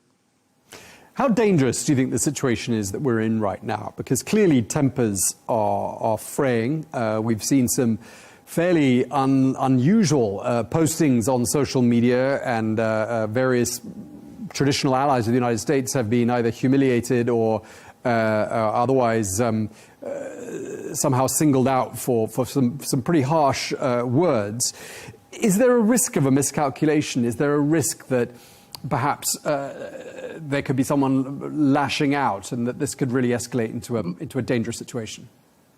I think that there are adults in all the rooms. I think that there's an opportunity for people to breathe through their nose and think about the wisest and most judicious way ahead. So I don't see it as a dangerous situation. I know emotions can be high, but at the end of the day, those of us who share so many values and so much history over the years, that should not be something that would threaten that. One of the messages we're hearing from Washington is that if the United States doesn't take control of Greenland, then Russia or China will. And in the midst of all of this, Russia seems to be rather enjoying what's happening. I mean, it looks like disarray in the transatlantic alliance. European leaders are being singled out and humiliated. Europe is being described as weak. I mean, one might argue that this whole episode is a wonderful gift to President Putin. I couldn't disagree with that. I think anytime there is public rancor amongst friends, it creates opportunities for real enemies to try to exploit that. Okay. Let's just also examine the situation in Iran, which is obviously another flashpoint in the world right now. It seems to have gone a little bit quiet on the Iranian front, and I'm just wondering why you think that is, and do you think that symbolizes perhaps a return to what I suppose we could call business as usual? Well, I think the Iranian people have been very, very poorly served by their leadership and by the theocracy and the domination of their society with the IRGC and the complete incompetence and corruption that the Iranian leadership has demonstrated.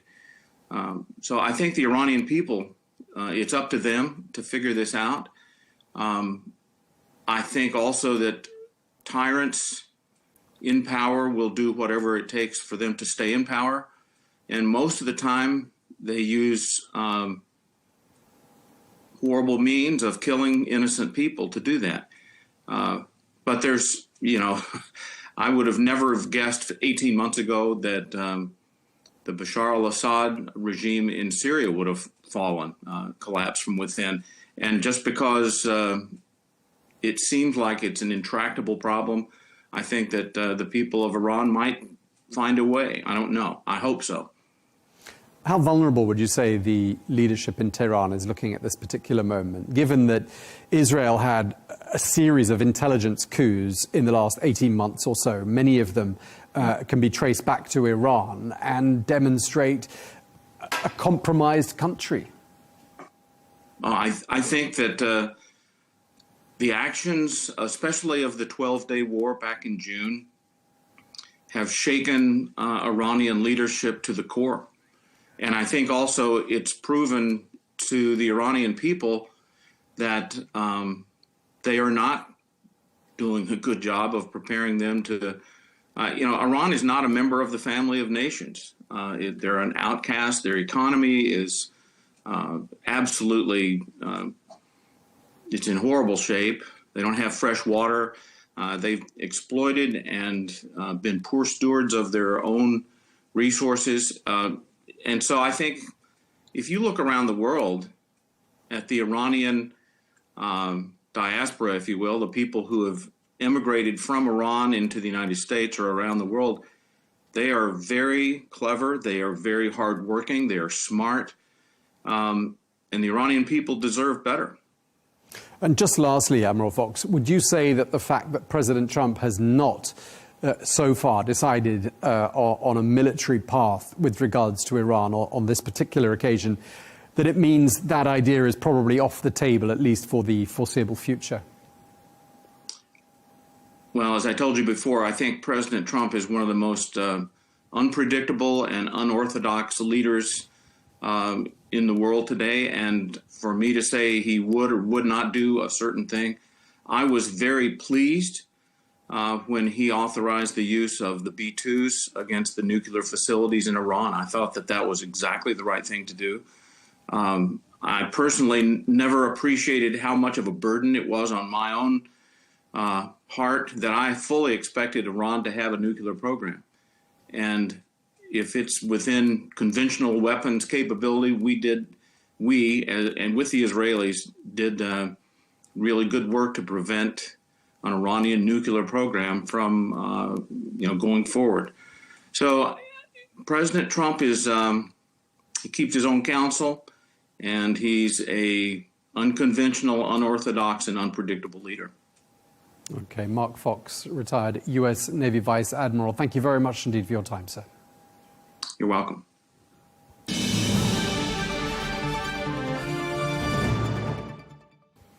Now, turning our attention to Syria. And after weeks of fighting between government forces and the Syrian Democratic Forces, questions remain over whether a ceasefire agreed earlier this week is going to hold.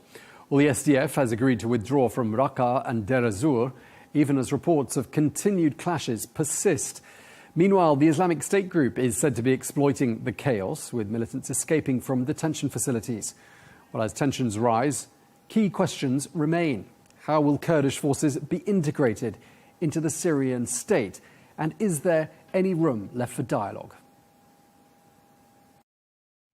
Well, let's get more now. We can speak to Lina Shami, who is a researcher at the Syrian Ministry of Information and joins us now from Damascus. Thank you very much indeed for joining us on Al Arabiya English.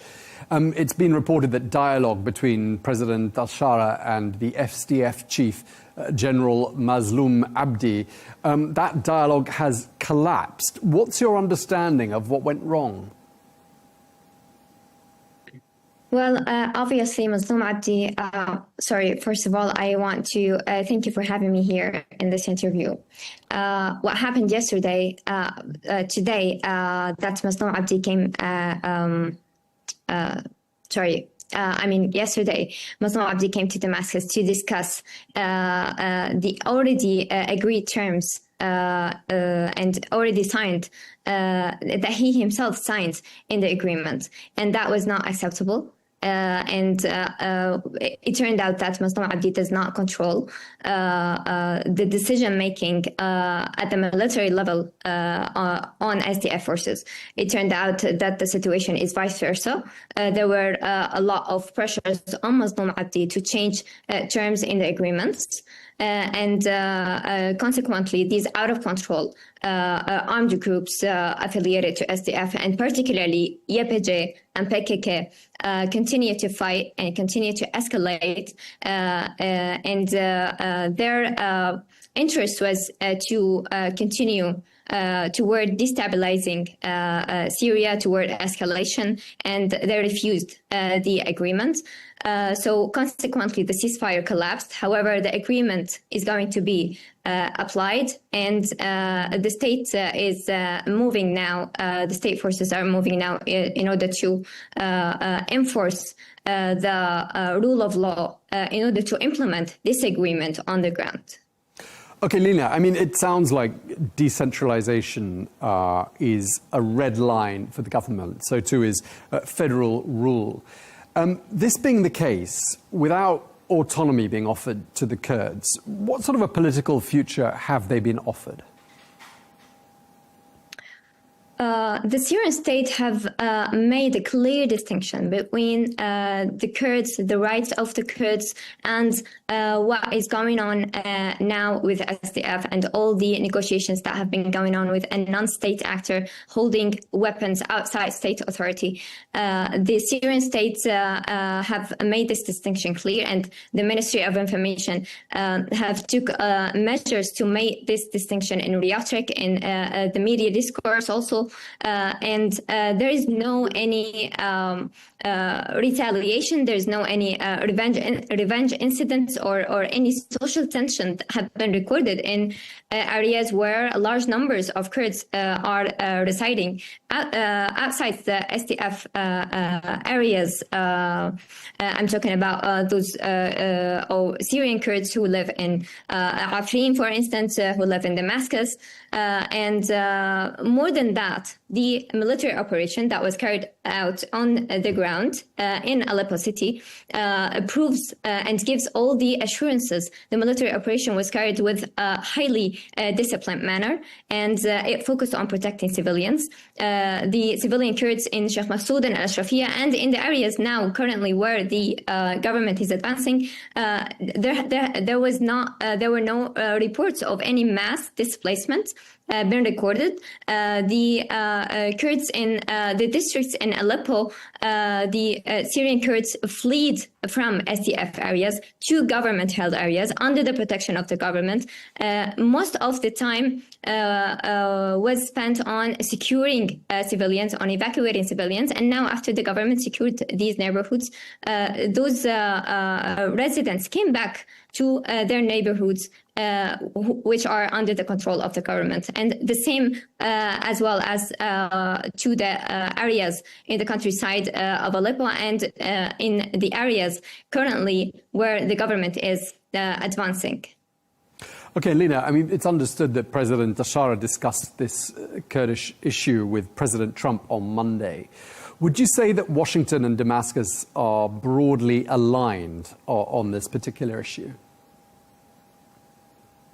Well, the position of the United States has been always supportive and always supported the stability of Syria.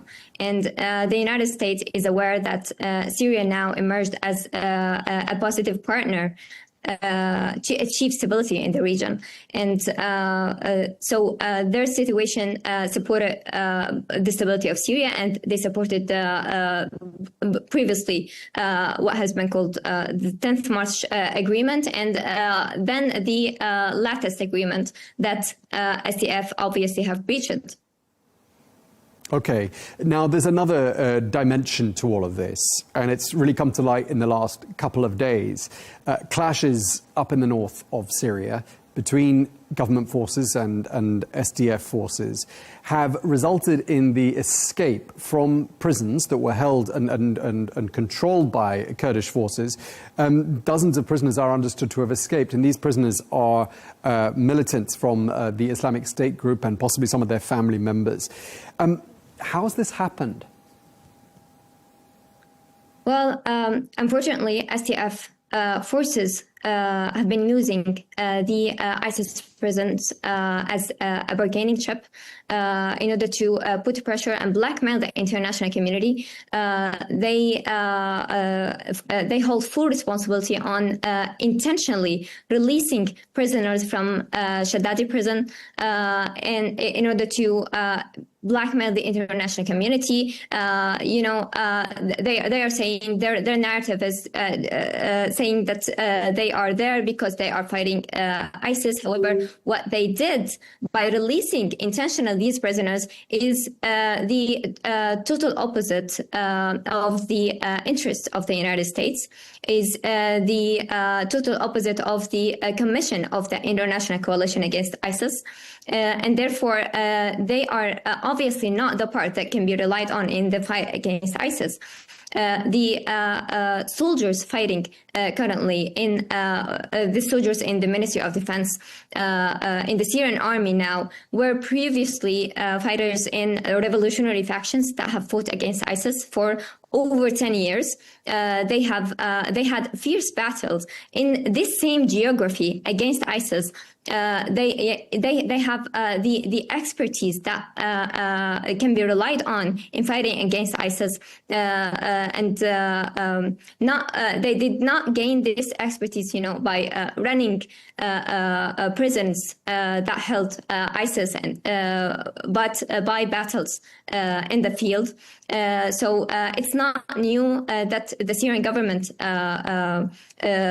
is, a partner in the efforts, in the international efforts in fighting against ISIS.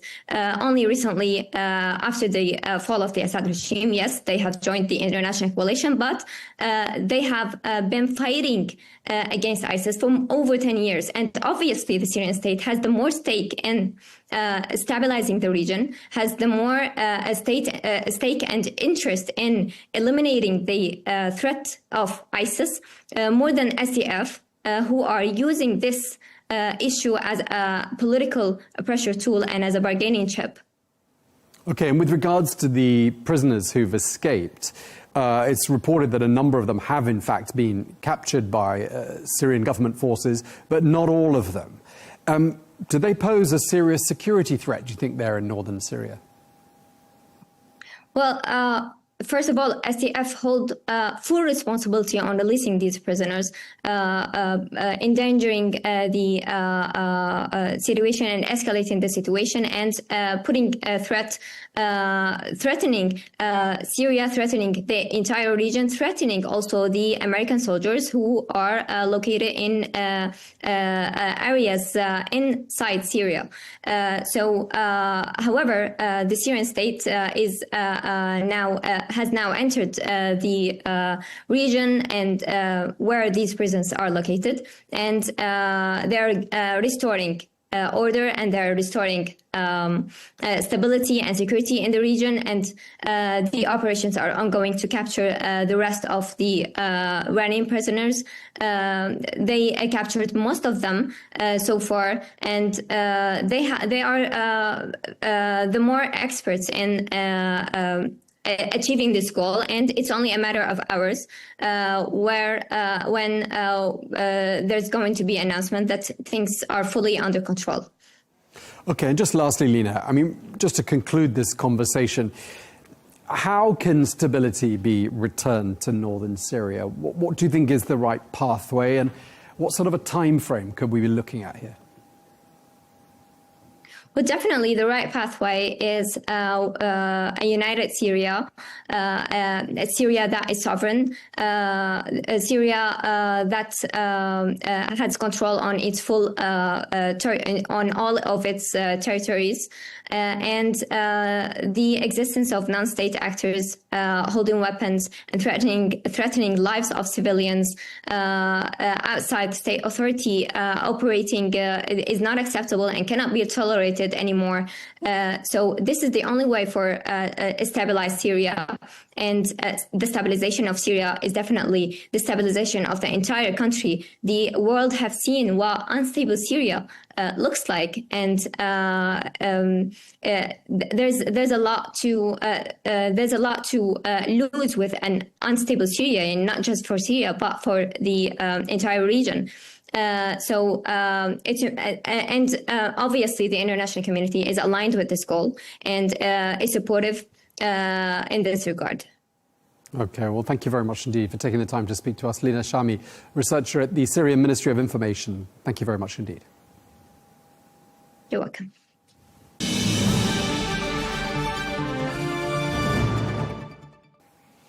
Well, that is all we have time for on Global News today. Thank you very much indeed for watching. Be sure to join us again tomorrow for more exclusive interviews. Until then, goodbye.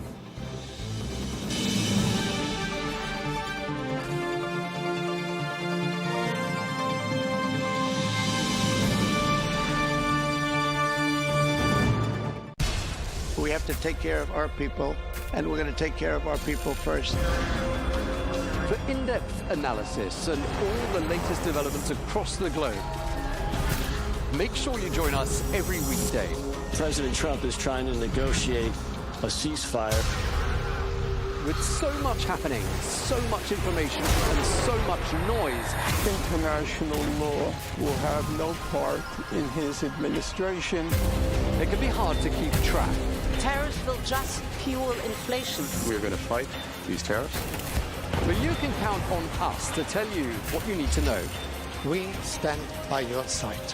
Join me, Tom Burges Watson, for Global News Today, right here on Al Arabiya News.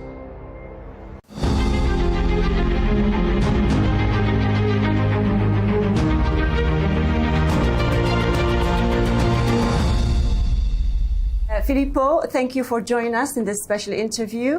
And let's start in with with your reading for this year. We're at the beginning of the year, and you sit at the center of global capital flows.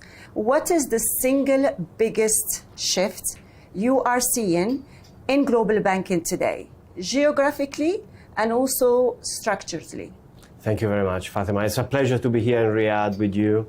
So 2026, in our mind, will largely play out most likely as the last 4 or 5 months of 2025. 2025 started with big expectation, then for a variety of different reasons, some of those expectations of deal making did not materialize for the first, let's say, 8 to 9 months of the year, but then the last quarter of the year, things picked up very strongly. Large deals came back on the M&A front. We just need to think about EA or Warner Bros. And Netflix, or some other transactions that happen on the IPO side. So we expect, to a certain extent, 2026 to be a continuation of that theme, whereby deals will be at the forefront, large transaction will be possible, some cross-border transactions should be doable for a variety of different reasons. One, financing costs are still very low. The credit spreads are at the tightest ever in the history. There is a large backlog of transactions that we have been working on now for months, if not years, that most likely will come to market. And then I think there is a sense also, especially in the US, that the deregulation will facilitate transactions that otherwise might not have been possible. So all in all, we expect the year to be exceptionally active. In terms of themes and geography and industries, I would say for sure tech, healthcare, infrastructure, probably energy too, will be most likely at the forefront. And of course the United States, but also Europe and the Middle East will most likely be very active. Geopolitics have been the breaking news since we kicked off 2026, and it is increasingly intersecting with finance. Venezuela is a clear example. From a global banking perspective, how do you assess today sovereign and country risks in markets where politics can quickly override economics? Before moving now to New York, I spent 12 years in Asia. And you quickly realize that every time we operate outside of the United States, as a firm, we are host, we are guests, in the countries in which we operate. And therefore, we have learned to that the geopolitical winds at times blow in one direction, at times blow in a different direction. So what is important for us is that we don't react too quickly in one sense or in the other, but we try to form a long-term strategy that makes sense for our clients, for the communities, for the stakeholders, in the countries in which we operate, and try to follow that strategy over the long term. We have never left any country since ever, because whenever we enter the country, it's not that you enter and then if you don't like it anymore, you can exit.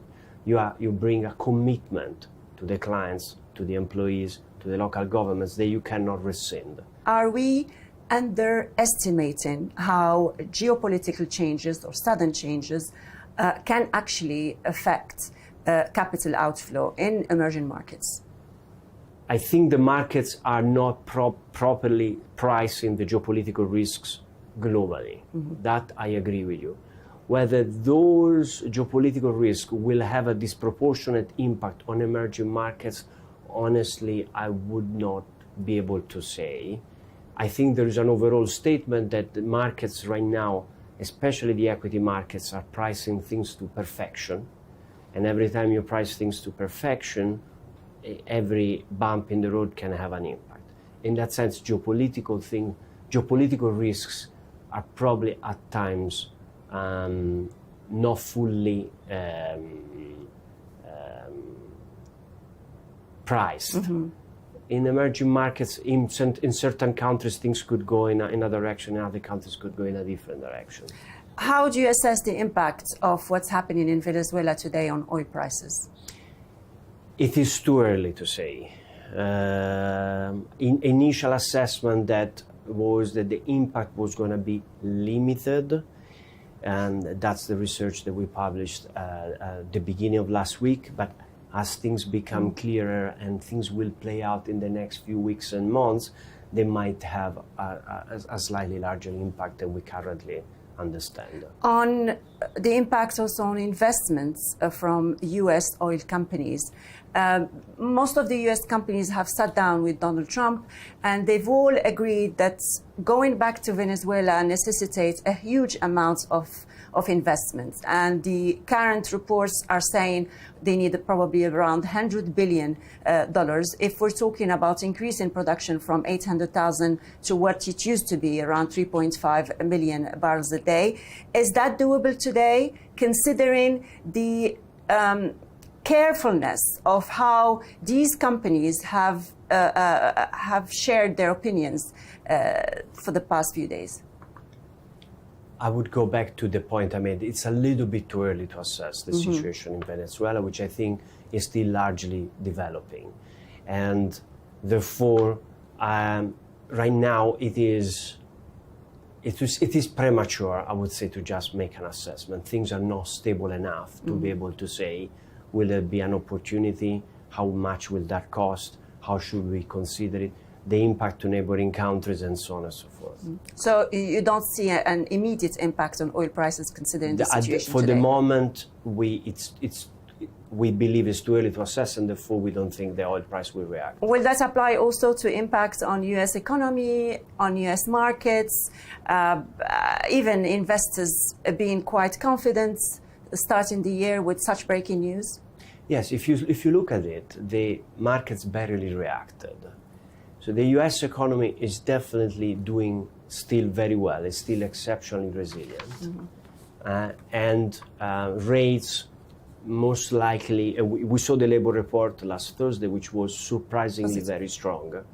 So we think the rates probably will remain stable in the US. We think the rates will remain stable in Europe too.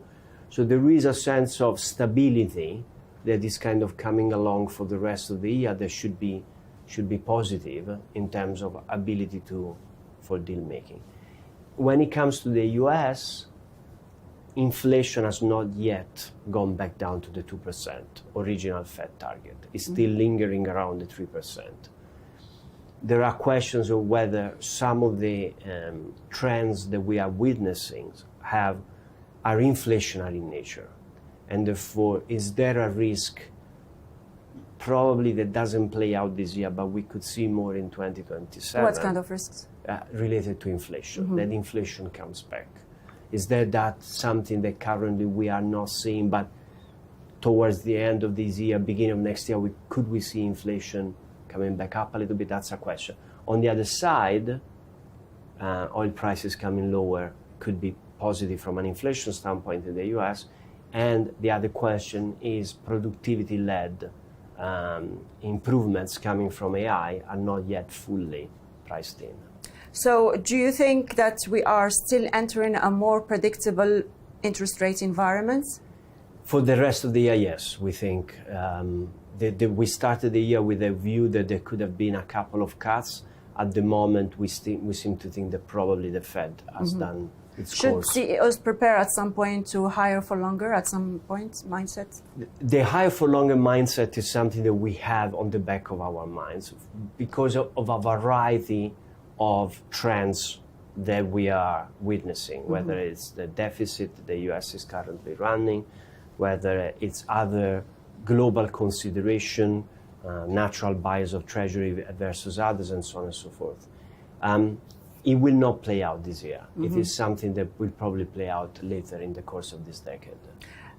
Powell mission is about to end May this year. 4 or 5 names are at the forefront of who's going to be leading the Fed in the next few years. Who do you think is most suitable? I honestly don't have a view. Who's the markets? I would never dare to comment. It's for you to make suggestions. I don't have a view. How do you think the current situation when it comes to rates, lending, and the whole finance capital flows reshaping corporate borrowing, especially when we talk about M&A appetites? So what you have witnessed over the last few years is the growth of the private lending, private credit initiatives, which definitely play a role, important role in sense of providing capital to borrowers that might be otherwise might be impossible for them to borrow. Mm-hmm. So there has been definitely a development in the US of these opportunities for financing that are outside of the traditional banking sector. This is one of the things, like for JP Morgan, we have announced last year at the end of January our $50 billion direct lending initiatives, which comes on top of the 15 billion that we have already done. And therefore, our strategy, for instance, in facing clients is to offer them an holistic approach, agnostically, in terms of we can do anything that you need as a client, from a direct loan to a syndicated loan to any other form of capital raising that could be helpful for you. There is definitely, in my opinion, there is a trend which is private and public markets are coming closer together compared to the way we used to think about it in the past, which was a little bit black and white. Mm-hmm. Filippo, you've mentioned earlier that you are expecting some deals to take place that started in let's say the second half of 2025 to actually materialize this year. What will truly unlock the next wave, the real next wave of global deal making? So I would say part of it is already unlocked with the ability to do large deals, large transactions. I think electronic cars is the best example of a large deal which we singly underwrote the debit component, and that transaction has important Saudi investors too. So the ability to do large deals, the market has accepted that is doable, and therefore I think that trend will continue. The reopening of the IPO market, I think it's probably one of the other important elements that should take place. Some IPOs happened in 2025. Probably it was in a smaller scale than we had originally expected. We believe that 2026 will be a year where the IPO markets could reopen for good, and we could see some large transactions come through. When you say large transaction, what are we expecting this year in terms of M&A activity? What is the number that you might see happening? If you think about last year was the second largest wallet ever in investment banking in history. The largest was in 2021, obviously, with all the things that happened during COVID. Last year was at around $120 billion. Last year was the largest at just over $100 billion. As things are trending right now, and as we look at the pipeline, it's foreseeable to expect that this year could be as big as, or as close as to 2020. So around 100 billion. Probably bigger than 100 billion. How do you see the US markets in this year? I mean, they've had a fantastic year. There was a bull going on, especially when it comes to tech stocks, AI-related companies. Do you see this continuing this year? At the moment, yes. It is probably will keep leading the way in terms of deal making across the world. Let's move to the Middle East, especially if we're talking about the region, Saudi Arabia and the Gulf. Saudi has become the magnet for capital, global capital from JP Morgan's. And here I want to hear from your bank point of view, from JP Morgan point, what is driving this shift? Are we talking about a structural reason or a cyclical reason? First of all, we have been operating in Saudi for 90 years. We celebrated our 90th anniversary just before the beginning of the FII in November of last year, and it was a fantastic moment to kind of acknowledge how much the Saudi environment, Saudi economy has changed over the last 90 years. And now we have 150 folks in the office here, is our which will probably go to 200 in the near future. And I personally think it's a structural change.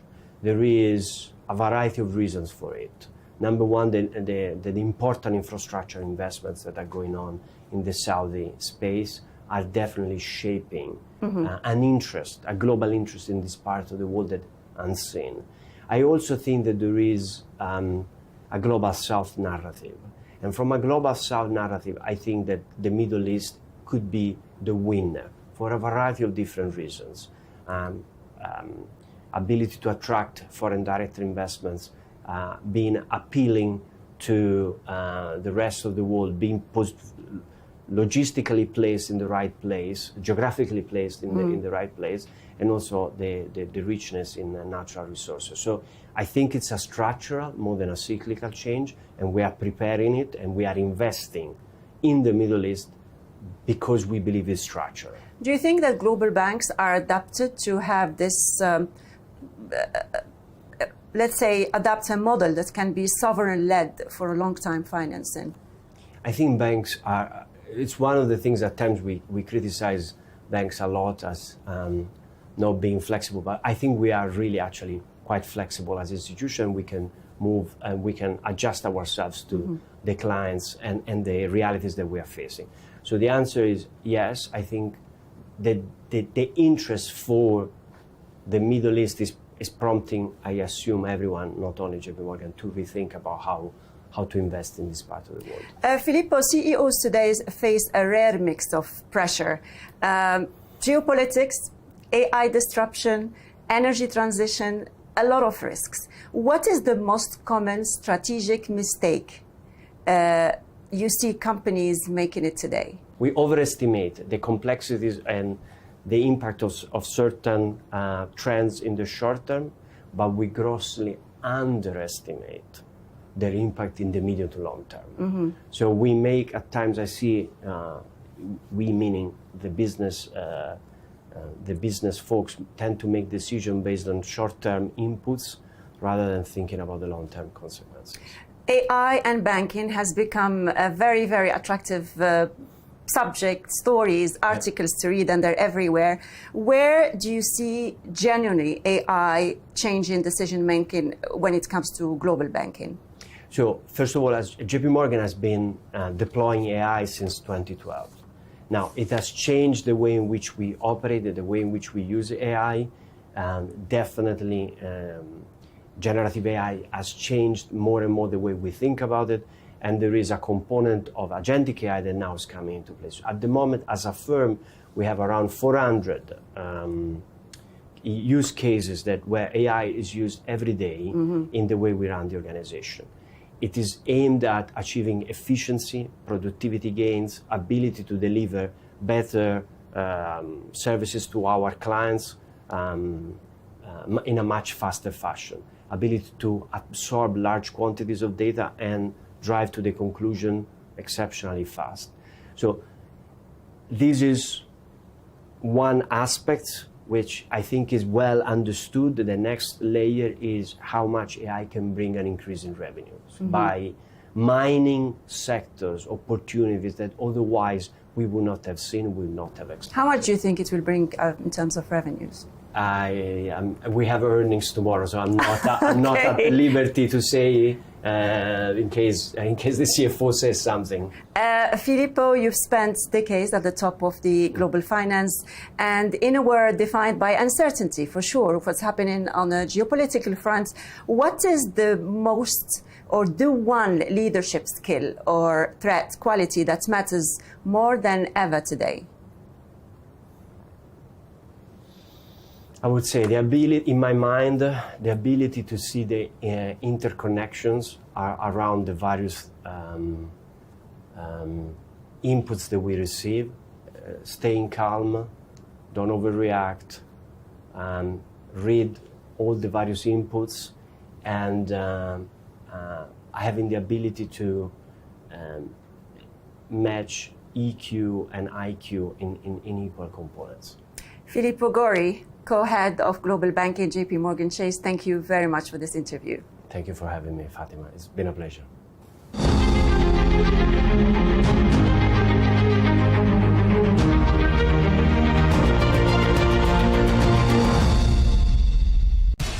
We have to take care of our people, and we're going to take care of our people first.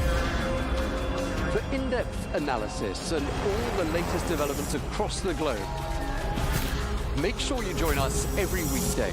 President Trump is trying to negotiate a ceasefire.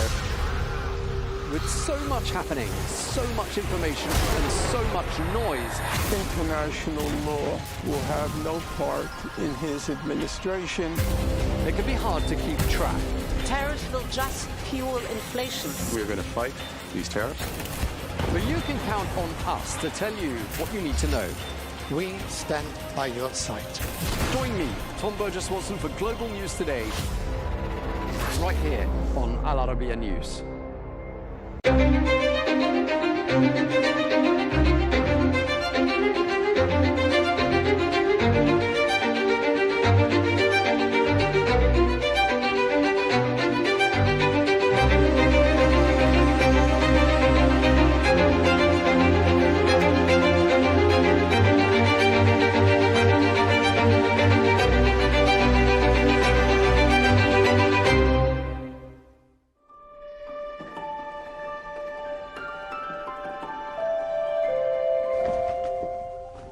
If you are watching this report on TV or on your mobile phone, you are committing a sin.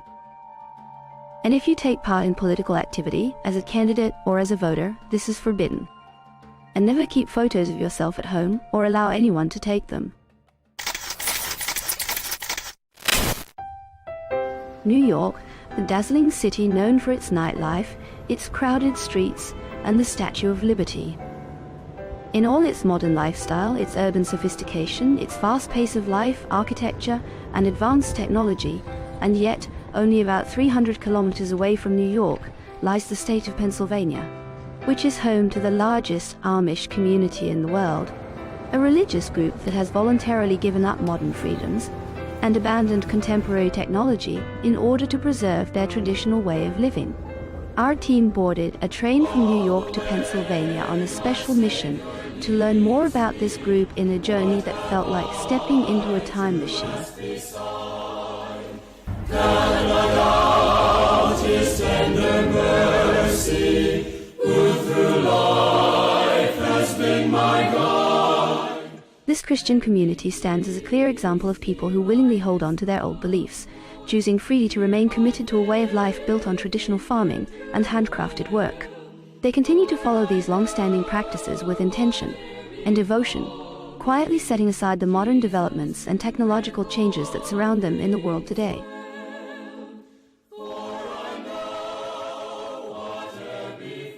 But how far can a community cling to the past in a world ruled by technology?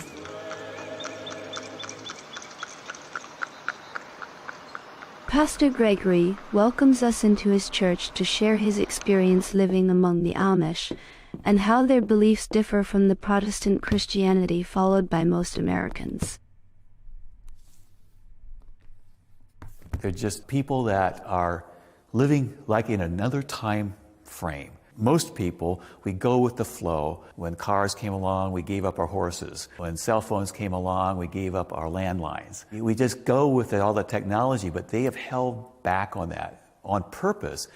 I think because they want to have a slower lifestyle, more thoughtful lifestyle, more contemplative, and not be influenced by the things that go with these advances. It's a mixed bag. There's blessings in the technology, but there's also some dangers as well, and they try to stay away from that. The Amish believe that good deeds in this life lead to salvation in the next. Unlike most Christian churches, baptism is not done at birth, but at the age of 18. At that age, one chooses whether to remain with the Amish community and be baptized, or leave it with no ties.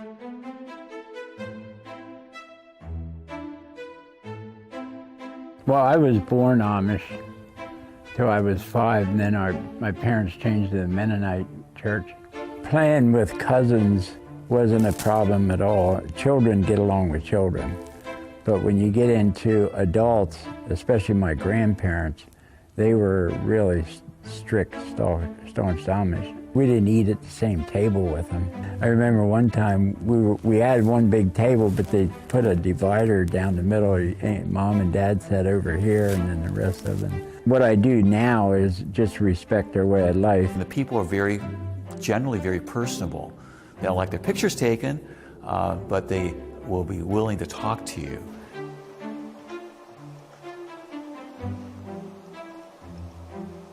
A man named Sam Stoltzfus. He lives here in Gordonville, Lancaster County, next to the church where I pastor. But this man is a resident historian for Gordonville. He's written Lancaster County Amish History is one of them. And he recently, well, I think it was 2016, he said, he took a trip to Germany. And he has pictures, and it's like a travel log of his experience in going to Germany. So things don't get collected. People give me notes, and I write notes, and I put the envelopes. Pastor Gregory arranged for us to meet his Amish friend, the historian Samuel, who agreed to speak only if his face was not shown, as photography conflicts with Amish beliefs against portraying humans. We don't believe in having our photographs taken because of the graven image. 10 Commandments, second commandment. We have 350,000 Amish people in North America. They're scattered all the way from Montana to Delaware to Virginia or New York State. There's Amish people in Ohio, Indiana, Illinois, Missouri, Mississippi. Then there's also Beachy Amish.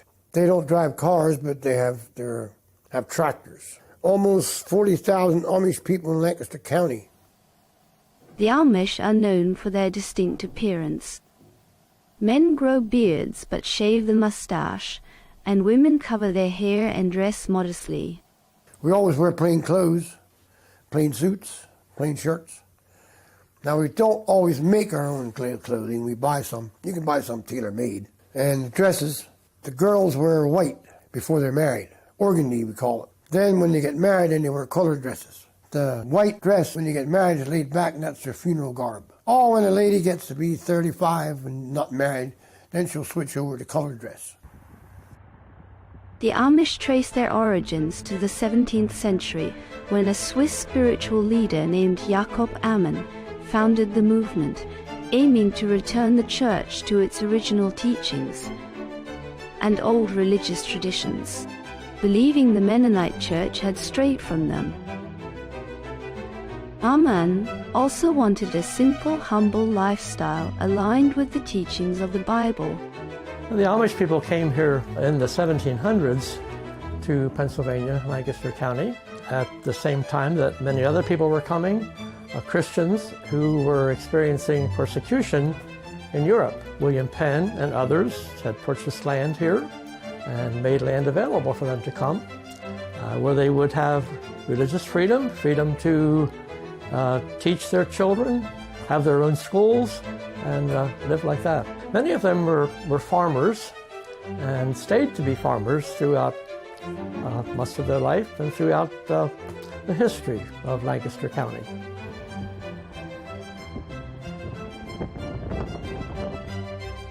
They all came from Germany and Switzerland, Europe, and they all taught Pennsylvania Dutch. And that's English and German and Dutch together. So that's why they taught Pennsylvania Dutch.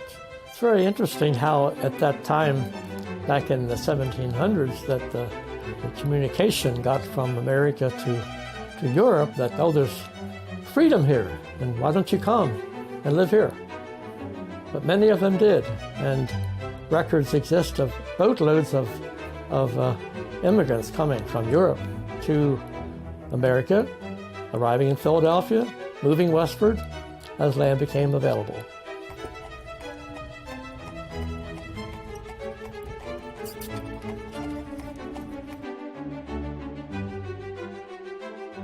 We've been keeping that pretty well.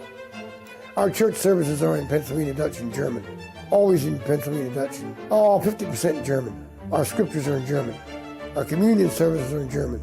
No, it's just something we've always kept. The Amish prefer to have their children schooled in their own private schools, and that is permitted here in Pennsylvania. Usually their students go to about the 8th grade, do not go to further higher education. Some of them might continue into high school. We've seen this from day one. We started our own schools in 1928 because the sports were taking over and they wanted the Amish to go to high schools.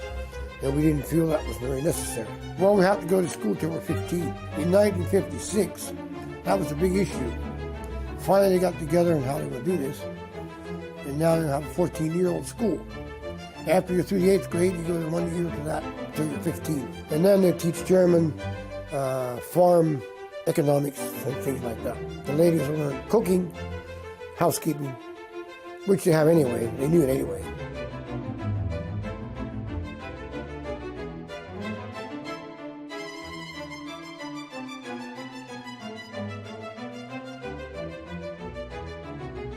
Nowadays, the ministry taught more English than High German. It makes it easier for everybody.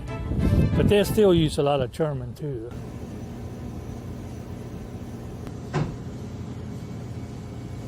Amish girl will go to Amish school, and when she gets out of school, she can be a helper when she's 15 or 16. If she's a helper for a year or two, she has the groundwork to be a teacher. They don't all make it, but 90% of them do. They do a good job. Their schools are usually taught by a younger single lady, and they do have a training, although it's very short, a training program for their teachers. And when they get to the point that they might marry, she should no longer continue teaching, because if she's married, she should be living at home, taking care of her children. The Amish face many challenges, including the high cost of land, which pushes many away from farming toward working in shops. Here in the central market, young men and women sell their local products, attracting visitors from all around. I grew up in Lancaster. I think the market's such a great part of our history. It's actually the oldest, largest, continuously operating market in the country. So that's like a really cool thing. The Amish today work with other people. They participate in community activities, especially with local fire companies. All of our fire companies are volunteer. The Amish have lovely farms, and they have farm buildings, barns, and they need protection, and so they cooperate with other people in the community as well.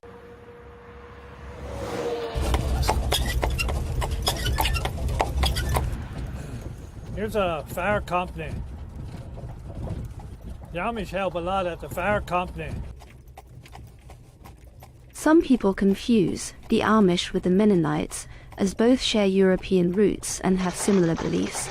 They are essentially spiritual cousins. I'm not Amish, we're Mennonite.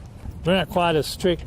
We all have electricity and telephones, but we don't have cell phones and no computers. And we don't have the beards, and the dress is a little different. We all drive horse and buggy too. Now there's some Mennonites that drive cars. There's a lot of different groups of Mennonites. We always work together with the Mennonites. So if it goes to the worst, it comes to bat, sometimes those people will step up for us, which gives you a good feeling. We do a lot of comforts for MCC. It's sort of a quick put-together blanket, quilt, Ukraine, Jerusalem. They send a lot of stuff over to those cities. People don't have enough to eat or have enough to wear. The Amish maintain strong social and economic ties, especially with the Mennonites. The Amish refer to anyone outside their community as outsiders, regardless of background. It's a mix. They'll use our services as English people.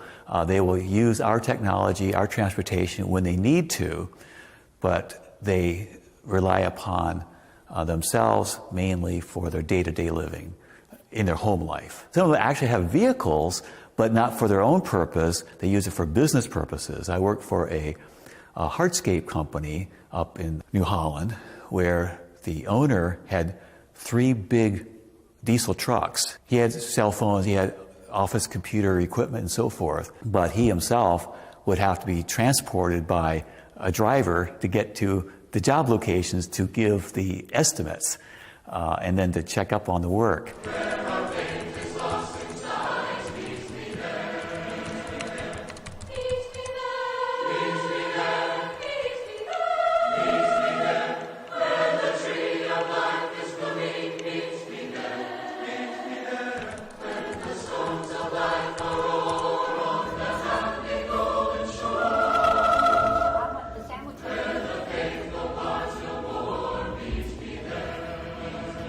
Amish buggies differ in shapes and types and uses. There are summer buggies, winter buggies, family wagons, cargo wagons, and more. Power Companies, US to show us some of his personal buggies.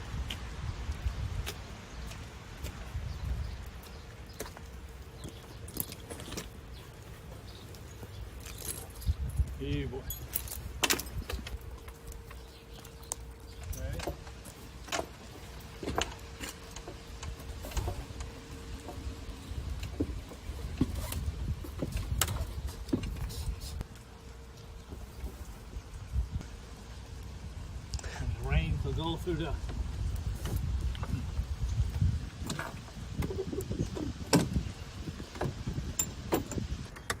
the blinking lights, the headlights.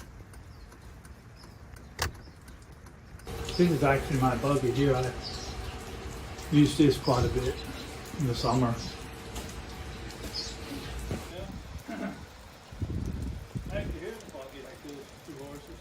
They are head and base. Helps a little for the rain too. You look around more and gets you a good ride. We believe in using horses and on the road and in the field, because if we would start buying cars and buying tractors, we would go way too fast. Our young folks, when they get 16, we get them a horse and a buggy, and that's the way they travel.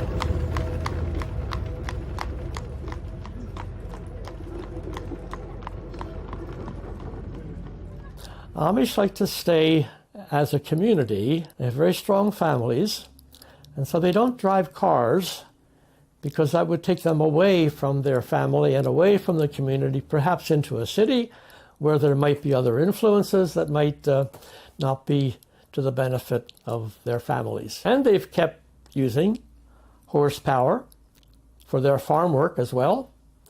And so you'll see horses out in the field pulling plows and different kinds of equipment all the way.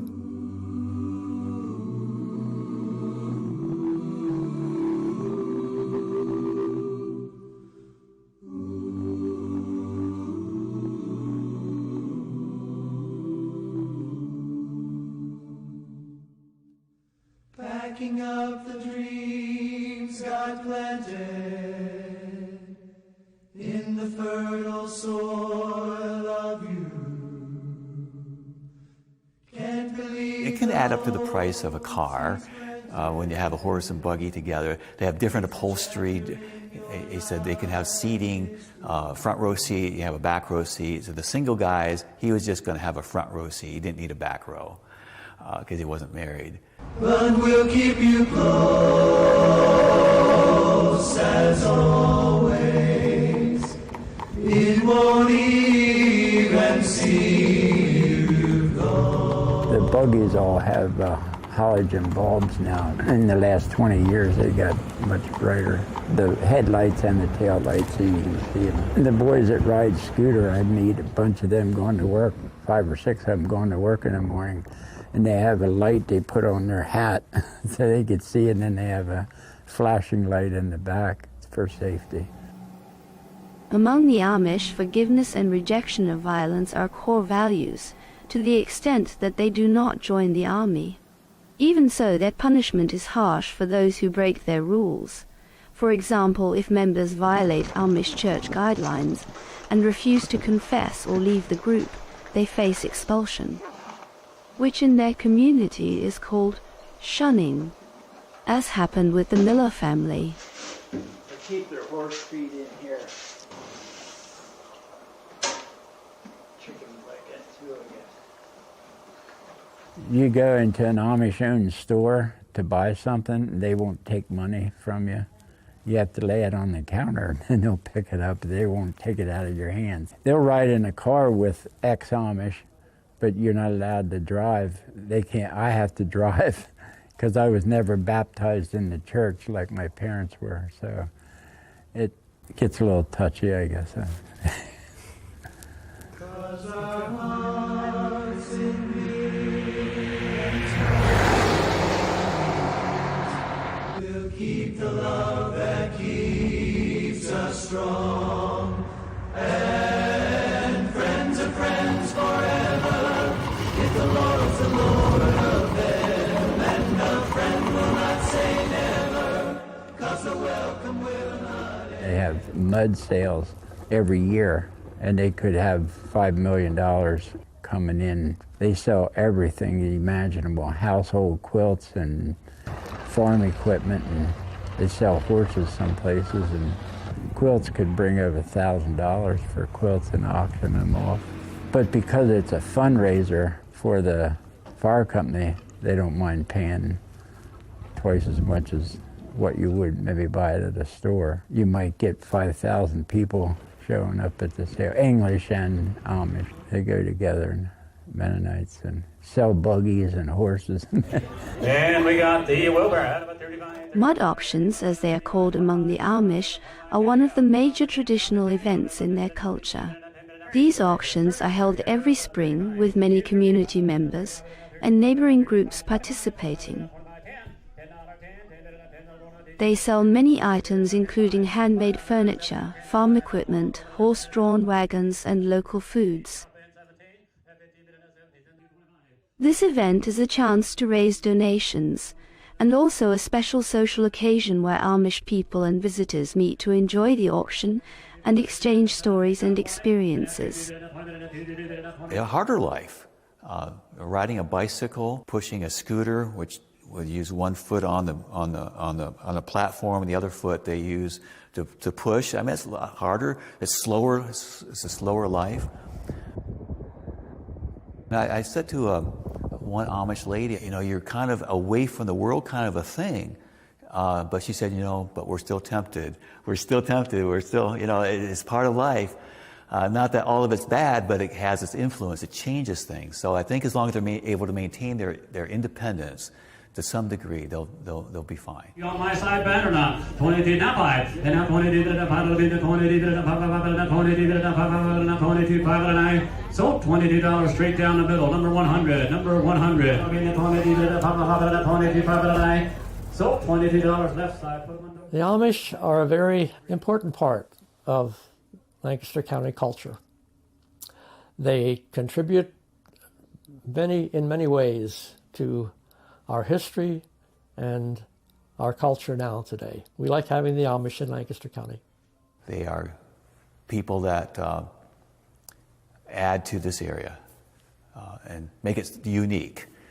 And if we lost the Amish, Lancaster County would be just like anywhere else. But in this case, from birth, the announcement was made that Jesus is a Savior, a deliverer. In fact, his very name means salvation, means Savior.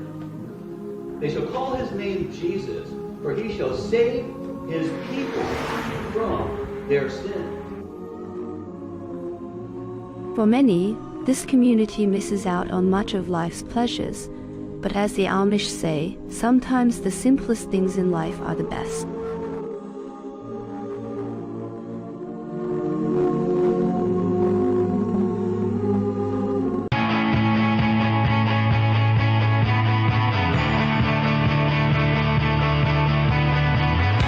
Welcome to the metropolis, the big city. This is where tech, trends, and culture meet. Meet the people. See the sights. Walk the city streets. And experience the lifestyle.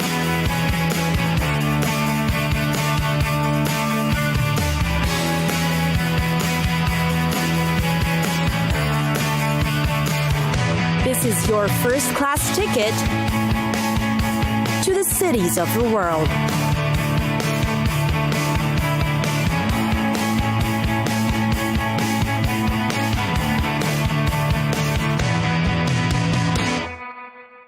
Istanbul, definitely a glory of the world. Istanbul bridges two continents, marries civilizations that highlights the best of the Roman, Byzantine, and Ottoman empires. Take a look and see. Perhaps the most popular among tourists is taking the Bosphorus cruise in Istanbul. They say a trip to the city won't be complete without taking this route. It provides a majestic overview of the city, taking both European and Asian shores. You'll see century-old places and mansions to marvel at. There are also several options of cruises to take for your convenience. The Hagia Sophia is definitely a sight to see too. It's a splendid church-turned-mosque-turned-museum that's considered one of the world's greatest architectural treasures. Also head over to the Archaeology Museum in Istanbul. It is considered one of the city's hidden gems, displaying one of the world's richest collections of classical antiquities. Here, you'll find the marvelous sarcophagus of Alexander the Great, depicting important phases of his life, the blue-tiled Karaman Marab, the beautiful tiled pavilion, and the Treaty of Kadesh, which is known as the world's earliest surviving peace treaty. When it comes to shopping, Istanbul has its Grand Bazaar. You can go bargain hunting to your heart's delight. It is over 500 years old, but still one of the largest covered bazaars in the world. Locals visit the place every day to shop and bargain like pros. The Grand Bazaar is also known for its carpets, leather, ceramic, jewelry, plus souvenirs you can bring home. Not to be missed are the local markets that will allow you a taste of different cultures of continents. Turkey's kitchen is in fact known to be the richest of all. Their dishes are known to be made with only fresh produce. Plus, you can buy the ingredients firsthand at the local markets. Then, of course, you can't miss the Galata Tower. It is one other way to see the best of the city. You'll get a 360-degree panoramic view of Istanbul. Its very high tower also has a restaurant and cafe for you to dine in at the 9th floor. Feel free to enjoy the view and the food too. Definitely a great way to see, experience, and absorb the beauty that is Istanbul.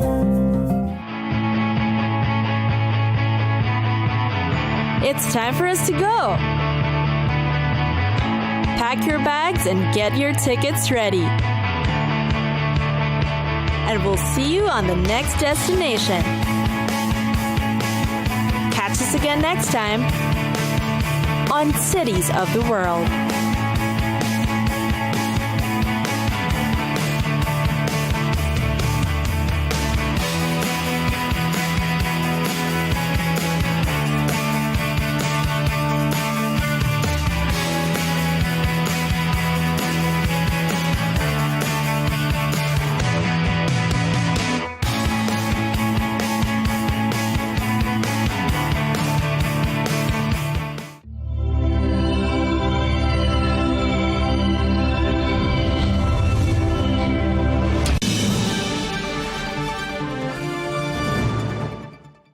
Hello and welcome to this special interview on Al Arabiya English. I'm Tom Burges Watson. Now today we are joined by Zander Evett, who is one of the world's leading osteopaths and performance coaches. He's trusted by top athletes, actors and business leaders. And for over a decade he's been the expert that high performers rely on for recovery, pain management and truly effective health strategies, cutting through wellness hype and methods that actually work. Well, with the Abu Dhabi Grand Prix this weekend, plus stress, travel and desk life taking a toll on all of us, there's no better time to learn what the world's top performers are getting right and perhaps what they're getting wrong as well. Zander, thank you very much indeed for coming to see us.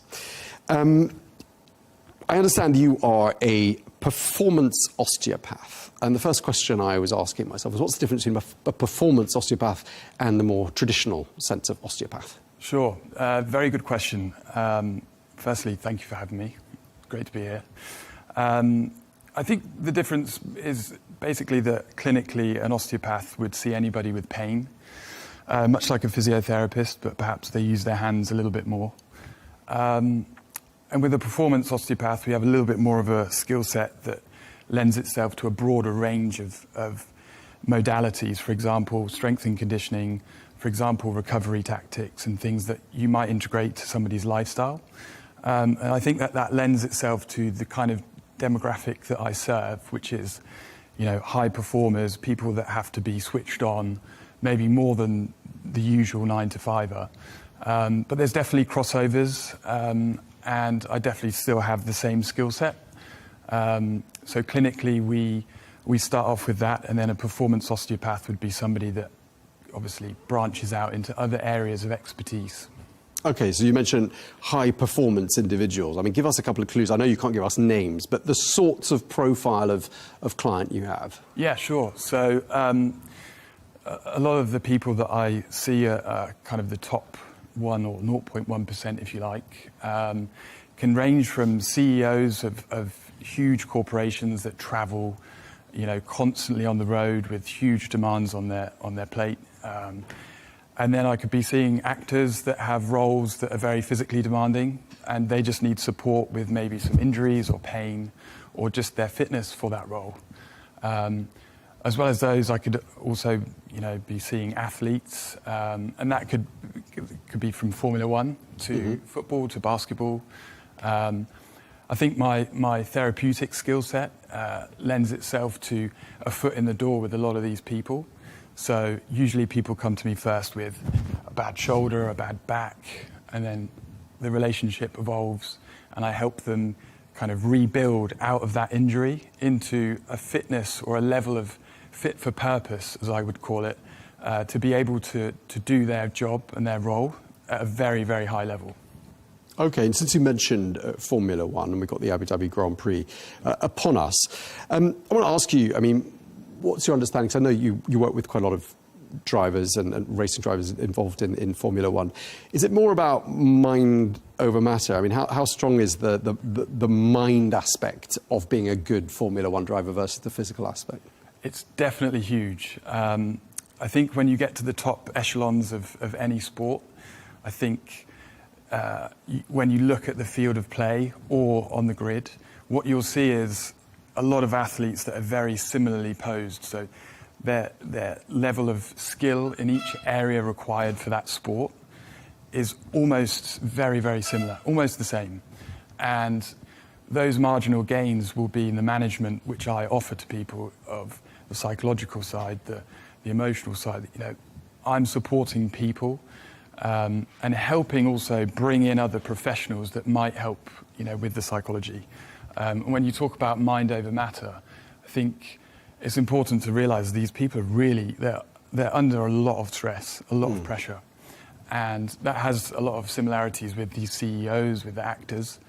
But you're right in saying it plays a huge role, because if for some reason on that day you have some kind of emotional wobble, or there's something at home that isn't quite right that day, when you get on the grid, you're slightly behind the next person. And we know that those margins, when you come to the end of the race, that's what determines win or lose. So. Right, your focus just isn't completely there, is it? It's going to be, your mind's going to be somewhere else. Exactly. And your body is there, and it's, going through some pretty arduous tests, 50 kilos forced through the neck on a corner, for example. What does that actually do to a driver's body? And what can people who aren't involved in racing driving, ordinary people like me, perhaps learn from the recovery routine of a driver? Sure, yeah. You're right in saying that the forces that are exerted upon those drivers are absolutely huge. I think it's important to understand that physically they go through a lot more than you might realize just sat still. And even slight drops in hydration can cause a drop in mental acuity in a significant way. So what the guys are doing in my role in Formula One, for example, they're monitoring and helping to optimize these different facets of health and fitness so that there isn't a drop in any of the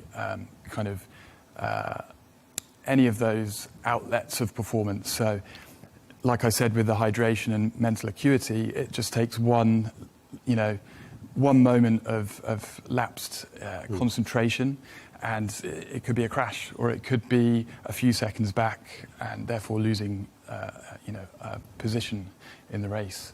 It's really interesting because you're painting the picture of a sort of hybrid between someone who works with the human body in your capacity as an osteopath and someone who works with the mind, almost like a therapist, a psychiatrist, psychotherapist, something along those lines. And I just want to ask you as well, I mean, when we look at these high performers that you're working with, you could almost call them the 0.1% of the population.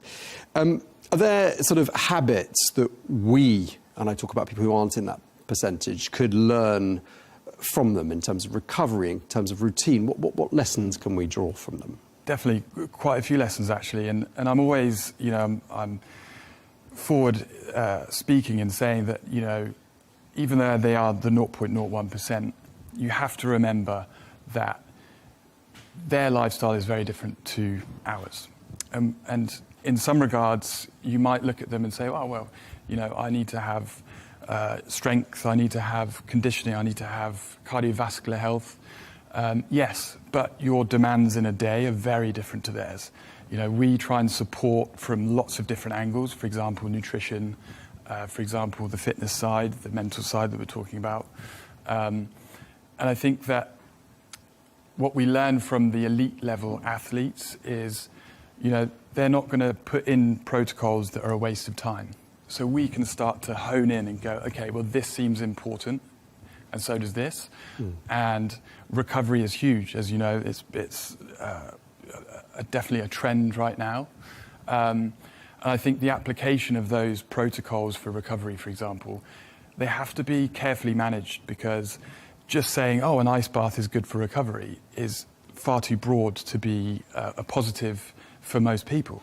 And if I give you the example that, a Formula One driver is probably very well rested in their off-season, but during the season, not so much because of the time zone shifts. I'm not going to be putting stressful ice baths into a routine before a race, because that's just going to waste a lot of energy and perhaps be deleterious to their performance. So I think these blanket terms that we're throwing around in this day and age of do this, do that, you have to really look at the person and their circumstances. So yes, we can learn a lot from athletes, but we also have to take context as well. Okay, so if it's right for him, it might not be right for you or me. Exactly. You've got to look after yourself as well, haven't you? Because you've just been telling me before we started this interview about your punishing travel routine, lots of different time zones in there. And I'm just wondering how you manage to stay on top of your game and recover, for example, from pretty stressful, pretty exhausting journeys that you're having to do. Sure. Yeah. I mean, fortunately, I'm not the top of the chain in terms of pressure and job commitments. I'm just part of the big wheel that's going with these organisations and people that I work with.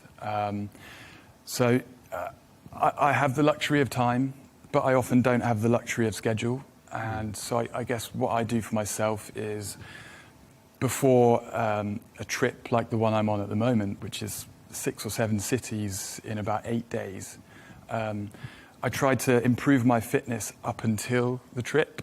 And then during the trip, I'm just I'll get my recovery in where I can. I'm not trying to improve my fitness. I'm not trying to gain strength.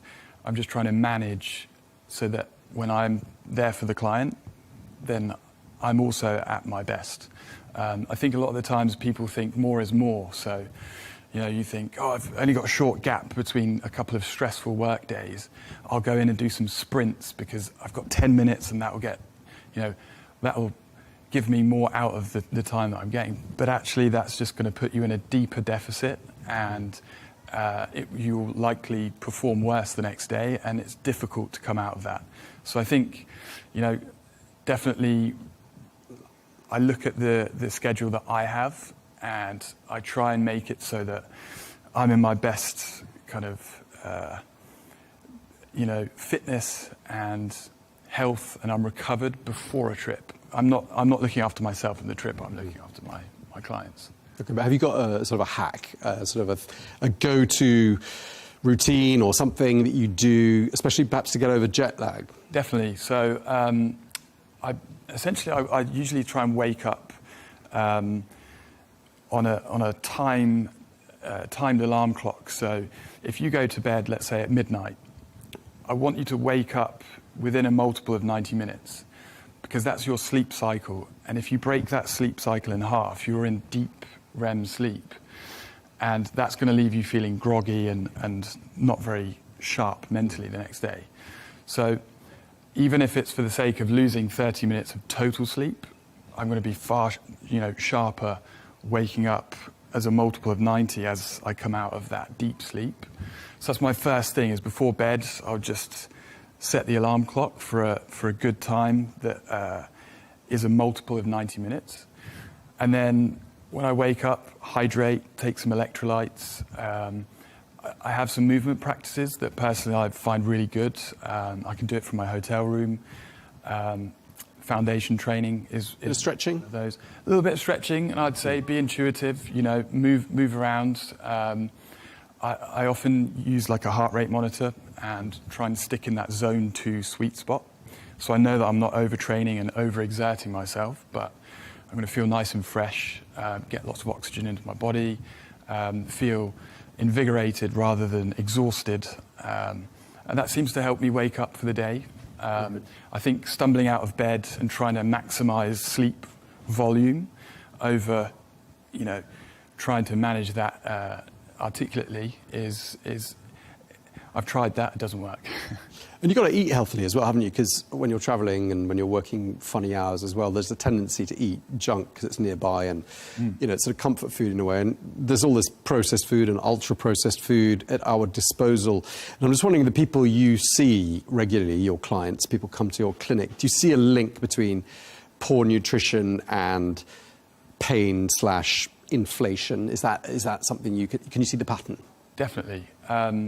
There's definitely a link between people with, and I would just zoom out a bit and say, if somebody's eating poorly with these highly processed, foods, they're likely not paying much attention to most of their lifestyle.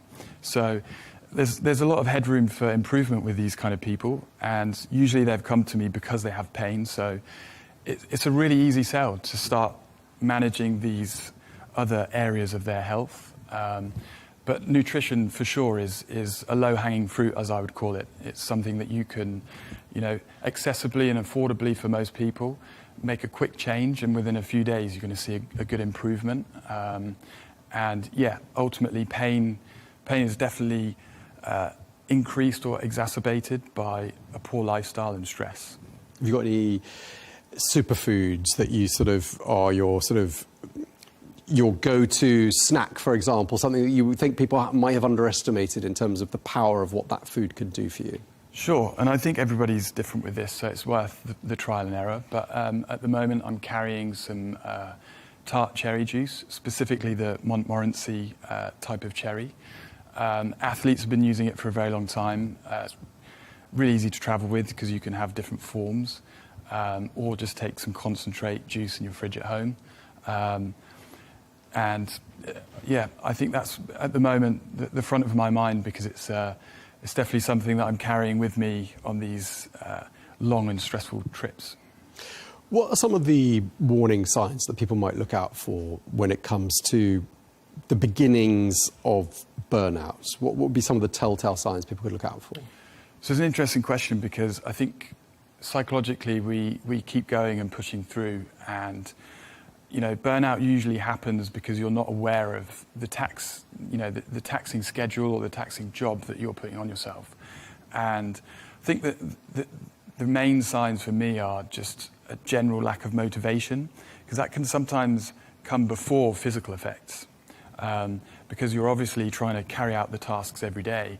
You're not thinking of, how do I feel while I'm doing this?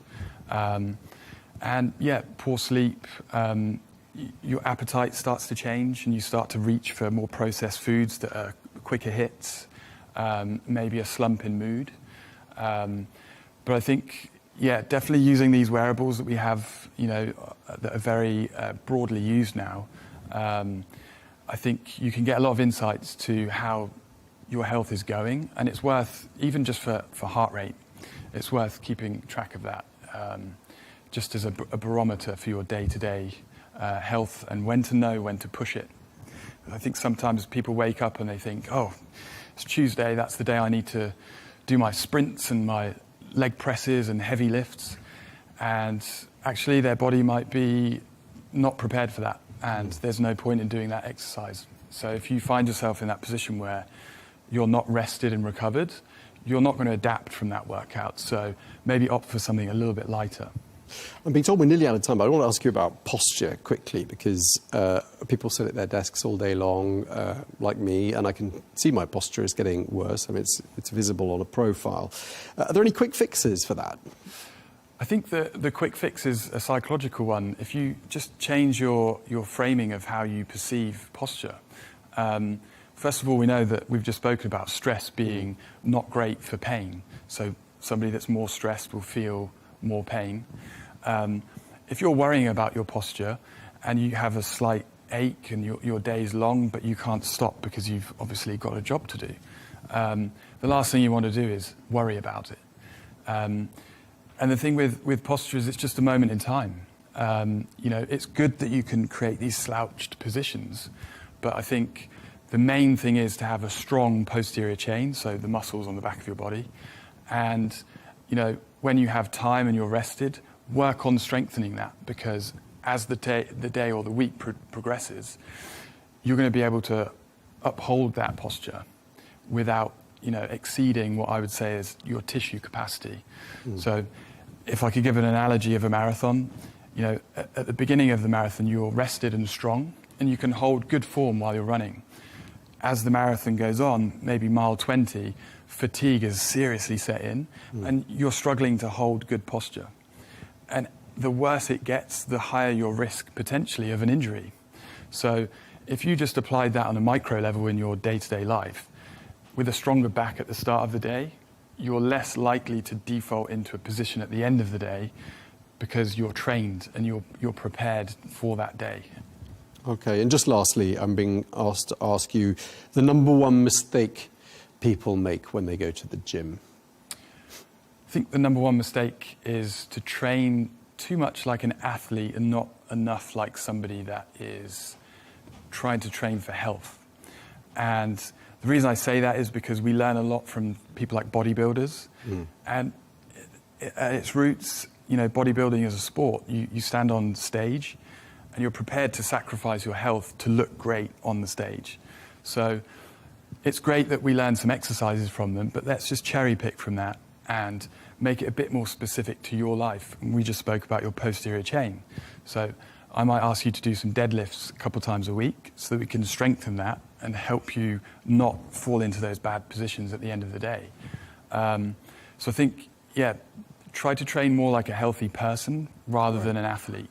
These athletes have a very different lifestyle that we've kind of dipped into today with our discussion, but their lifestyle has lent itself so that they can perform at an optimum level for that specific task. And your specific task is not sat in a Formula One car, unfortunately. Well, or fortunately, as the case may be. Yeah, exactly, yes. But the other drivers probably. Yeah, so definitely try to, look at your health from a holistic point. Don't try and, improve your muscle mass. We do want muscle mass. We do want cardiovascular fitness. We do want all the facets of what we can get from the gym, but we don't want to just stay railroaded in one direction and just add muscle. All right, we're going to have to leave it there. We're out of time. Thank you very much indeed. Really appreciate you coming in to see us. Xander Evitz, one of the world's leading osteopaths and performance coaches. Thank you very much indeed for your time. Thanks. أهلا بكم. لم تكن العلاقة بين موسكو. Welcome. The relationship between Moscow and the Arab world has never been a straight line. It has seen decades of rises and falls, from peaks of alliance during the Arab-Israeli wars to a sharp decline after the collapse of the Soviet Union, and then a notable return through the Syrian gateway, followed by Gulf caution amid the war in Ukraine. Today, with the Arab-Russian summit convening in Moscow, a central question is being asked. Is Russia seeking to restore its former glory in the region, or to build new partnerships that adapt to the transformations of the 21st century? Since the mid-20th century, the Soviet Union emerged in the Middle East as a pivotal player. as its early support for the independence of Egypt, Syria, Algeria, and South Yemen granted it special influence with Arab capitals. That influence soon turned into an active military and political presence, reaching its height during the wars of 1967 and 1973, when Moscow supplied Cairo and Damascus with weapons, experts, and pilots, becoming a principal partner in the Arabs' battles with Israel. In that period, the depth of the alliance with Cairo was embodied in a historic visit by Soviet leader Nikita Khrushchev to Egypt in 1964, where he joined President Gamal Abdel Nasser to celebrate the diversion of the Nile as part of the Aswan High Dam project. Those were highly symbolic moments that cemented Egypt as Moscow's closest Arab ally, and showed how development and weaponry, together with political positioning, became interlocking tools of the Soviet project in the region. At that time, Khrushchev delivered his famous line, "The High Dam is not just an engineering project. It is a symbol of friendship between the Egyptian and Soviet people." From there, a new phase began in which the Soviet Union became the primary patron of Arab nationalist and socialist regimes. But that alliance gradually began to crack through the 1970s, when President Anwar Sadat rose to power following the death of Nasser. Sadat sought to free his political and military decision-making from Soviet dominance and to pave the way for a rapprochement with the West. In 1972, he took a stunning step by ordering the expulsion of around 20,000 Soviet military experts and advisors from Egypt, a moment that marked the great rupture between Cairo and Moscow. And although cooperation in arming the Egyptian military continued up to the October War, what followed, the signing of the Camp David Accords and Cairo's opening to Washington, effectively ended the Soviet presence in Egypt and pushed Moscow to seek alternatives in Syria, Algeria, and Libya to compensate for the loss of its largest Arab ally with the Soviet Union's collapse in 1991. Russia's presence in the Middle East receded, and Moscow withdrew from bases and ports that had underpinned its influence for 5 decades. With the dawn of the 2000s, Vladimir Putin redrew the compass of Russian foreign policy, seeking to regain influence lost with the Soviet collapse. Military cooperation revived with Algeria, Egypt, and Syria, and economic channels opened with the Arab Gulf in energy and grain, restoring Moscow's bridges of interest with the region. But the major shift came with the Arab uprisings of 2011, when Moscow saw a chance to cement its presence. Its direct military intervention in Syria in 2015 restored to it key strategic levers, most notably the bases of Tartus and Memim. This intervention reinforced Russia's image as a protector of its allies. Yet at the same time, it raised caution among Arab capitals trying to balance relations between Washington and Moscow.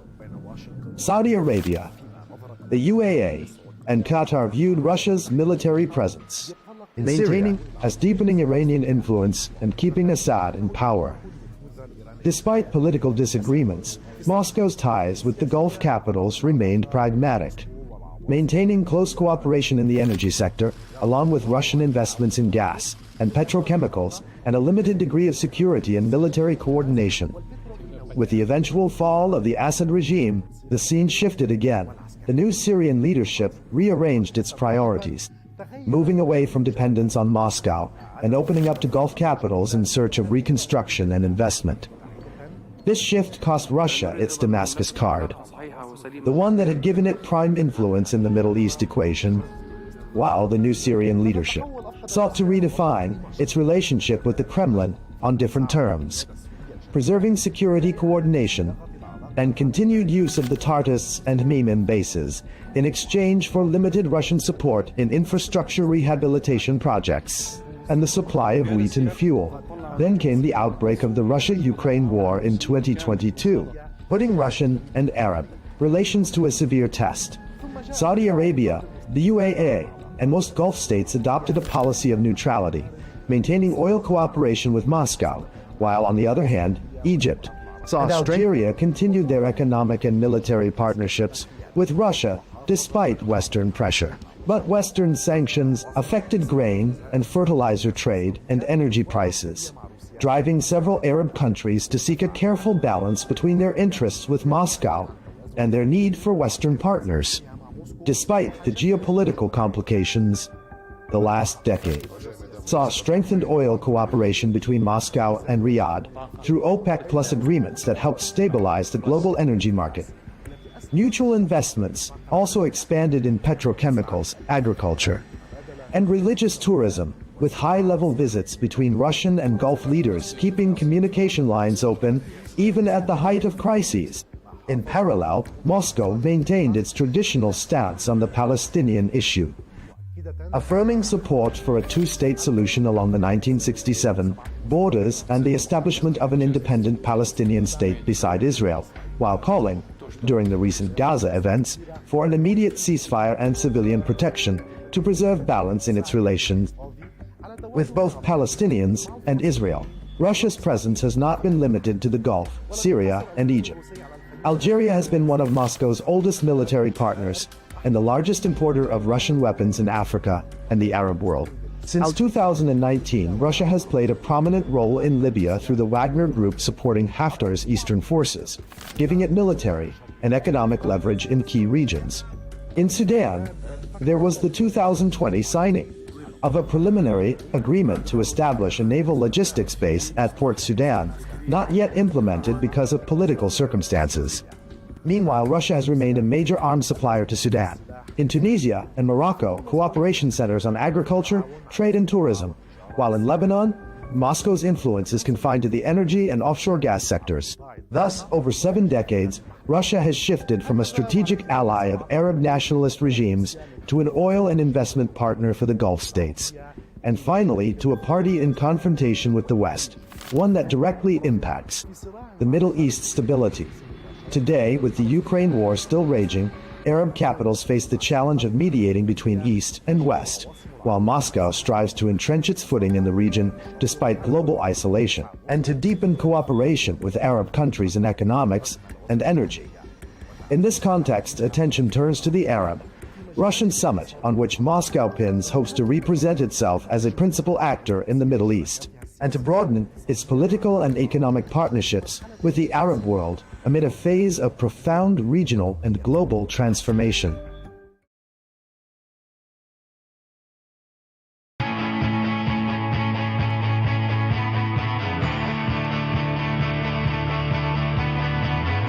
Welcome to the metropolis,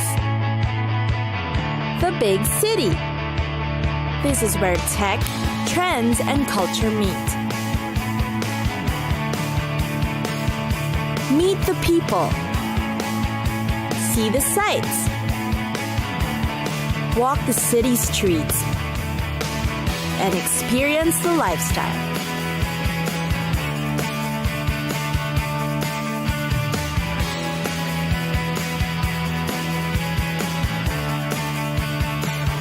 This is your first-class ticket to the cities of the world.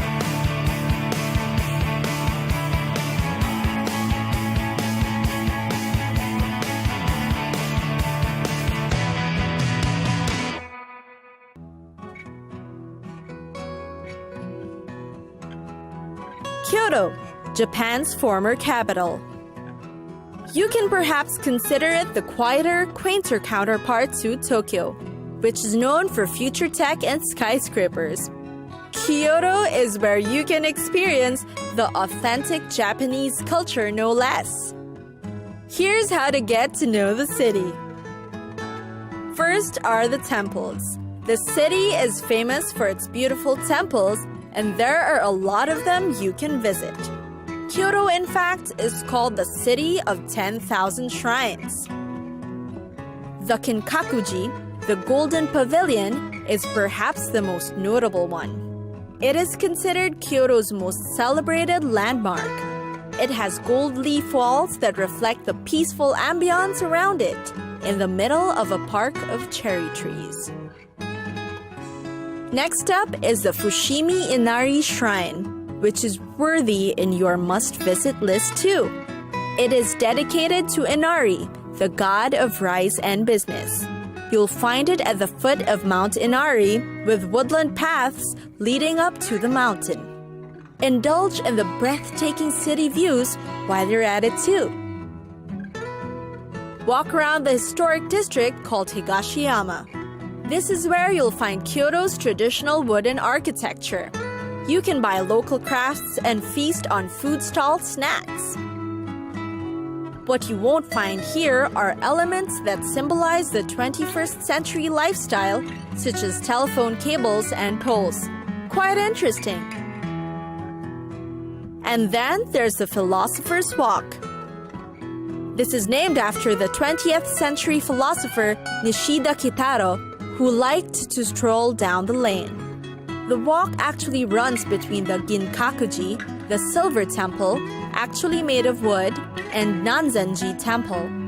Walking through it will take about half an hour, but worth it especially during cherry blossom season. Delicate pink flowers are sometimes thrown over the canal. Last but not least is Kiyomizu-dera. This place is considered the star attraction of the Higashiyama district. It is a large temple dedicated to the goddess of mercy. It has a temple wooden terrace that's constructed entirely without nails. That's its most popular architectural feature. It's highly recommended that you visit during spring or autumn for spectacular views of the landscape.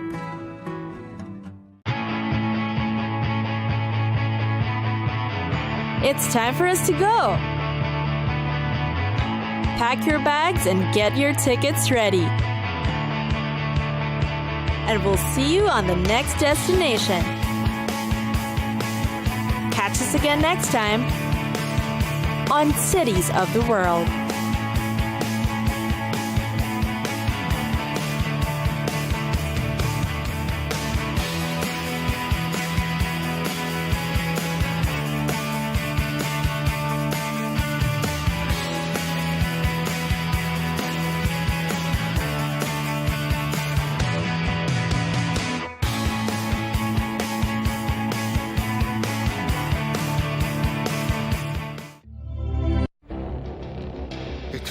The gates are passing by in a matter of weeks. Seismic shifts in the world order. Never, ever will be part of America. With so much happening and so much noise. Whether it's political upheaval, Canada has been ripping us off for years. Economic shifts or social movements. And no one wins from tariffs. I think America can be more friendly to the rest of the world. For in-depth analysis and all the latest developments across the globe. To have an inclusive policy together. The meetings with Hamas gave me some hope. We're in another nuclear arms race. The most important development straight to your screen. Welcome to the dressing room. I'm on my own. I need backup. And an insightful look at the issues shaping our world today. It was not going to happen, that war, and it happened. Join us on Arabiya News, where the world talks.